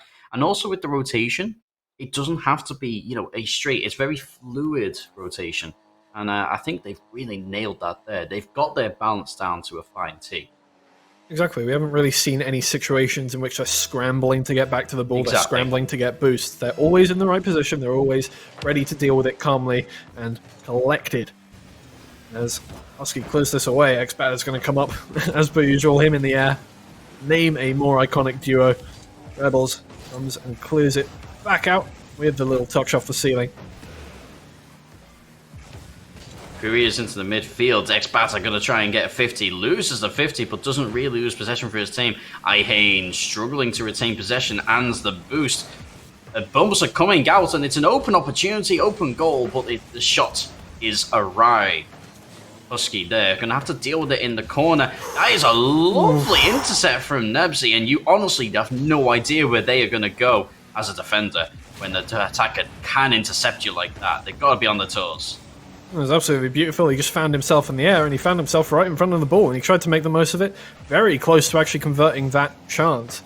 Unfortunately for them, not quite there. And they're going to have this counter-attack here. Welsh Volcano hits it off the ceiling. Quick clear from Ayahane makes it Rebels' ball to deal with. He's going to push this forward, try and get it past 1. He's got it past 2. He's going to hit it up in the air here for Husky. Husky takes it. He's going for this air dribble. There's a bump there from one of the Welsh Volcano players, but nothing's going to come of the shot. Eventually, Expata will clear away. Expata doing well to actually almost rule one himself, forced a shot, forced a very difficult clear from Nebsy's shot, but it is very much clear. GCS but taking a very attacking role here. Expata, though, being forced into defense there, and it is very back and forth. GCS a better account of themselves than in the first game, but still an overwhelmingly difficult match for them so far. Welsh Volcano being a little bit more contained, I think, here in round 2. Exactly, yeah. For such an exciting game, you are surprised that the scoreline is 0-0 at this point. Oh, Expata accidentally taking that one away from Nebsy with the second touch off the ceiling. He's going to put them on the back foot, and Rebels comes with a shot off of that pass from Gamble. A brilliant infield pass there. Just comes out perfectly for them, finding the top of the net. Absolutely no chance Expata was getting up to that one in time. 125 kilometers an hour. You know, if you had half an hour to pick out the perfect pixel for that ball, you still wouldn't get it. That was a beautiful, beautiful ball. Take absolutely nothing away from that. The shot was great. Top corner, pick that one out, but the assist, chef's kiss. Perfectly passed in, indeed, and it's going to be flung up to Gamble here. Hits it off the backboard, but it's not going to find anyone. Cleared away quickly by Ayahane. Husky's going to try and make it difficult for them here. Rebels putting it back into the corner. Expata clearing. Back out into no man's land with Rebels trying to pick up the pieces. I just want to pick up on that recovery from Gamble. They'd committed very heavily, you know, they were going into the goal. They flipped, hit the ceiling of the goal, and within 2 seconds they were back on the halfway line. That's the kind of speed in rotation at this level that you need to have. Look at that, being able to get onto the ends of these 50-50s. No idea where the balls are going to go, but being able to react to them like that, that's the mark of a really good team. And I'd like to really point out the defensive capabilities. Wow, that's a brilliant shot there, blocked. Coming out from Welsh Volcano in the same kind of aerials and redirects that they're scoring at the same time. They're being able to defend them from GCS too, which really is just setting them apart. That said, though, GCS, they're only 1 goal down. To their credit, this is a team that lost against, that won out against Cross Keys Kings, but then dropped to the lower bracket reasonably early, and they are really holding their own. However, Welsh Volcano, the caster's curse strikes once more, right? Nebsy with a very unfortunate touch, you know, left without any boost at all, and can't push the ball after that unfortunate touch on his rear.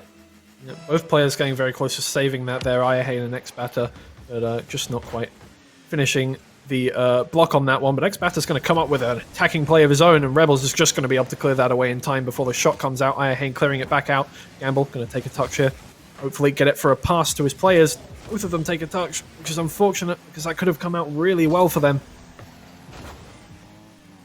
Nebsy there with the clearance. It seems like GCS, they are starting to scrabble just a little bit. The panic is starting to set in. That's a lovely touch from Nebsy, though, just to take him away from everyone. GCS will pull one back. Exactly. That was a brilliant demo there, as we see from Expata, just taking away the last player. And obviously, trying to clear it all up there was Husky, but there's no chance he was getting back in that speed. Yeah, the nail has a head, and you just keep hitting it, Twiggy. Absolutely, you know, you couldn't say it better myself. The demo forced the error, opened the space up, Nebsy scored a goal. Let's move on. Exactly. Ooh, and almost an accidental goal coming in there from Husky as Gamble was stuck in the middle of the box, getting bumped around. Might have got bumped into the ball there, but it didn't happen. Nebsy trying to clear, has 0 boost, and Husky's going to take advantage of that. Push it forward. Expata going to have to try and clear this himself with 50 boost. Straight onto Gamble. He sees him. And Gamble's going to be able to put that onto the backboard. See what Rebels can do with it. Takes 1 touch. Oh, and straight down. Husky just comes in, steals that from the air, and just puts it straight back down into the goal. That's a beautiful little... Yeah, Nebsy thought he had full control of that one, but Husky was there to tell him no. And that's the thing, you saw there on that wide angle that Welsh Volcano, they committed to that, you know, very high, quick octane move. You know, they very, very strongly pushed it. They also had, you know, the fallback option. They had the third man ready to either come in on offense or fall back if they needed it. And now they're starting to run away. And this is what I fear. GCS, they're a strong team. But Welsh Volcano, you've got the talent of 1,900 plus players, and they've finally gotten their eye in. And now look at them, 4-1, and they're just starting to vibe. I think they're just trying to put the nail in the coffin here, and it is firmly quite in with 30 seconds left and a 3-goal difference here. And as Welsh Volcano keep control of the ball, you have to wonder if GCS can pull anything out of the bag to keep this game. There's Gamble, I think, saving that little shot from Rebels there.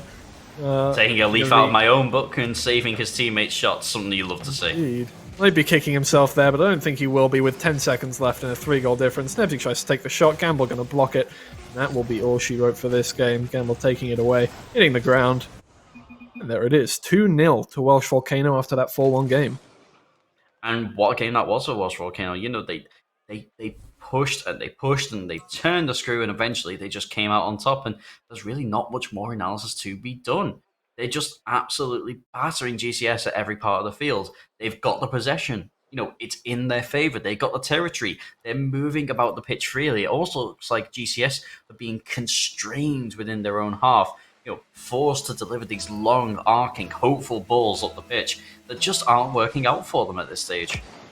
Yeah, I think Welsh Volcano is really getting an idea of how GCS is playing as well, because they've been blocking more shots, they've been looking more comfortable on the ball, they've been putting more shots on target as we've gone further down into these 10 minutes of games we've been seeing. That's I actually thought Gamble was going to miss that. Proved me wrong there. But it seems to me like, Welsh Volcano, they're almost toying at this stage. They are going for these very mechanically difficult moves. They're looking to really make a statement now and move on to that lower bracket final against Nats and Friends. Exactly. As we see Xbata try and get something for himself here, it's going to fall straight onto Rebels, who's going to try and clear this away, but it's going to be blocked by Ayahane, straight back onto Husky. Staying in this corner for now, but Husky's going to take it away into the midfield. MC trying to block that one there, but it's going to fall straight to Gamble. Gamble straight to Rebels, who has no boost. He's going to try and do something with it. Pops it up. It's going to hit the backboard, but Xbata's going to get rid of it. GCS giving them so much time in front of net. Surprises me that Welsh Volcano weren't able to convert there, because they were just given all of the time in the world. Again, a huge, arcing, hopeful clear directly to a Welsh Volcano player. That goes down to Gamble. He's going to touch it down to Rebels. That's a lovely work, but unable to convert. Gamble coming in to try and clear things up. It's still scrabbling around in front of the goal face there. Rebels puts it once again into the middle. Gamble pulling some acrobatics to get it in, and again, Husky with the return. Gamble going for a highlight reel, unable to pull it off. What a sequence of play from both teams. Even after that that 3-man play there with the shot was blocked, they were still going at it, putting 2 more shots on target as the players went round back for mid-boosts. It's just the pressure they're exerting on GCS here is absolutely immense, and that shot coming through is going to hit the backboard and hit the goalkeeper. Goes straight in, and that's one way to start your first goal off, and that's just brilliant block there from Rebels on the clearance, and that's just an unfortunate goal. Heartbreak. Every way. Absolute heartbreak, and in a game with so much riding on it as well for GCS. I believe this is the furthest they've made it in this format of competition for EsportsWales. I think they got knocked out a little earlier than this in the EsportsWales Open this time last year. They put a very admirable account across of themselves, and that own goal, that'll hurt. That one will sting. Yeah. All credit to them. They've been playing incredibly well against such a high-level team here, and it's just slightly not enough, really, in from what we've seen. And well, as Gamble takes it away here, he's going to pop it up into the midfield. Husky takes that block onto it. It's not going to fall to anyone except for Xbata, who gets it straight up to Rebels. Rebels finding anybody. They're playing it slowly now, Welsh Volcano. They've got that goal, and they want to hang on to it. Really want to take this series away 3-0. Yeah, I think one of the things to the Welsh Volcano is they stopped missing things that they really ought to have been hitting. They've stopped missing them. Gamble there, you're seeing these lovely little touches, things that as a 1900 you'd expect them to hit. They're now hitting them, and the fundamentals are there. GCS, the fundamentals are there, but they haven't got that extra bit of pace that Welsh Volcano have, and I think that's the crucial thing. There we go. See Gamble with the pace to push on, just to remove the goalkeeper from the equation, and it's a simple tap-in. Yeah. I mean, we've seen Xbata here caught on the back foot with only 30 boost left, and he's just been, well, bullied a bit by Gamble there. There's not really much you can do there. He couldn't go any faster. And yeah, when you're caught in no man's land with not enough boost to get back, that's going to happen to you. It's now 2-0 with 2 minutes left to go on the timer. Oh, and that was a big opportunity that goes awry for GCS as Xpata commits everything. Gamble. Anyway, here's Husky. I just the wave dashes on the wall. I apparently they're faster. It's just so funny to me whenever I see them. Yeah, it's certainly unconventional. Not one I've seen too many times before. Perhaps showboating a little bit, maybe thinking the result is inevitable. Stranger things have happened. Possibly. Gamble's going to take it away though here, and he's going to hit that breezy flick over to the backboard. Expat is there to clear it away, and he's going to get it past 2 already. Rebel's going to have to try and clear everything up. In a way, he kind of fakes Iahane there, but he's in an awkward position here for Welsh Volcano with very little boost on 2 of their players, but they are going to clear it away eventually. Over to Nebsy. Nebsy gets 1. Yeah, it was a great choice by Gamble there to actually forsake territory for possession, knock it back, keep hold of the ball, and look for a better opportunity to clear it out. Great defense there from Gamble. Who is looking for a team, guys? Yeah, evidently. And apparently Welsh Volcano, not quite the pedigree he's looking for. Anyway, Gamble, here he comes again with his little solo play Husky. Husky telling him, you're not going to get out of our team. And, no one scores goals but me. Yes, exactly. Husky's got to rubber stamp them before you score them. That's what that is. Yeah. But Gamble clears it away straight back to Husky. He knows what's going on here. And Nebsy's going to try and clear it away, but Rebels is on it. There's only one defender left. Ooh, very good clear for Iahane there, pinching it away from Rebels. They're going to have to retreat, get boost, but there's only 10 seconds left, and they've got 2 goals to make up for here. That little pinch is going to come off onto Gamble. They're going to clear it away, and I don't think anything's going to come of it, I think. No, that's all she wrote. That is all she wrote for for GCS. You know, a very strong performance against, perhaps some would argue even insurmountable odds. But insurmountable they were. GCS are knocked out at the Welsh Masters Rocket League, and there we see it. There it is. Welsh Volcano moved through to the lower bracket final. Big performance from them, and honestly, it's exciting. It's really exciting to see them play because it is a team that we tipped to go all the way, and obviously with it being a lower bracket leading all the way up to the grand final, we may yet still see them. Indeed. That was quite a dominant game from Welsh Volcano. Everybody coming through to make stuff happen. And it was just a masterclass of little plays. We saw infield passes. We saw little flip resets going onto the backboard. Lovely rotation. And really no chinks in the armor to exploit from GCS there. And it was just a brilliant game. Yeah, absolutely awesome. Things you love to see. And the quality on offer, it was there. And one of the things I do love an underdog. So I think we all do, really, when we deep down.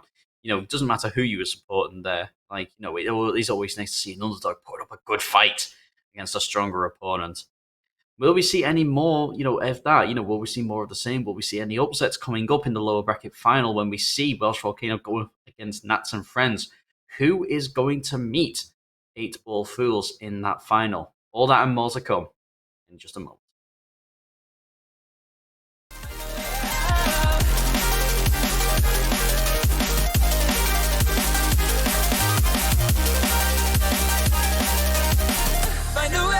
Find a way out. What's all this for? It's got me turned around, but I can't ignore the feelings that I found in this whole damn thing that we got going. You hold the string.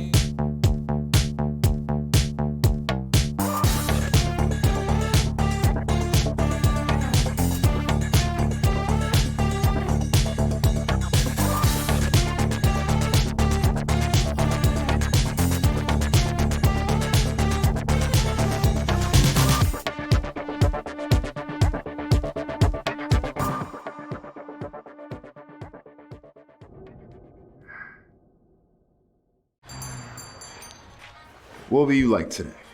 Another Cloud 2 classic? I'll stick with the usual. Maybe take a little bit off the sides.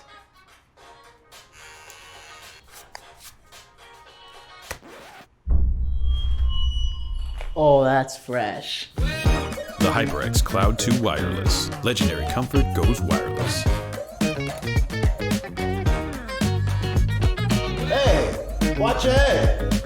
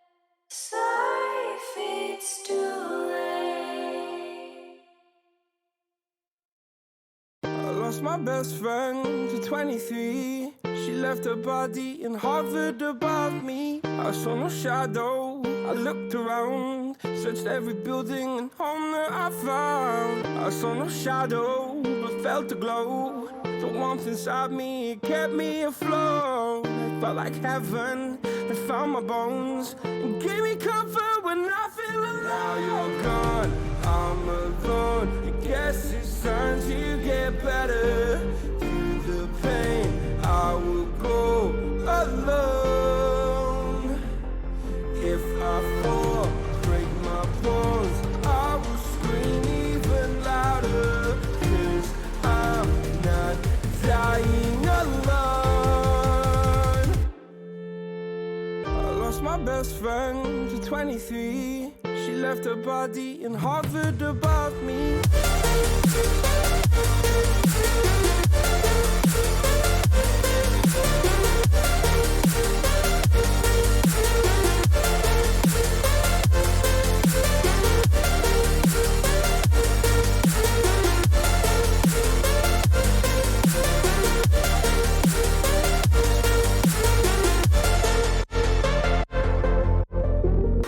My best friend to 23. I heard the heavens crying above me. They gained an angel, I lost a friend. I felt like dying again and again. I went through hell, stared at death, but I keep fighting with each living breath. I saw no way out from where I stood. Felt like the fire had burned me through. Now you're gone, I'm alone. I guess it's time to get better. Through the pain, I will go alone. If I fall, break my bones, I will scream even louder. 'Cause I'm not dying alone. I lost my best friend.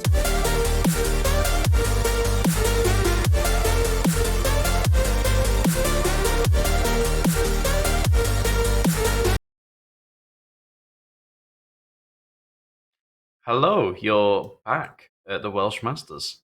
It's day 2. It's Rocket League day. And you're with me, Dad's Bacon. And you're with him, Twiggy. I did put it the right way first time. Get in. Nice. Nice one. And we are now at the lower bracket final. This is, it's slowly coming together, isn't it, Twiggy? It's slowly coming to, it's culminating into this glorious competition that we've all enjoyed throughout. We've had some thrills, we've had some spills. We haven't had any upsets as of yet. But it's been a bit of a ride, hasn't it? Let's have a look at the bracket. Let's have a look how we got here, shall we?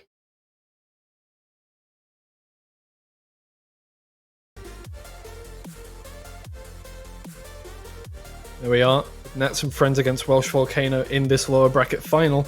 Obviously down to our last 3 teams now. 8-Ball Fools sitting pretty in the upper bracket, waiting for their opponent. Obviously the winner against Nats, between Nats and Friends and Welsh Volcano is going to be moving back up to the upper bracket for the grand finals against 8-Ball Fools. Be interesting to see how these teams play. We've seen both of them play quite well against other teams. Yeah, now the winner of this, like you say, will be going up to the grand final. However, because they are, the upper bracket finalists, that means that 8-Ball Fools will be going into that grand final with 1 game advantage in hand because they've not lost a game so far. Nats and Friends, Welsh Volcano, after this, what I'm sure is going to be an absolute slugfest, they're then going to have a bit of a mountain to climb against a team that so far has been utterly dominant. Indeed, and we're just waiting for players to get together into the lobby. Almost there now, but what do you think about Nats and Friends and Welsh Volcano? We've seen them both play, we've seen them both dominate other teams. Look out against each other here. It should be an interesting matchup. We're just getting them into the lobby now, so it shouldn't be too long before we actually find out. Nats and Friends, they've been playing together longer, and we've seen what they're capable of. They have some incredible plays up their sleeve. Welsh Volcano, they've got the raw skill set. They've got the raw base of experience and skill to carry them through. But Nats and Friends, the incumbent Welsh national side, don't write them off just yet. Exactly, and here we go with the kickoff of this lower final here. Husky takes that on the back of this car, and it's going to be cleared away to Mecha Fox. Low boost on the wall. He's just going to clear it back out into Husky. I think they're just trying to get a feel for each other's play style here. Rebels going to have to touch that down. Falls awkwardly on top of the ball, but it's going to pass one. Gamble going to clear that one away. Straight back onto Husky. They're going to put it back onto the side of the pitch, and Gamble pushes it forward over the goal. Nobody's had to clean it up. And luckily so, because Natsumi does miss that ball there. A couple of other factors to consider as well. The fatigue. You know, these two teams, they've been playing for hours and hours now. Welsh Volcano, however, haven't had as long as a break as Nat and Friends have. Nat and Friends, they've had a chance to watch Welsh Volcano, to, you know, chill, vibe, warm down, warm back up, maybe even get something to eat. Welsh Volcano haven't had that opportunity. They've gone straight from the last game, you know, short break, back into this one. They're going to be tired. Will that factor in? That remains to be seen. First minute's been reasonably quiet. Gamble with a very prospective shot that almost sneaks in as Renji beating all ends up, but comes to nothing. Yep, Gamble's going to take it again off of the middle here. Infield past the Rebels, but it's just going to fall just below him. Bounce off the ground, straight up over the net. And Renji's going to come forward with a driving play there, spearing it into the ground. Gamble's going to have to try and clear this one up, but Mecha Fox is going to contest him for it. And as Natsumi comes flying in, he's going to finish it off right into the top right corner. That is absolutely beautiful. Yeah, we saw him come down from the lower end of the pitch, flying through from the right side of the screen there, and Husky's just not there in time to clear that one up with 0 boost. One thing I noticed from the last match is that Gamble rarely, if ever, lost a 50 when they committed to it. They lost that one badly, and Natsumi right there, ever the opportunist, able to seal the deal with that goal. Lovely bit of defense there, taking that ball away from Gamble, so he's not yet able to redeem himself for that error. And Natsumi going to pop ball inside to the wall. To no avail, but early days. Yep. We're seeing some infield passes come through here. Gamble eventually getting the ball, takes it through, and he does drive it through to the goal, but it's going to be blocked on the goal line. Natsumi's going to pick up this little clearance here. He's going to try and take it further, but Rebels is right there to stop that one. Renji back in the air. It's going back and forth. It's like a game of volleyball over here. And Husky just turns out onto the corner with low boost, but he's going to have to scramble to keep this one away. Gamble pushes it onto Natsumi. Natsumi straight off, pinches into the middle. Rebels is going to clear that one away to Husky. Yeah, and this game, more than any other so far, has been fought in the air, I think. There's very little groundwork going on. It's all on the walls. It's all in the air. You know, as a lot of games at this level do tend to be. Difficult one for Natsumi to get to. Is beaten by Husky, but it's off target. Rebels with the shot. Again, roused the uprights. Gamble coming in. Can't quite finish it off. And it's left for Mecha Fox to try and get a shot off. Does get a shot off, and Husky with an awkward parry there puts it back down in front of goal, but nobody's had to clean that one up. Gamble is going to be able to clear that one away. It's going to fall onto Renju, who's going to push it forward. Rebels trying to get it in the air. Go on boost, it's going to fall to Husky. Husky pushes it further up to Gamble there. Tries to put it down from all the way at the top of the court there. Rebels just going to try and take this off the backboard again. Down to Husky. Husky sends it a bit wide. I think there was a bump involved there in that one. And then Gamble again off the backboard. Natsumi going to clear that one away with a little touch. Husky tries to put it back in. Welsh Volcano really trying to put on the pressure here. They're really turning it up. Really trying to keep it on their side. They're boost starving this Nat and Friends side very, very well.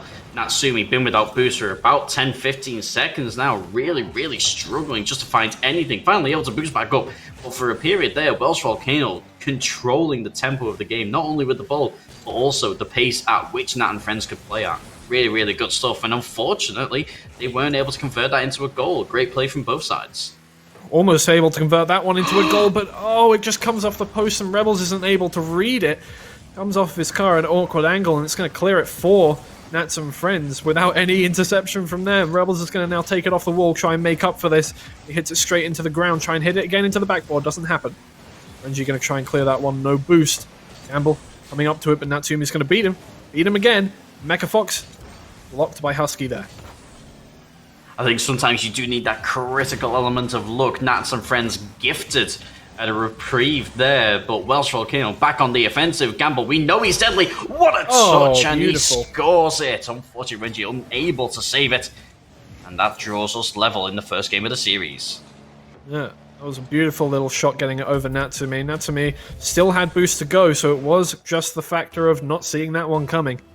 And yeah, it's going to tie it up. 30 seconds left. It's now all to win this last 30 seconds here. Maybe next goal is going to close it out. Renji's going to clear this one away. He's got 0 boost left, and Rebels is going to clean it up, try and put it up into the air. Mecha Fox is there to clear that one away. And as Gamble pushes forward, Rebels getting in his way a bit there. What's happened in goal? What? He has found the net. I'm not sure what was going on in goal. I think something might have been out of... Oh, just all the way at the back of net. Found himself trapped off. Maybe left his water bowl at the back there and was taking a drink or something. Some abuse from the fans, but that's absolutely heartbreak for Nats and Friends. The dream start, they've been gifted the reprieves all along, and now Welsh Volcano in the last minute, they've brought it right back to a 2-1 lead. And in the dying seconds, it's down to Nats and Friends to make something happen. The ball's going to go very gently into the corner. The ball's not being cleared. It dangles tantalizingly in front of net. Husky's going to go up, get onto the end of the clearance, and almost bury another. It's grounded before it scores. But Welsh Volcano take the first round in the series. That's the crucial thing. They've got the victory. Yeah, weather by an inch or a mile once again, and they're going to be very happy with the way that last goal happened. And that's going to give them a nice, clean victory over there. But it was a bit of a slugfest for the rest of the game. Yeah, it was. It was, not full of that kind of, like I said earlier, that very clean, very attractive style of Rocket League. It was, it was dirty Rocket League, wasn't it? There was, swinging lefts and rights. It wasn't a beautiful fight, more of a brawl, a dogfight in the center. Exactly, and we're going to see another dogfight come through here, hopefully, as Husky pushes it forward. Natsumi getting rid of that one, falling over in the process, and he's not going to have any boost to deal with the next shot. The Rebels is going to come off the backboard, straight to Husky. Husky puts it off the backboard again. Nobody's there to clear that one away, but Mecha Fox is going to put that out. Everyone low on boost once again. Gamble's going to put it down straight in front of goal. Nobody's there. Rebels coming up now. Husky and Rebels coming up, and they both get it. Luckily, because if they'd missed that one, that would have been really bad for them. Natsumi's going to clear it away again. Gamble putting it onto the backboard.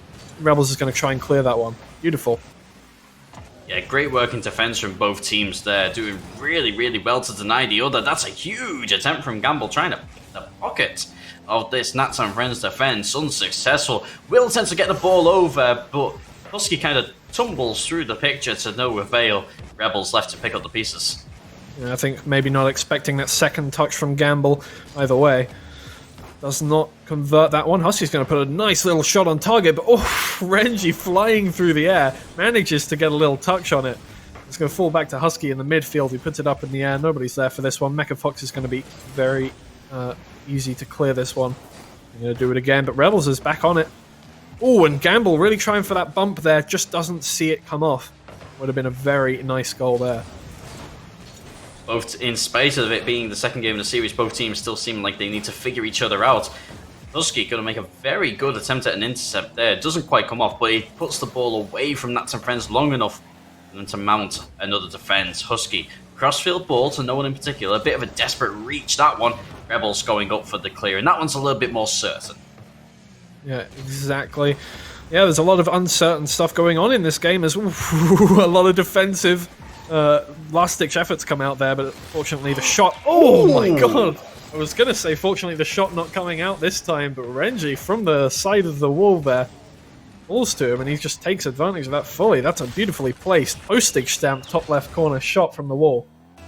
This is a Welsh national side that has come on leaps and bounds since the first Esports Cup of Nations, where they went up against the roster of Yamor, a Scottish side that now competes in at least our LCS the grid play-ins, if not the grid itself. And they struggled.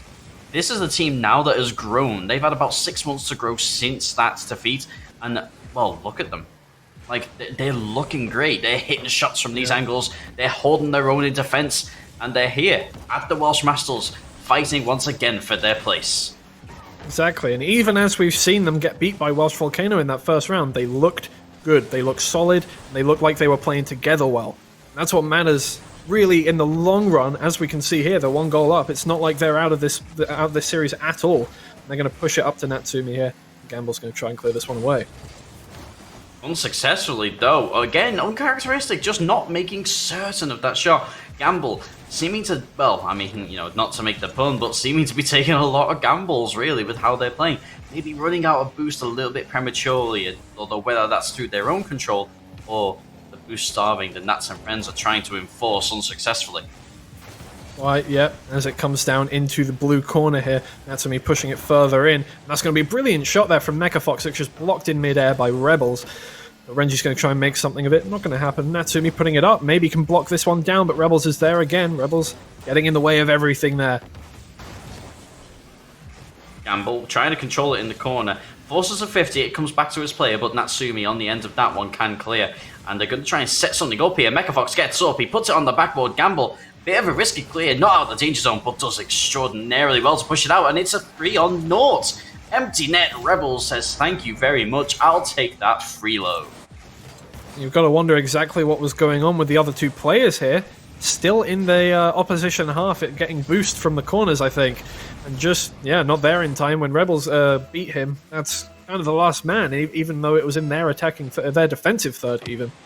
Yeah, Natsumi hitting the ball mostly with their wheels rather than the front. It wasn't a very solid thump that would have forced an unpredictable 50. It was a very soft one. Easy for Gamble to win. And there we go, all level again. Welsh Volcano coming back from behind potentially. 1-1 in game 2. Ooh, Gamble. Gamble putting that onto the backboard. Renji's going to try his best to deal with that one, but it's not going to happen. Natsumi's going to clear it up instead. Husky's here with low boost, but he's going to tap it into the middle.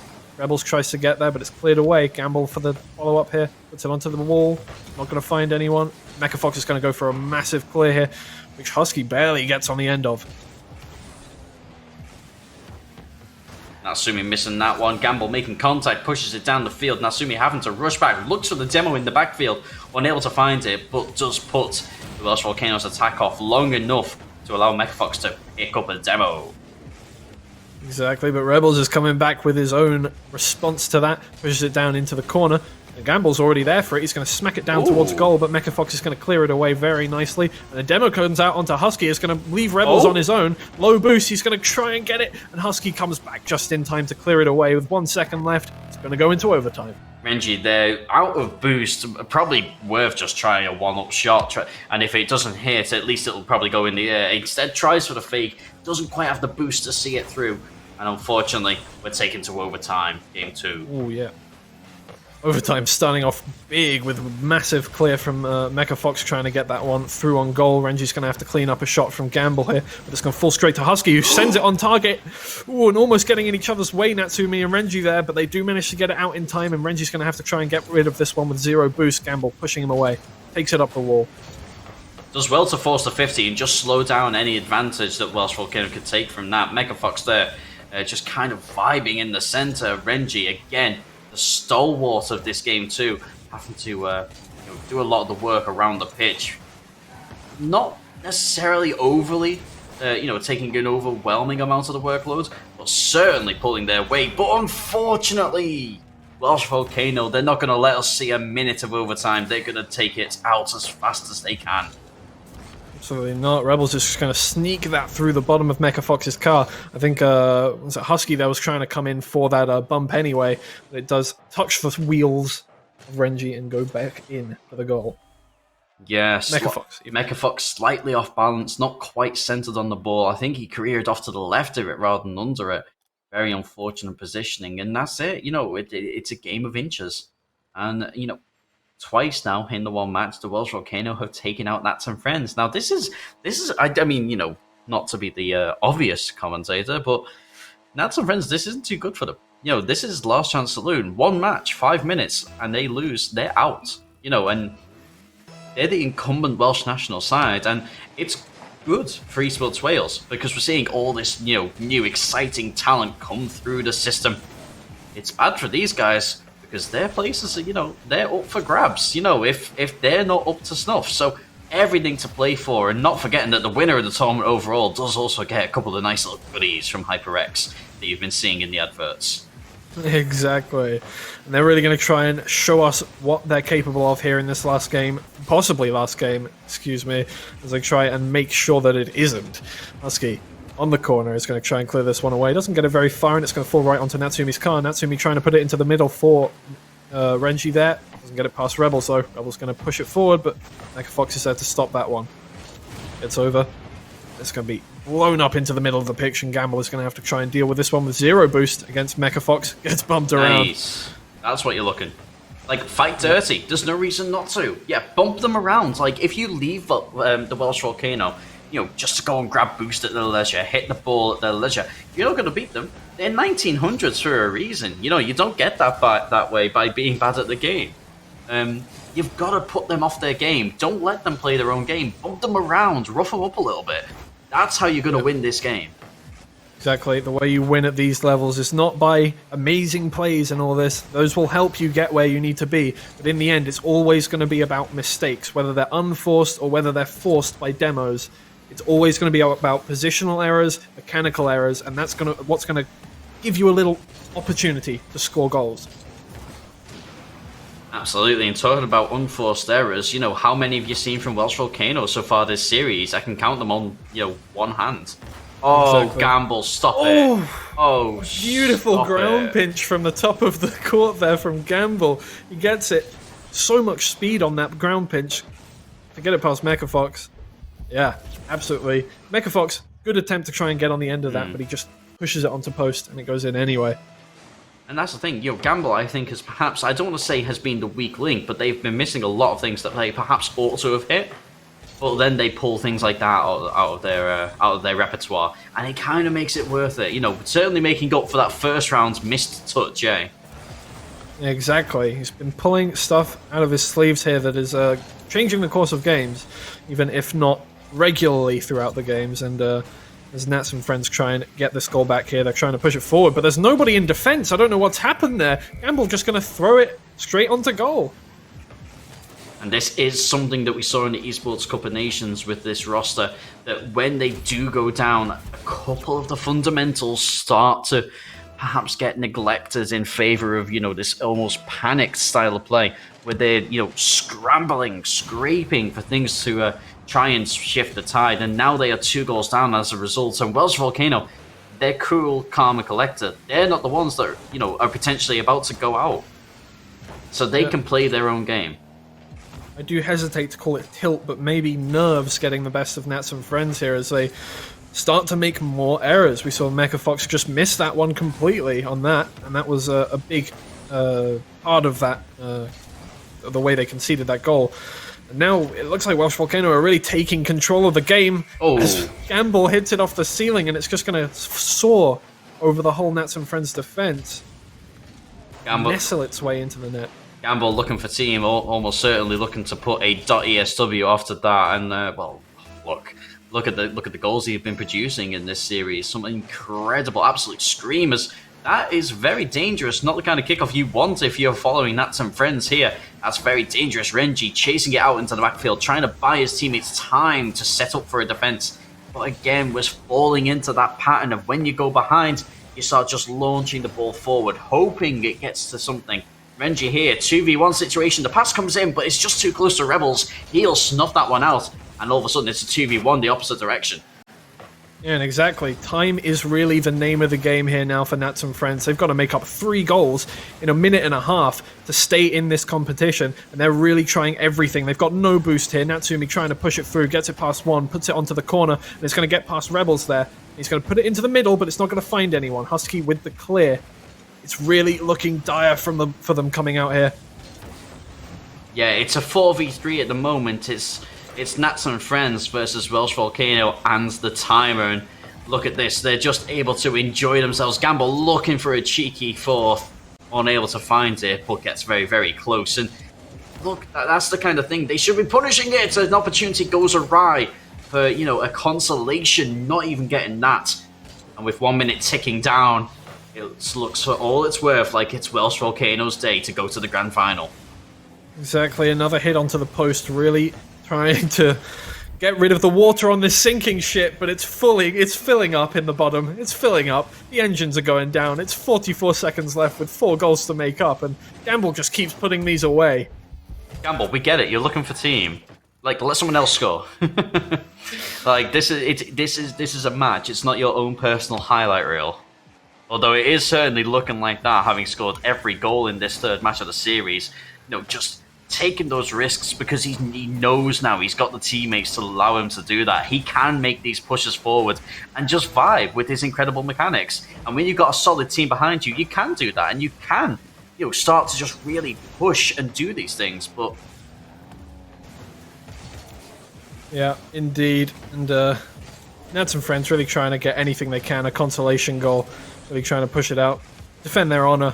But there's really not going to be any way they keep this game in their hands anymore, and slipping away from them. With 5 seconds left, Campbell's already put a GG's in chat, and I think that'll be that. Redemption Absolutely. For the Welsh Volcano. How do you bounce back? Because Nats and friends beat them earlier, previously in the semi-final. They beat them earlier 3-2. They've just swept them and knocked them completely out of the competition. That's how you get your payback. What a game from Welsh Volcano.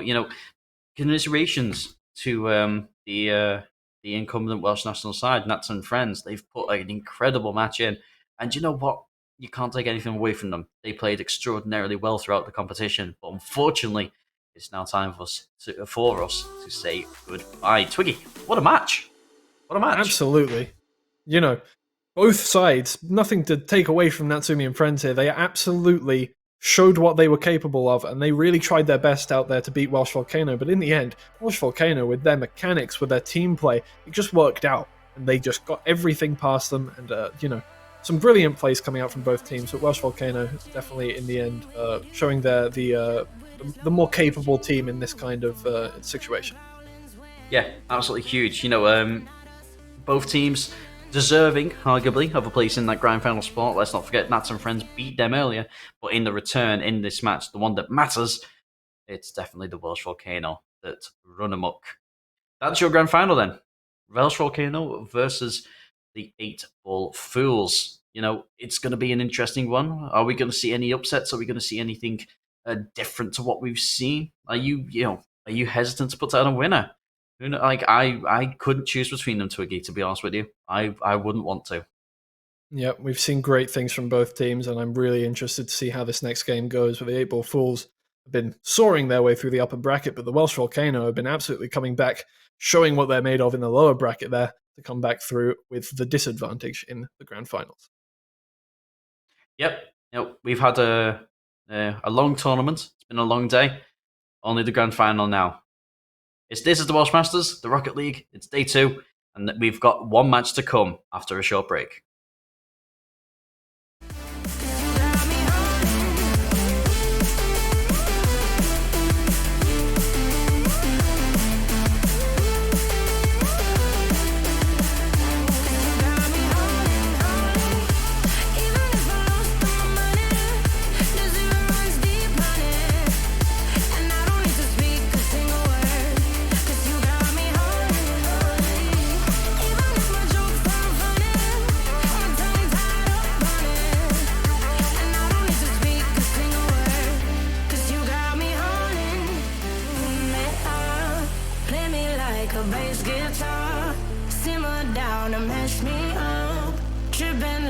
Jimmy at Woodstock. Drum me round and go right forward. Shivers down my spinal cord. Oh. 'Cause you got me holding. Even if I lost all my money, the zero runs deep on it. And I don't need to speak a single word. 'Cause you got me holding. Even if my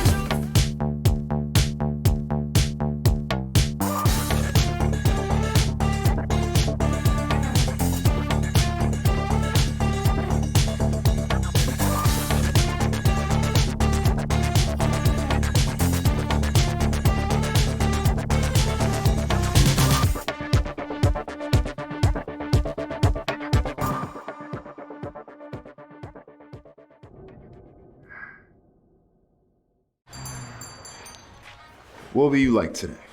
Another Cloud 2 classic? I'll stick with the usual. Maybe take a little bit off the sides.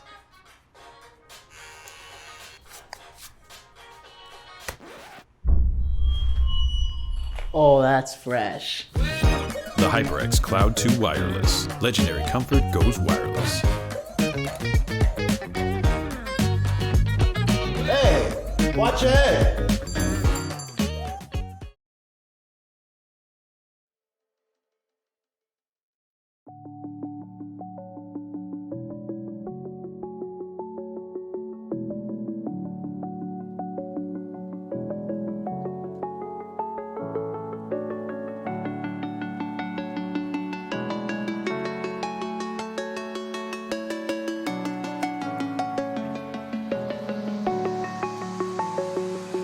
I'm alone, I'm a broken home. I gave you all the bricks that I own and know.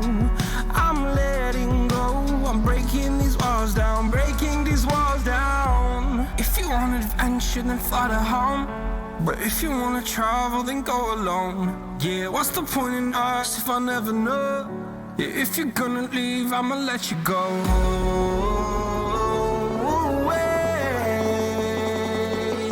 I'm tired of the pain. Go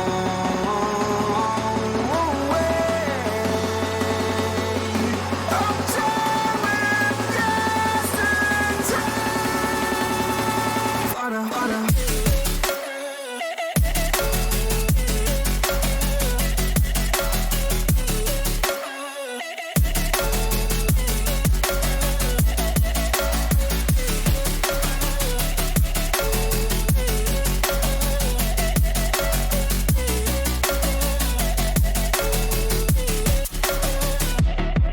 I fell where my demons dwell. My own little nightmare, I call it hell. Oh well, it's time to get back up.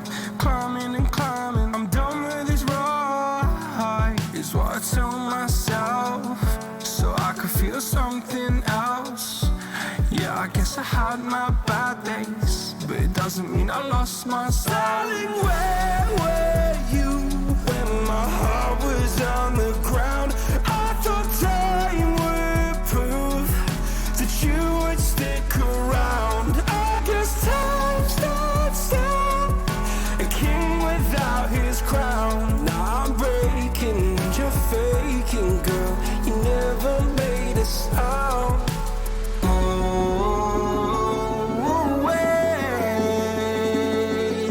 I'm tired of the pain. Go away.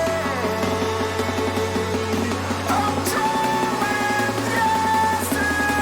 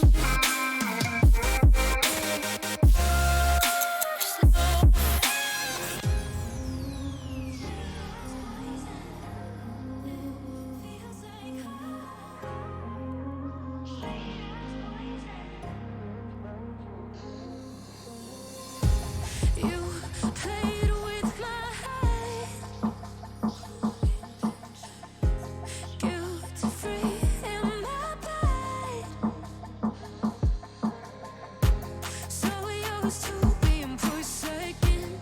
Go on my own now. Feels like home in our ruins. Followed you into the night. Couldn't let you leave once you leave. Oh, nothing less come daylight. Come daylight.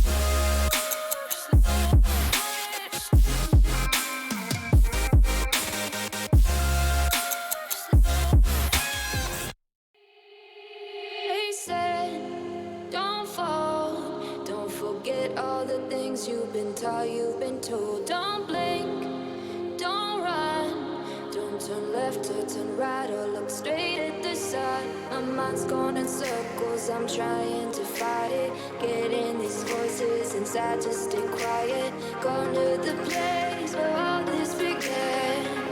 Just start again. Oh, you won't see the light until the dawn breaks. No, till it's all said and done, you won't know what it takes. Gotta make a wrong turn and turn around. Gotta fall fast to pick yourself up off the ground. Until you get lost, you'll never be found. And you can't start again until you break down.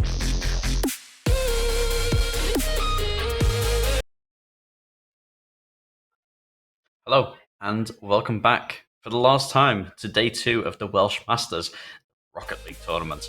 We've had a bit of an experience so far, haven't we? We've seen a lot of good players, a lot of whiffs, a lot of tears, a lot of heartbreak, and now it all boils down to this, the grand final.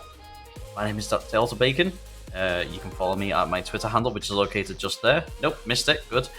You can also find Matt's just there, over there somewhere. And you can give us a follow there. Follow at EsportsWales if you want to keep abreast of all the updates, not only on this tournament, but also on the next up tournament in the Welsh Masters, and also at Jakey Boy Pro, the producer behind the strings, who's keeping me in check and just letting Twiggy vibe, really.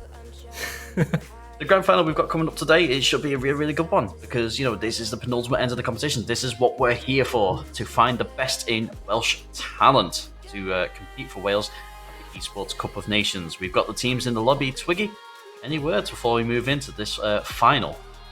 Yeah, obviously we've seen both teams play brilliantly, and I'm really excited to see what they come up with here. Obviously 8 Ball Fools having the advantage, coming all the way through the upper bracket without losing a game, are going to be looking to close it out immediately here.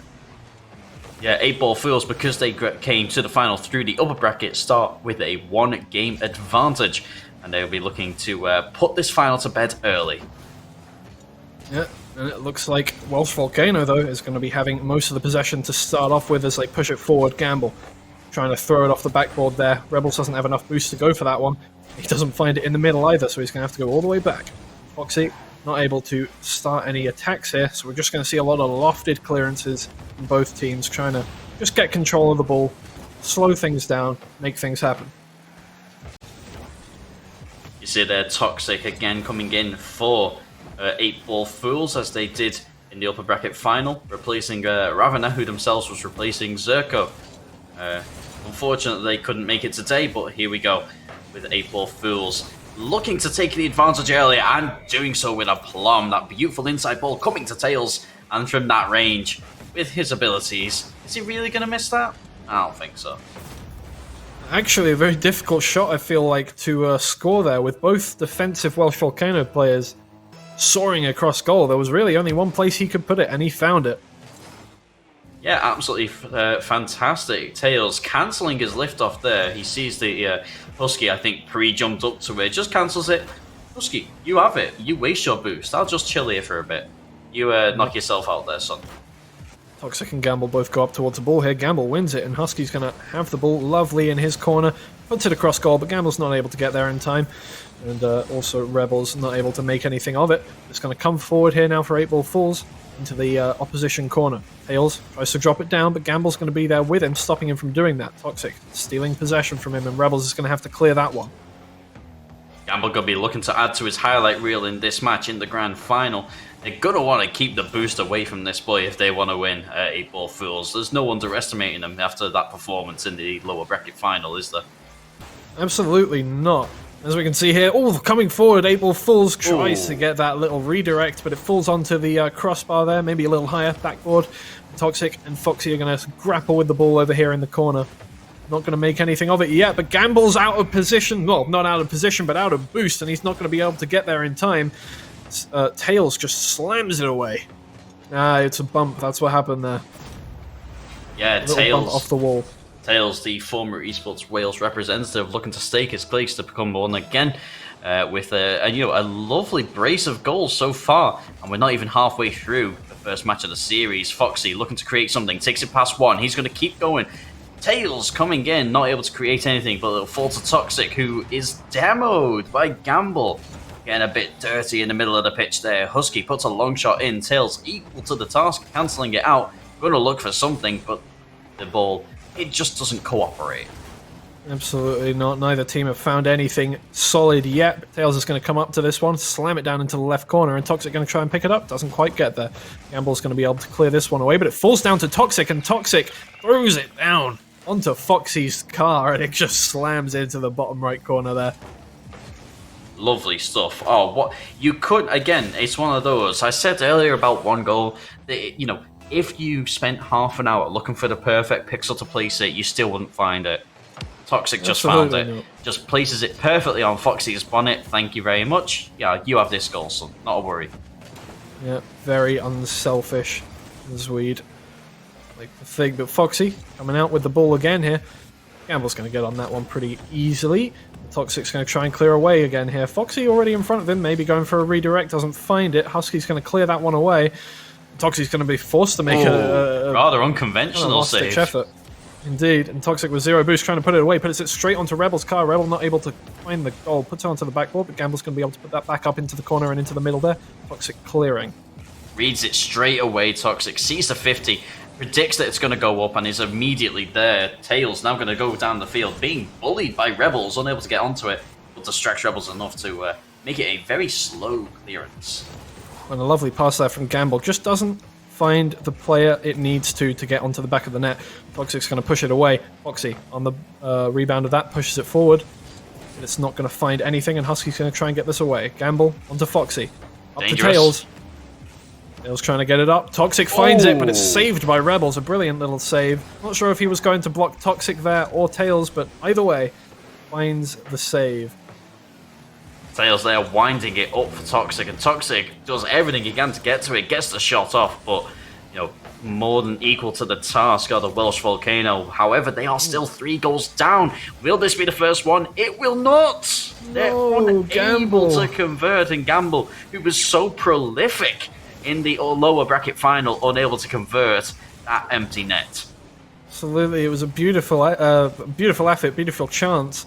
Comes forward and it's an open net, but he's just not able to find the angle that he needed to on that shot. It's going to be sent forward to Husky. Husky trying to get the redirect or the pass to Gamble. Finds Gamble, but doesn't find the back of the net. Foxy able to save that one. Rebel's going to put it onto the side. Toxic clearing. It's going to go back out to Husky. Husky putting it back into the corner. Toxic again. It's up high. Foxy somehow gets his bonnet on it. Not actually 100% sure how he did it, but he pushes it up into the corner, and that's surely the game. You're not getting 3 goals in the next 4 seconds, are you? Toxic just looking to maybe put something on the highlight reel, unable to. With the buzzer ticking down, that's going to be all she wrote. It's now just down to a buzzer beater for the Welsh Volcano. Will they be able to salvage something? Toxic launches one into his own net, looking to help them out. Any goal, it doesn't matter what colour the goal is. Still going up though. Gamble. Lovely play from these guys. Gamble eventually grounding it, just launching it into the corner. Let's get done with this. No need to, prolong it. Let's get into the next one. We'll have that one. 8-Ball Fools then, taking a 2 match advantage, because remember they carried that win, that match over from winning the upper bracket. 2 matches now just stand between them and grand final victory. Absolutely, that's going to be crushing for Welsh Volcano in a mental capacity, because knowing that you're now 2 games behind this team already, only after playing 1, it's got to be pretty tough for them, and we'll see how they deal with that especially after scoring no goals in that last game, not finding the net at all. Yeah, and despite it being a best of 7 for 8 Ball Fools, job's half done. That's the heart-wrenching thing about it for Welsh Volcano. Absolutely, and we see Foxy take this one forward. They're going to try get something on this next game and try and get that 3-game lead, but Husky's going to take this off the backboard. Not really going to find anything. Toxic's going to put it back in the middle, but Gamble going to clear that onto Foxy. Foxy going to try and touch it again, and he does. Pushes it forward, but Husky's there to clear that one away. On target, but Toxic, very easy clear. Yeah, a couple of aerials, just kind of like big balls being sent up the field with not much following them and not much purpose other than clearing the lines from both teams. Foxy having to come in and clear that one out. However, getting it onto Tails, who can nudge it forward and just buy a little bit of time.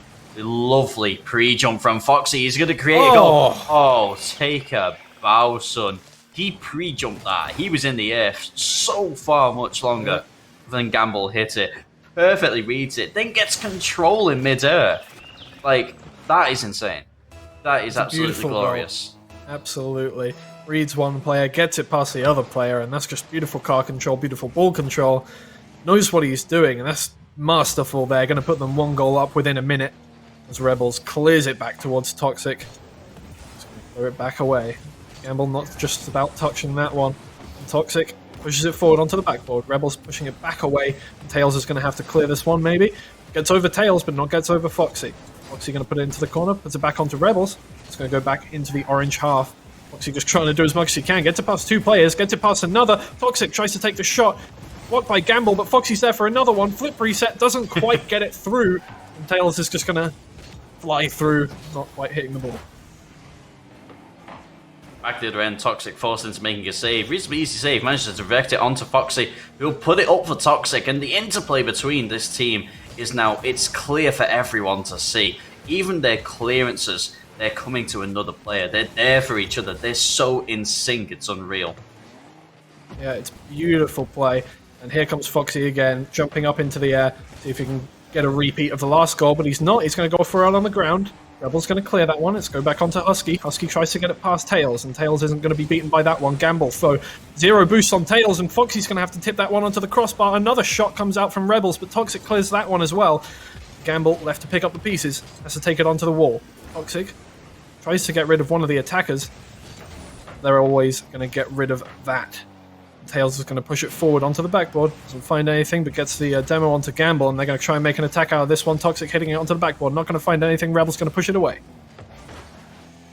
Yeah, such a long period of pressure coming out from 8 Ball Fools. Eventually, Welsh Volcano, they got a crack, but it's not yet. Tails with the shot, Rebels with the save. Gamble trying to salvage something. He's so dangerous from these angles, but can't maintain control. Husky going to bring up the rear. It's going to be a shot for Rebels, saved by Tails, the stalwart of the Welsh national side. Foxy's going to come in clutch there again, just in the right place at the right time, puts it back to Tails, puts it off the backboard, tries to get it to Toxic, but Toxic can't make anything of it, and it's going to be cleared away. Husky trying to get that redirect, almost finds the goal, but it's not going to get there in the end. Rebel's going to have to put it in midair. Foxy clearing again. Ball careering out, an uncharacteristic mix from the 8 Ball Fools, not punished enough by Welsh Volcano, you would argue. Foxy just happy to walk it out of his net and then delegate it to Toxic. Toxic gets bumped, Foxy pressed into service. It's now in the 2v2, but Tails and Toxic manage to rotate back in time to deal with it. Foxy receives the ball, and another attack starts from the 8 Ball Fools. Yeah, it's going to fall to Toxic here, and Tails on the other end. Both players going for it, and that's going to result in an interesting counter-attack here, but luckily the pinch sends it right up into the corner safely. Toxic trying to get rid of this now. Rebels gets in the way, but Foxy does not want him there. Husky trying to bump people out the way, I think, there, and just doesn't get it off. Toxic now versus Rebels. Toxic coming through. Toxic takes the ball into the corner, gets past one. Tries to put it into the middle here. It's going to get pinched away by Husky beautifully. Tails picks up the pieces, tries to send it back himself. very back and forth now, but you're seeing here the pace of play is picked up so much. It's non-stop. This is going to be a real mental exercise for these two teams. For Welsh Volcano, they're the ones chasing the game at this stage. 8-Ball Fools, they don't have to score. Welsh Volcano, this game, I think of all the others, is a must-win. Exactly, as they send it up the pitch onto the backboard, Foxy hits it, but it hits the backboard and it's going to go to Rebels. Oh, and a brilliant block from Tails is going to stop that from happening, and Gamble's going to have to try and control the ball in the midfield, takes it onto the wall, gets past one, Tails is going to put it back up, Foxy trying to get that double touch, Rebels is going to block the shot as it comes through.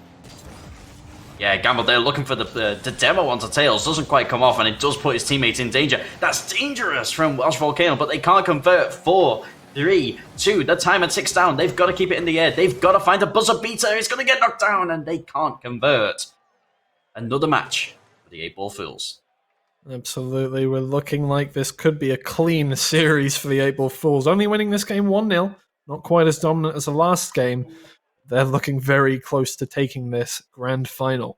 What's that thing you say, Twiggy? You don't have to win by a mile. If you win by an inch, that's good enough. And 8-Ball Fools did that. They did, consistently go on to, really very, very strongly dominate. They didn't need to push as hard as perhaps. They didn't need to force it because they did get that early goal from Foxy. From that, honestly, one for the highlight reel, one to show and shout about loud and proud. Amazing goal, and that's the thing. Like what I was saying earlier on in the stream, if you were watching, was that it's not mechanics that win games. It's how you play the game, your knowledge of the game. But then when it comes to things like that, Foxy broke that deadlock with mechanics, and there's no taking that away from him. And as we kick off here, it's going to come out into the orange side with Welsh Volcano. Husky trying to control that one, but he's not going to be able to. Tails going to stop him from that one. Toxic bring it back into the midfield, and Foxy's going to be there, but he doesn't put the shot on target. Husky's going to be able to deal with that one pretty easily. Foxy's going to try just get back, get some boost. Tails putting it back into the middle. Rebels just able to get a touch on it and gets a second touch to clear it away. Gets past one, but Foxy's going to stop it from getting all the way through to the goal. Almost a slow start to the game, and the party bus coming out from Toxic, but possibly living up to their name there, looking to perhaps inspire a little bit of try and take a bit of the morale for the Welsh Volcano. That's not going to work, as Husky's going to bury that pass from Gamble. Beautifully picked out, and they are playing like it is tournament point against them. They are ready to bring the fight to 8-Ball Fools. They know they're up against it. They've now got to play the perfect series of Rocket League. Absolutely. Welsh Volcano, never to be demoralized, does take that goal. I think Foxy trying to, I don't know what he was trying to do there, read another Welsh Volcano play, has just jumped up in the air, well over the ball, soars over the ball, and it'll just nestle in the back of the net. But Toxic's going to try and take it away here in a one-on-one against Rebels, takes it through, and just touches it past him to the left, and there's no way Rebels is getting around to that with the amount of time he had. Now quick, dab on them. Huge from Toxic, and in that position, Rebels, you may question why he didn't commit himself to one angle, and it's because with players of this quality in the air at that level, they can put it anywhere in the goal they want. There's no predicting it. You've got to react in that situation, and unfortunately, enough for Welsh Volcano. Toxic was able to just beat Husky out to that opportunity. 1-1. In the tournament point for 8-Ball Fools, and it's going to be going into the left side of the pitch. As Husky tries to clear this one away, it's not looking all lost for Welsh Volcano, still 1-1. But they really need to try and get goals here, which is exactly what Rebels is going to do. Put it in the back of the net. An absolutely massive shot from the middle of the pitch, right in the middle of the air. Foxy hitting it off the wall and not able to get the second touch, and Rebels is going to take advantage of that, put it straight past Toxic, who just isn't going to be able to get there in time. And there it is. I think that's the hubris of Toxic, maybe shining through, dabbing on them at the other end of the field, getting dunked on at his own. Maybe switching to the party bus wasn't necessarily the best idea. Maybe too busy doing the default dance, indeed. And as he comes up here, he's going to go right under the ball, try and defend. But Foxy's going to come through. It's a one-on-one now. Rebels is going to push it away with that backflip. And as Toxic tries to get it through here, gets it past one, gets it past two, and he's going to try and flip it all the way over, and he's just taken it through the whole Welsh Volcano defense. That is disgusting from Toxic, taking it onto the back of his car, flips over one, flips past two, everyone getting in the way, and he's going to get full shot into the goal by Tails there. Oh, that is filthy. That is filthy. I'm Everyone not sure if getting this in is the Rocket League or Fortnite, but that was filthy, and it's certainly something. Toxic, absolutely lovely goal, and perhaps the hubris is shining through. But when you are of this quality, when you do have this skill set, why not? Why not show it off? Toxic not allowing any of the rest of his team to score. Now committing to being the sole striker of the squad. An interesting strategy. Not one I'm sure is probably the best choice in the world, but we'll see how it works out. 2-2 in tournament point for April Fools. Absolutely, not to be outdone by Foxy there with his dribble all the way through the pitch. He does want to take that away from him. And Gamble is going to take this double touch, and he just sends it onto the post from that, off the ceiling. Husky trying to push it forward, doesn't have any boost left. He's going to be left in no man's land by Tails, who pushes it forward. Onto Foxy, maybe. Nope, takes it by himself, and it's going to be cleared by Rebels.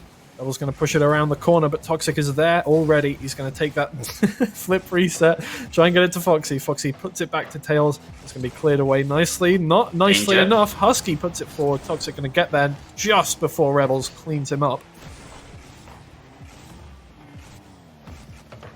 Yeah, that's how tight this game is. It's a matter of inches. It's a matter of milliseconds. You know, if that demo would come in like a quarter of a second earlier, that's a goal. Yep. You know, there's no two ways about it. That's how tight it is. You know, don't let the series scoreline fool you. This is this is a tight match. Absolutely a tight match as Welsh Volcano trying to defend another 8-Ball Fool's attack. Toxic going to stay on the backboard. I think he's looking for another cleared pass there. But with nobody else in defense, they're going to be blown up there. Tails, the only man back, gets blown up by Husky, and it's going to be an open goal for Rebels to just tap it in. Yeah, I feel like the comms might be a little frostier now because Toxic staying on the backboard, that's what led to the goal because he should have been rotating back, and there's no two ways about that. He's responsible for that goal. Tails isolated in a 2v1, and at this level, you're always going to get demoed or dunked on in a 2v1. Absolutely. Toxic not going to be happy, I'm sure, with the way that one turned out. It's going to fall down to... Oh, yes, going to fall down to Husky, and Husky sends it right towards the goal, but Gamble's already there to redirect it to the other side of the goal. Foxy trying to save this one, but yeah, just not there in time, and that's just going to be tapped away. 4-2 to Welsh Volcano. They're bringing this one back. Yeah, they really are, and we know they've got the talent, to keep it going. It is an incredibly tight match, and I feel like the hubris is perhaps shining through. Gamble taking out Foxy. They're not done. There's a minute 10 on the clock. There may be 2 goals up, but there's a job left to do. Indeed. They're going to try and get this back. As Welsh Volcano push through again. It's 2-on-2. Husky gets beaten. Rebels is not going to be taken back by that one. Foxy takes the ball, though. He's going to push it up. Gamble going to stop that in midair. Doesn't want anything near his goal. Dale's going to push it forward to Foxy. Foxy shooting on net. And Husky's going to get there as well as Gamble. Foxy tries to take that redirect again. Trying to steal all of these little passes upfield. Try and take them as goals. It's not happening. Rebels takes a shot on target. It's going to be blocked. Ooh. Yeah, these 50s, they're so hard to predict in both these teams. Their reaction times are on point. They're getting to these balls so quickly. This is the level of Rocket League that we absolutely love to watch. It's not clean. It's dirty Rocket League, but it's also quite beautiful. Everyone is, they're not leaving anything, in the locker room, to speak, are they? They're putting it all out on the pitch. Absolutely, including the party bus. But Welsh Volcano gonna put that one to bed with another goal into the 5-2 scoreline now. Only 1 second left. I don't think anything is going to come of this game for the 8-Ball Fools. That's going to be 1-3 in the series. Welsh Volcano trying to bring it back now. And you know what, Volcano, if they were going to win just by the skin of the teeth, that'd be alright. But, they're naughty little kickoff. But you know what, by taking such a dominant victory there, that'll galvanise their spirits. It'll be interesting to see if we see Toxic switching to a more conventional car that perhaps they're a bit more comfortable with. But you know what, car or otherwise, there was a couple of really poor decisions there from the 8-Ball Fools on, the wider... the wider team there. I'm a bit concerned about, the rotation. It just wasn't there. And Welsh Volcano, with a team at this level, you can't give them an inch. They will take a mile. And you saw that there. 5-2 the end score.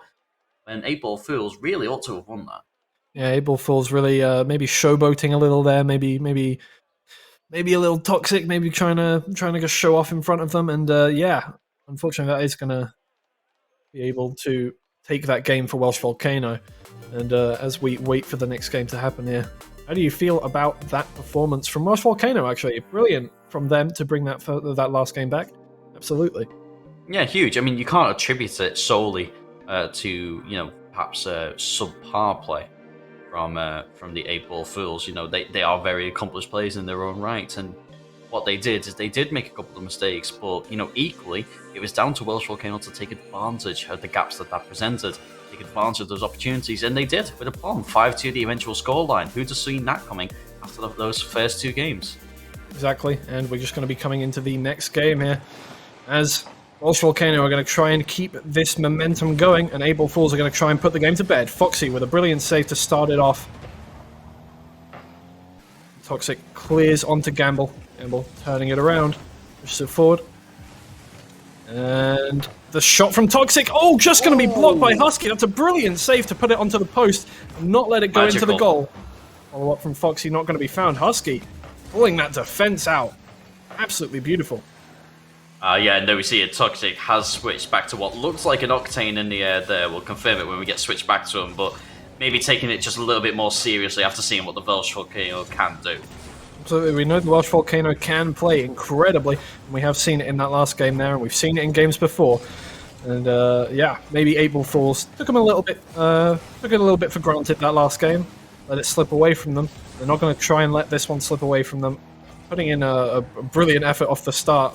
Another, 2-3 goals on target already, shots on target, I should say, in the first minute. We have a slow build-up in this game. Game 4 of the series, although remember, of course, that 8 Ball Fools do have a game in hand from winning the upper bracket. We have a slow game at the start. Both sides, they're conscious of what this game means. 8 Ball Fools, this is it. This could be where they take it. Welsh Volcano, they know that everything is at stake. Either they win or they're out. That's what it is. Absolutely. It couldn't be tighter. Yeah, one overcommit from Welsh Volcano could cost them the whole series. And they know that, and they're trying their best to just keep it simple, and just try and score goals and then stay defensive. Tails is going to come through here with an open net. He's just going to whiff the first touch, and Rebels is going to clear that pretty easily. Try and take it up their side of the pitch. Welsh Volcano now on the attack. Rebels trying to block Toxic's clearance, doesn't quite get there in time, and Toxic's going to get it past one. Husky beaten by that. Oh, wow. What a save. What a save from Gamble. We've seen him be suspect in defense earlier on in the tournament. No longer. What a goal. The save out of nowhere, then carries it up the pitch, basically himself, and just dunks it in the goal. Welsh Volcano, they're not here just to take part. They're here to win it all. Absolutely, they're showing that here. And Husky's going to come up with another shot straight away. Tails is going to clear that one quite easily, but he's going to take it to the corner. He's going to take it past Gamble there. Oh, Gamble's not going to let it go without touching it there. Foxy drops it down. Rebels left in the air. It's going to be cleared, though, by Gamble. As Toxic tries to deal with this one in the corner. Foxy going to get rid of one of the attackers. Rebel touching it onto the wall. Toxic not able to take that shot, but Tails is going to be there for him. Toxic once again not letting his teammates score those goals without a fight. I think maybe trying to redirect it into the other side of the goal, stop it from being saved. But either way, Tails clearing that next shot. Yeah, it almost seems, however, like 8 Ball Fools, they've only got a little low on ideas. The creativity in front of net hasn't really been terribly inspiring, whilst Welsh Volcano, they're able to repel everything pretty much with ease. Foxy here, looking to set something up, runs out a boost on the ball, forces a very awkward touch out from Gamble, and then removes possession of the ball back from him. Yeah, exactly. And they're going to keep the pressure on here, 8 Ball Fools. They're not letting this get away without equalising. There's only 1 minute 50 left. This game's kind of gone away from us, but Toxic's just going to slide that one in. A good angle from him to keep that one away. Gamble putting an awkward save up. Gets the second save. That's a beautiful save, but it's going to fall straight to Toxic, and Toxic's just going to put that one away before Husky can get anywhere near it. I think we were on Husky's cam there, and my depth perception let me down. I thought he was like an inch away from it. As it happens, he was a good meter or so away from it, and not quite as worthy, as I may have alluded to. But there we go. We're all level here in tournament points of the grand final. 8-ball fools. They need 1 goal, and they are the winners. Oh, but Rebels! Oh, his teammate just gets in the way. He knocks it into Gamble, and it's a golden opportunity to regain the lead. Goes begging. Absolutely saw the light at the end of the tunnel there, but unfortunately his teammate just in the way of it. Tails puts a shot on target, gets demoed for his troubles, and Husky's going to be able to get away with that one, put it up the other end of the pitch for Foxy, not Hosky, and stop him from doing so. Toxic going to try and put it back in the middle of the pitch. It's going to be cleared away quite easily. Tails looking there to set up Foxy. Foxy takes the ball, pushes it up, but it gets cleared. A huge clearance from Hosky. Straight into Gamble's hands, actually. Gamble looking to set something up. We know what he can do, but Tails denies him the opportunity. It's careering around the midfield. It's a bit of a dogfight. It's rash. It's ugly. But this is certainly the Rocket League we've come here to see. Both teams giving their all. Gamble unable to get to that one. It's just off target. He'll go aerial for the clearance. Exactly, and Foxy's going to come in to try and clean up what he left behind, and Tails is going to come forward, hit it onto the backboard. It's gone right up into the air, but everybody has to go back and get boost, which is going to leave Gamble to clear it away. It's quite easy save for Toxic. He's going to hit it straight up to Foxy, straight down to Tails, and it's just going to be blocked there by Rebels. Toxic trying to go for a double touch here, and he just doesn't make anything happen of it. Welsh Volcano trying to run away with it. Foxy going to stop that one from happening, but he doesn't have any boost left. He has to try and clear it himself. Backboard will fall to the ground. Rebels, I think we're going to go to overtime here. Yeah, the ball is grounded, and we are in overtime tournament points. 1 goal, 1 moment of madness, and that is the tournament decided if the team in blue score. If Welsh Volcano score, and we're going to get a couple more games out of this yet. Everything on the line. This is what we're here for, guys. This is Rocket League. Absolutely. The nerves must be coming out for Welsh Volcano here. They don't want to let this one go, and they don't want to let Able Fools score another goal here. Able Fools are going to come up and try and do that. Tails running out of boost, not able to get on the end of that ball, and Foxy tries to take it away by himself, but it's going to get cleared. Toxic going to put it onto the backboard. Falls back down. Tails really trying to get that double touch back. Toxic is going to clear that away. So close now from Able Falls, making stuff happen, just not able to get anything in the net. Both teams a bit cautious at this stage. Toxic there, taking it up the side wall. Actually interrupts Gamble. He's going to get a free entry there, but it's going to lead across the line. Not entering the goal, and that is heartbreak. But Welsh Volcano, perhaps dealt a very lucky hands there.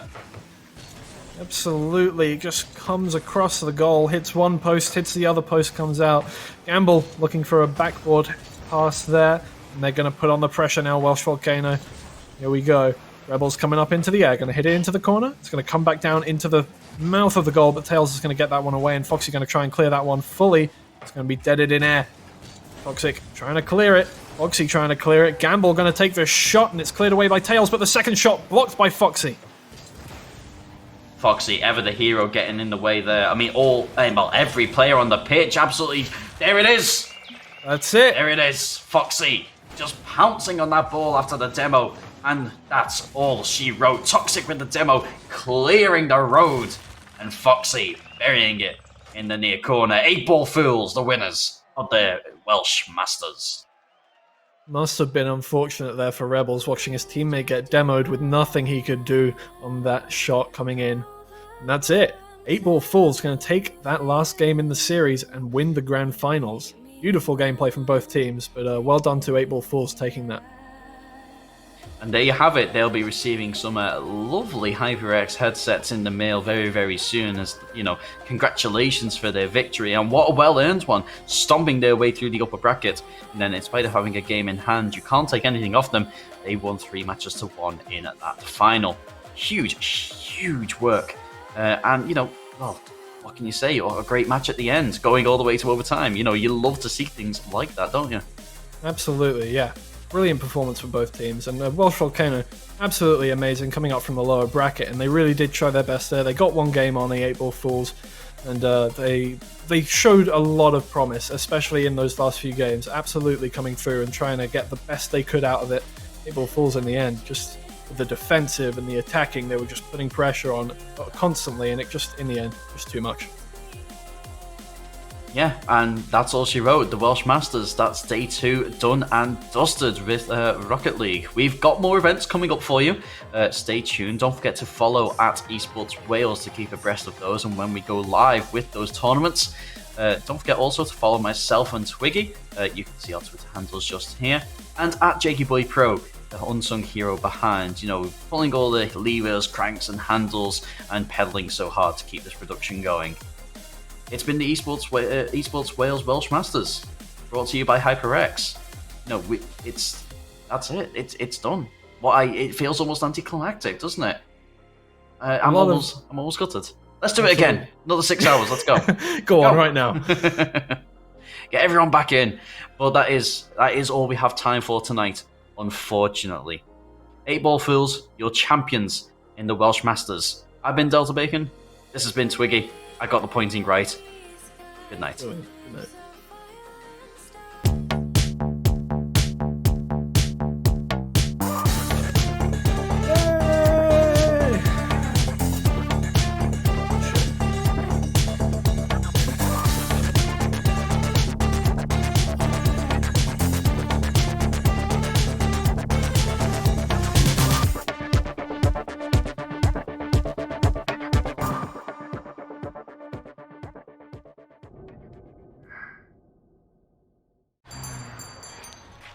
What will you like today? Another Cloud 2 classic? I'll stick with the usual. Maybe take a little bit off the sides.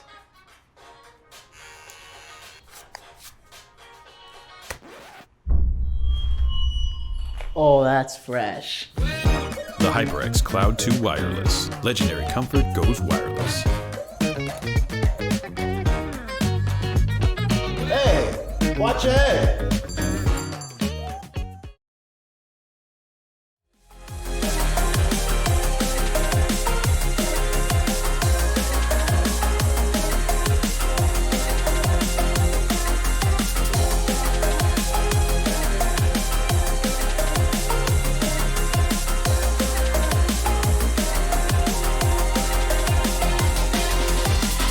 Heard you in the rain.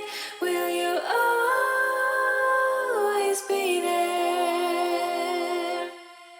The last thing you said. Sorry if it's too late. I lost my best friend to 23. She left her body and hovered above me. I saw no shadow. I looked around, searched every building and home that I found. I saw no shadow, but felt the glow. The warmth inside me, it kept me afloat. It felt like heaven had found my bones and gave me comfort when I feel alone. Now you're gone, I'm alone. I guess it's time to get better. Through the pain, I will go alone. If I fall, break my bones, I will scream even louder. 'Cause I'm not dying alone. I lost my best friend to 23. She left her body and hovered above me.